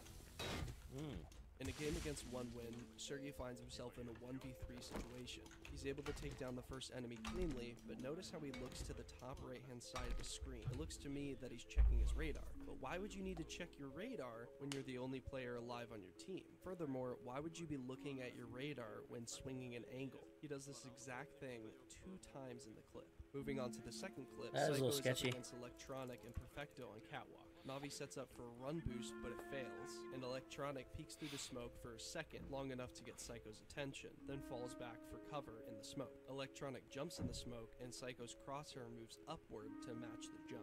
This could be easily debunked very simply, as there's a bug in the game which sometimes allows you to see an enemy through smoke. But we don't know what Psycho saw on his screen, so this clip remains a mystery. This is the final clip I'll be looking at. Sensei is opping in the middle of A site when he looks up at his radar, then adjusts his crosshair to kill Shiro on stairs. He then rotates to CT while again looking at his radar, then seems to focus up on the game when Hobbit starts getting close. He checks his radar once again before missing a shot on Inters. Sensei backs up and throws a flashbang and takes a look at his radar 3 times over. This guy's just checking his minimap and he's aware of where his teammates are. Then when he's peeking the hard part of CT where he knows somebody can be, he's into his monitor, you know? I thought they were stream sniping, that's what it was. Yeah, they got caught with that. Yeah. Who did? Those guys you're watching right now. Wait. Which guys? The guys on the left or the right? Oh, Akuma. Really? But the video of the guy you're watching, every time he looks at the map, I'm like, dude, that's exactly what it looks like when I look at the map, so I don't know. Yeah, so it looks to me like he's looking great. Well, that guy jumping, you can hear him jump. Alright, what do we got here? 11-something minutes, something like that. That's about right. We can finish this Time video. is over. Sensei pushes forward and is killed by Inters. 10 days after the event was over, ESIC opened an investigation against Akuma for alleged event integrity breaches. ESIC was limited in their investigation because Epic, the event organizer, is not a member of ESIC. Regardless of these limitations, ESIC made a referral to Valve, which included evidence of possible betting fraud. Later, more information came out that Project X CEO plays bets on games played by his team. He also bet on an Akuma CISR market. Based on the evidence presented, I can say with 100% certainty that Akuma was cheating during this tournament. Allegedly. Chaos Esports Club, formerly known as Digital Chaos and Chaos, was originally created as a Dota 2 team in August 2015. Chaos EC made the switch over to Counter-Strike in May 2018 after signing the Enjoy roster. Over the next 2 years, the Chaos EC roster switched up quite a bit before ending up on the lineup that we're interested in. The roster we'll be paying attention to is the June 2020 roster with Vanity, Janji, Zeppo, Janji! and MCE, who was their coach and stand-in for Steel at the time. And if you're wondering, yes, it was that Steel. The scandal started off when Chaos EC went up against MIBR at CS Summit 6, which was an online event hosted by Beyond the Summit. Chaos EC ended up beating MIBR 16-6 on Overpass, only for MIBR to catch up on the second map, winning 16-8 on Dust 2. It all came down to the third map. MIBR was down 14-15, and they were able to clutch up and push the game into overtime. However, they couldn't hold down their opponents, and Chaos EC ended up winning the game 19-7 in OT2, consequentially winning the match. It didn't take long for people to start making videos about how Chaos EC was cheating in this match against MIBR. Hey, that's me! There are a lot of clips people use to accuse Chaos EC of cheating, so we're going to go through a few of them. Leaf kills the player on Moto and flicks over the backside, seeming to lock on the fur to his arches. Backside is a pretty common spot for somebody. Don't laugh, but these are mini items. I got 2 of them. When you break the scenario down, however, it starts to get a little confusing. Before first contact, it was already a 4-4, meaning MIBR most likely had a 2-2 split between each bomb site. Zeppa takes down the pit player, TRK, and Leaf kills the arch player, Taco. Eliminating those 2 players should mean that the site is clear. Leaf may have not realized this at the moment and acted out of pure instinct. It was also a save round for MIBR, so stacking the site was also something to consider for Leaf. Although this does look suspicious, I don't think there's enough evidence to say for sure that this was cheating. In this clip, Leaf is spraying through Monster when he seems to flick up to Taco through the wall. After flicking up, he adjusts his crosshair back down to Monster and continues to tap fire at the majority of his mag away. Now this is a clip that I'm very split between. The only defense I see for this clip is that Leaf was just adjusting his mouse after pulling down from the spray, and his mouse sensor was so close to his mouse pad that it registered it as a movement. Although Leaf does play with a normal sensitivity, I couldn't tell if that small amount of mouse movement would cause that much movement in game, so I copied Leaf's settings in CSGO and hopped into Overpass to find out. Okay, yeah, I could definitely see that. I don't know if you saw it right there, but I sprayed down, I'm off, I want to readjust, I come back up, and when I'm back in place to where I would normally be, I'm right about here. So it's a possibility What? that he ran out of mouse pad and wanted to come back up, and when he came back up off the spray, he ended up here. But the movement was so clean and so quick that I don't know, man. It's weird. It's definitely weird. But can I say that he's cheating? I really don't think so. On the same round as the previous clip, we are again looking at Leaf entry fragging onto B side. He runs up and seems to lock onto Fur through the wall, eventually kills him, and flips over to the enemy heaven, who's covered by smoke. Personally, this is completely legit to me. Leaf gets the info on at least one in pit and positions his crosshair for that area. He spots the shadow of Fur and predicts where he is based on that shadow. Leaf then sees a flash come out of heaven and flicks over to see if TRK would push through the heaven smoke. TRK doesn't, and Leaf turns to avoid the flash and looks back at heaven for the eventual push. You may have realized by now that all of these clips that I've shown you were done by the same person, Leaf. The reason for that is the clips against other members of the team are just completely dumb and don't prove anything at all. I'll show some of those to you now. Because they lost the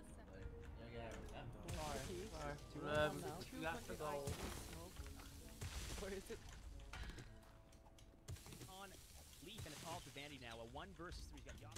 Looking through all the evidence I've seen, I have to say I do not believe that Chaos EC was cheating during this match against MIBR. There are other matches with other weird clips, so if you want to see a part 2 of this video, let me know in the comment section down below.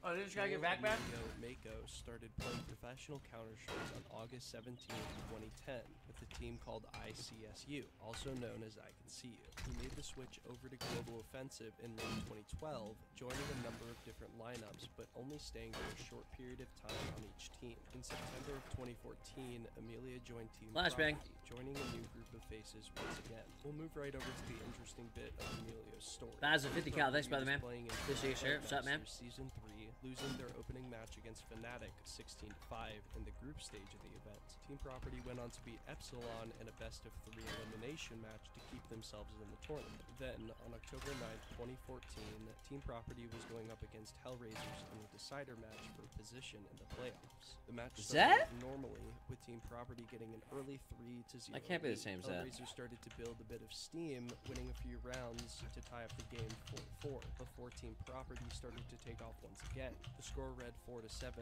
when the unthinkable happened live during an official match. Simple was playing too? Fuck? Simple played with Marco? Did Emilio just get background? What? Team Property ended up forfeiting the match, subsequently letting Hellraisers advance the playoffs of the tournament. It's safe to say that everybody was quite confused when it came to this situation.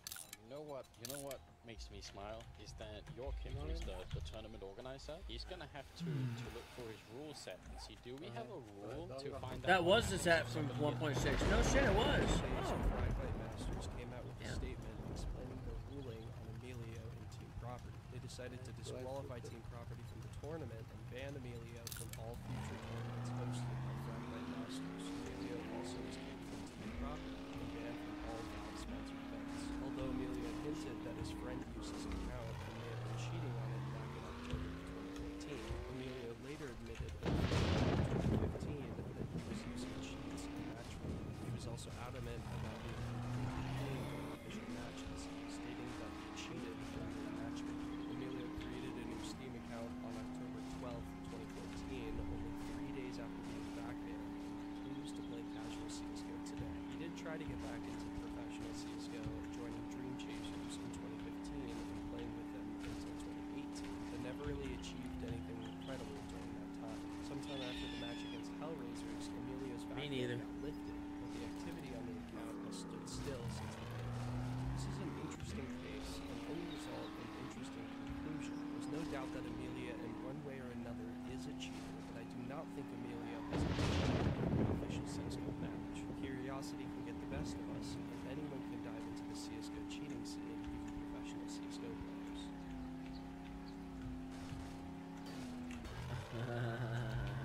Now, I know what you're probably thinking. notorious Isn't it one. already proven that Forsaken cheated? Well, to answer your question, yes, he was definitely cheating during this event. It's still one of the most famous stories of cheating in professional CSGO. I feel like like I had to mention it in the video. Mikhail Forsaken Kamalwad started off his professional CSGO career in 2017, playing on a team called Shooting Monkeys. It's safe to say Forsaken didn't have the best track record coming into professional CSGO, as he improved his cheating skills. Team Ayati even stated that his first Steam account had 2 VAC bans on record.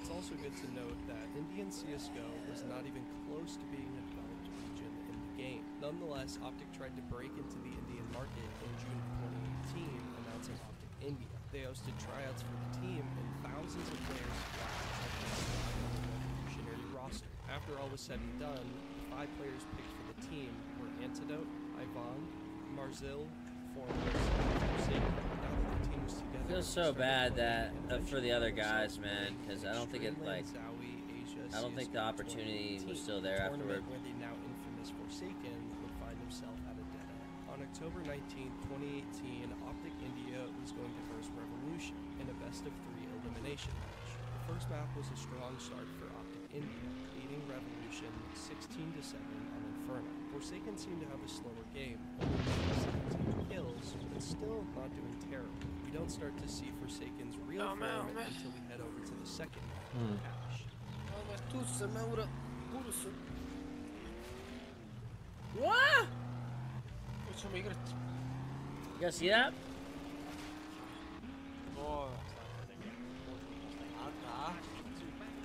Jesus, bro. And he's got fucking seriously good whips. Oh, that's the most blatant looking like, aimbot ever. He knew right there. He probably picked up. A ti si proxy, ne? A nije Milane, okej, s Kešćem, ali znaš ti s kim smo mi najduže igrali? Od ono kad su ubačeni, dobro ono kad su ubačeni trio si ja i Snake smo igrali najviše od ono Milane zaboravio da je igrao bar 1000-2000 sati samo duos. A sad smučilo mu se da igra Hunt ili da igra duos. Ne, nego priča ono, vrate, tebi da si ti kao prevaziđen, znaš, nije nego jednostavno borio, dosadio ti kad smučio. Nemam više šta da radim, ne znam kako da ti opišem. Nemam više šta da radim, razumeš? Imam $700.000, 50 lovaca, imam otključano sve što su do sad ubacili u igru. Ne ono što ću ubaciti, sve što su trenutno ubacili u igru. I... 100 prestiža. Mislim, ne znam šta sad treba, da bacam pare. Kao, ajmo da zaradimo, kaže, i imaš post na Redditu, kaže, moj prvi milion, kao. Kaže, idem kao prema 2. Ovi mu kažu, good for you. Good for you. Vidjeli pajserčinu negdje.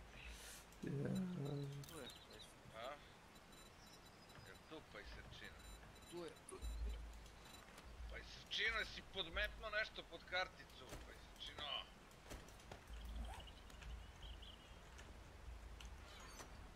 Moram osač na to, vidiš pod karticu.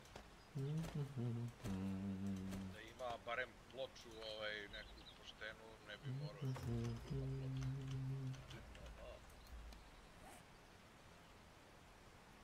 Svaki duša. Čekaj kad prvi put zabode, znaš? Kad prvi put počne da se penje po zidima kao Spider-Man, ne? Umreći od smeha.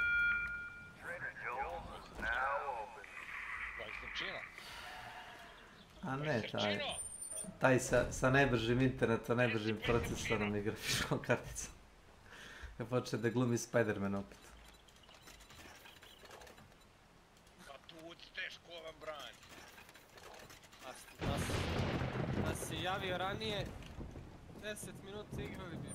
Neka, ne vredi. Ali ovaj znao Kesić je. Sa pajserčinom ne vredi da se igra ovaj. Ne vredi ne da igraš njim. Ja preko puta ulice, ja mu smetam, to može da se on skloni, znaš. Čekaj, hoćeš li da održiš reč, Borisa, ti si mi sumnjiv. Sjećaš se što si jučer rekao? Da neću više da igram. Ne, nisam rekao da ne igraš više, nisam ja rekao da neću više nikad da igram. Nego da budeš karakter i kažeš dok ne sredite igru i lag i govna, neće da palim tu igru. Nisam ja rekao da neće niko više da igra. Znači nikad. Pa dobro, možda su nešto desi, ko zna. Znači, sinoć su svi kukali, znači i Rumun, i Franjo, i Nenad, znači ono najčudnije neke pojave. Ali najčudnije pojave, znači.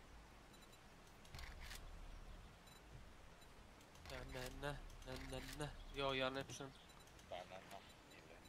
Ja stavio na zvučnike i... If you finish 2 more jobs this week, I will give you Employee of the Month. Ploča od starosti ne pukne samo. A podmetaš za noge, da ne padne.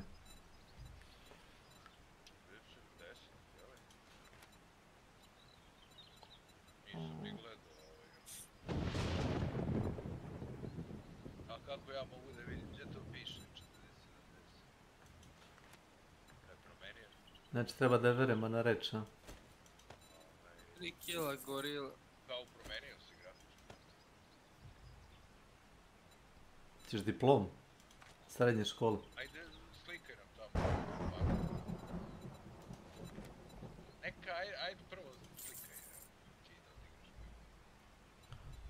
Da uzemo sparči. Urmak.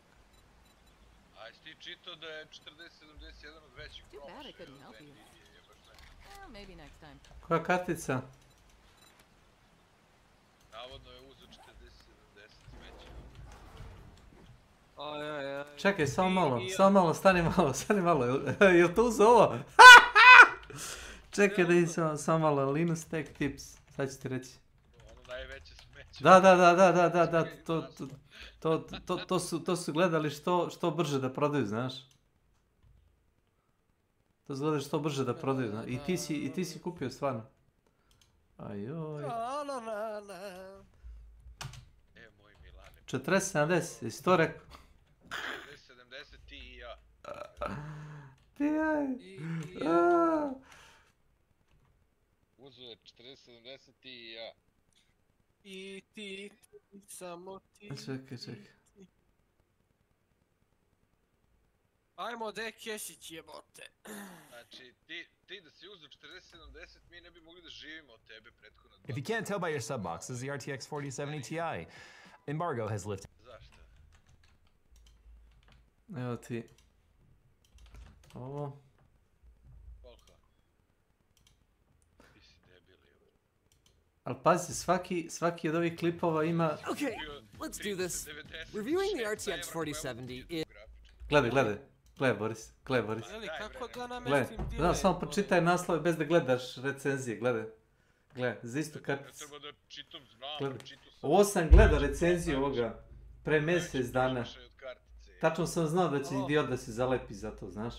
Tačno sam znao. I neka se ti je prodali. Kako si ti glup čovjek, reci Drako.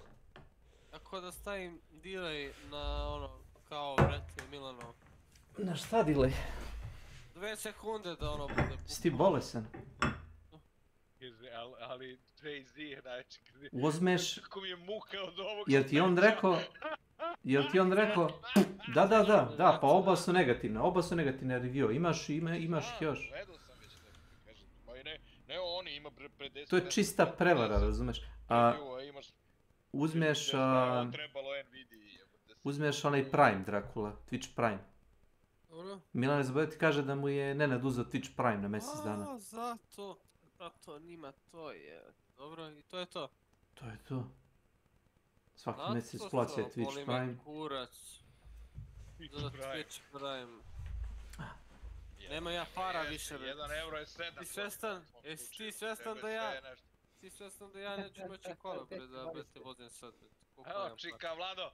Evo, smejemo se što je Milan kupio najveće smeće od grafičke, ako je kupio, ako nije samo sliku. A koju grafiku je kupio? 40-70 Ti i ja. Ili Ti.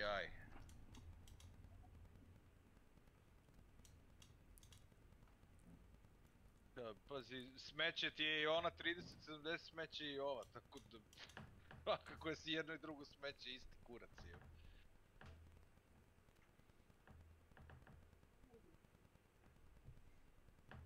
kad si imao para mogu da uzmeš 40-80 pa da kažeš da si uzeo grafiku, a ne smeće da kupiš.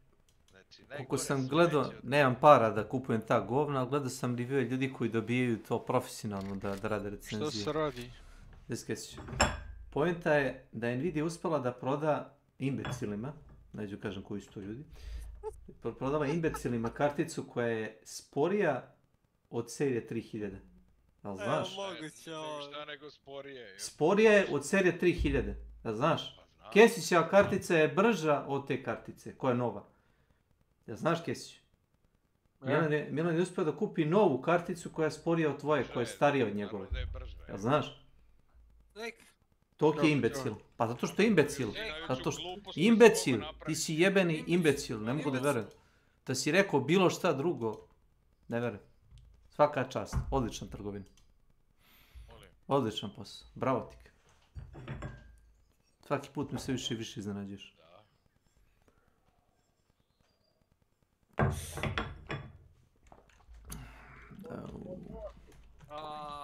Tiše malo, brate. Znaš šta, prvo nisam ni gledao jer me savršeno boli kurac za tu 40-70, znači to treba... Teški magarac, je. Brate, njemu govno možda prodaš, znaš? Govno. I kupit će ga, sa osmehom. Pusti to, mi, brate, večeras igramo Dark Tide, Vermentide. Jel' tako? Malo da se... Da si se pojavio ranije, na sat, dva. Jebi ga, brate, dok sam... Bio sam bre na sunce malo, Snake, malo da uzmem to... Pa idem ja da se sunčam. Nego, mene... Pored one peći. Mene samo nešto zanima što si mi rekao prekjuče.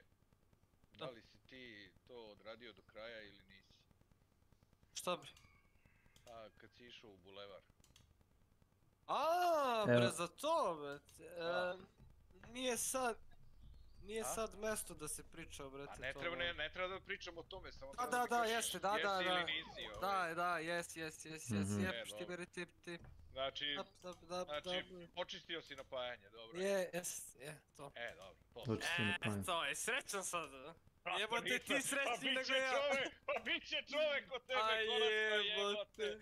Šta radi čovjek? Šta radi čovjek od tebe, jebote. Šta radi čovjek, jebote? Ne reaguje na redi, evo 10 puta stiskam, ne reaguje ništa. Nećem. Šta je bro? Zabago lobi. Zabago lobi.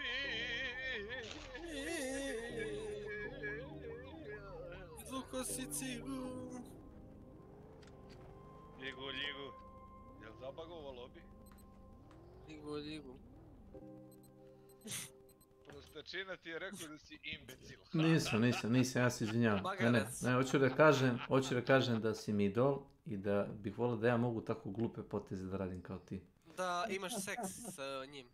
Idolčina? Zavisi kad Milan nekom bude idol, pa to je... Kupio si stvar koju su se ljudi gledali što preda sa terase. Svaka ti čast. Vi misliš da si napravio dobar posao. Svaka ti čast. Nije kupio je držač za grafičku. A što se radi? Na mnogo figana pravim bre od jedne daske. Da ne bacaš pare koji... Više redi ta daska nego ta kartica. Nemoj Vlad razložiti daske. Nemoj tako, to je special edition belada, jebi ga, BMW edition. Kada ćeš Krge da joj napraviš?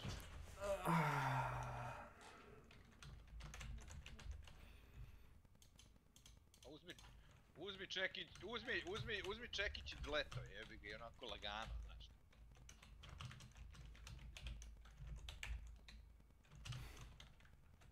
Riz baš.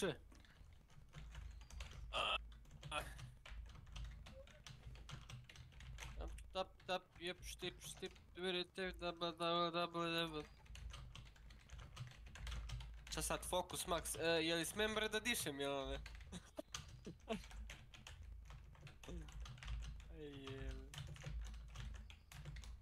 Kesiću? Jesi, brate, ponovo infuziju? Šta je infuzija?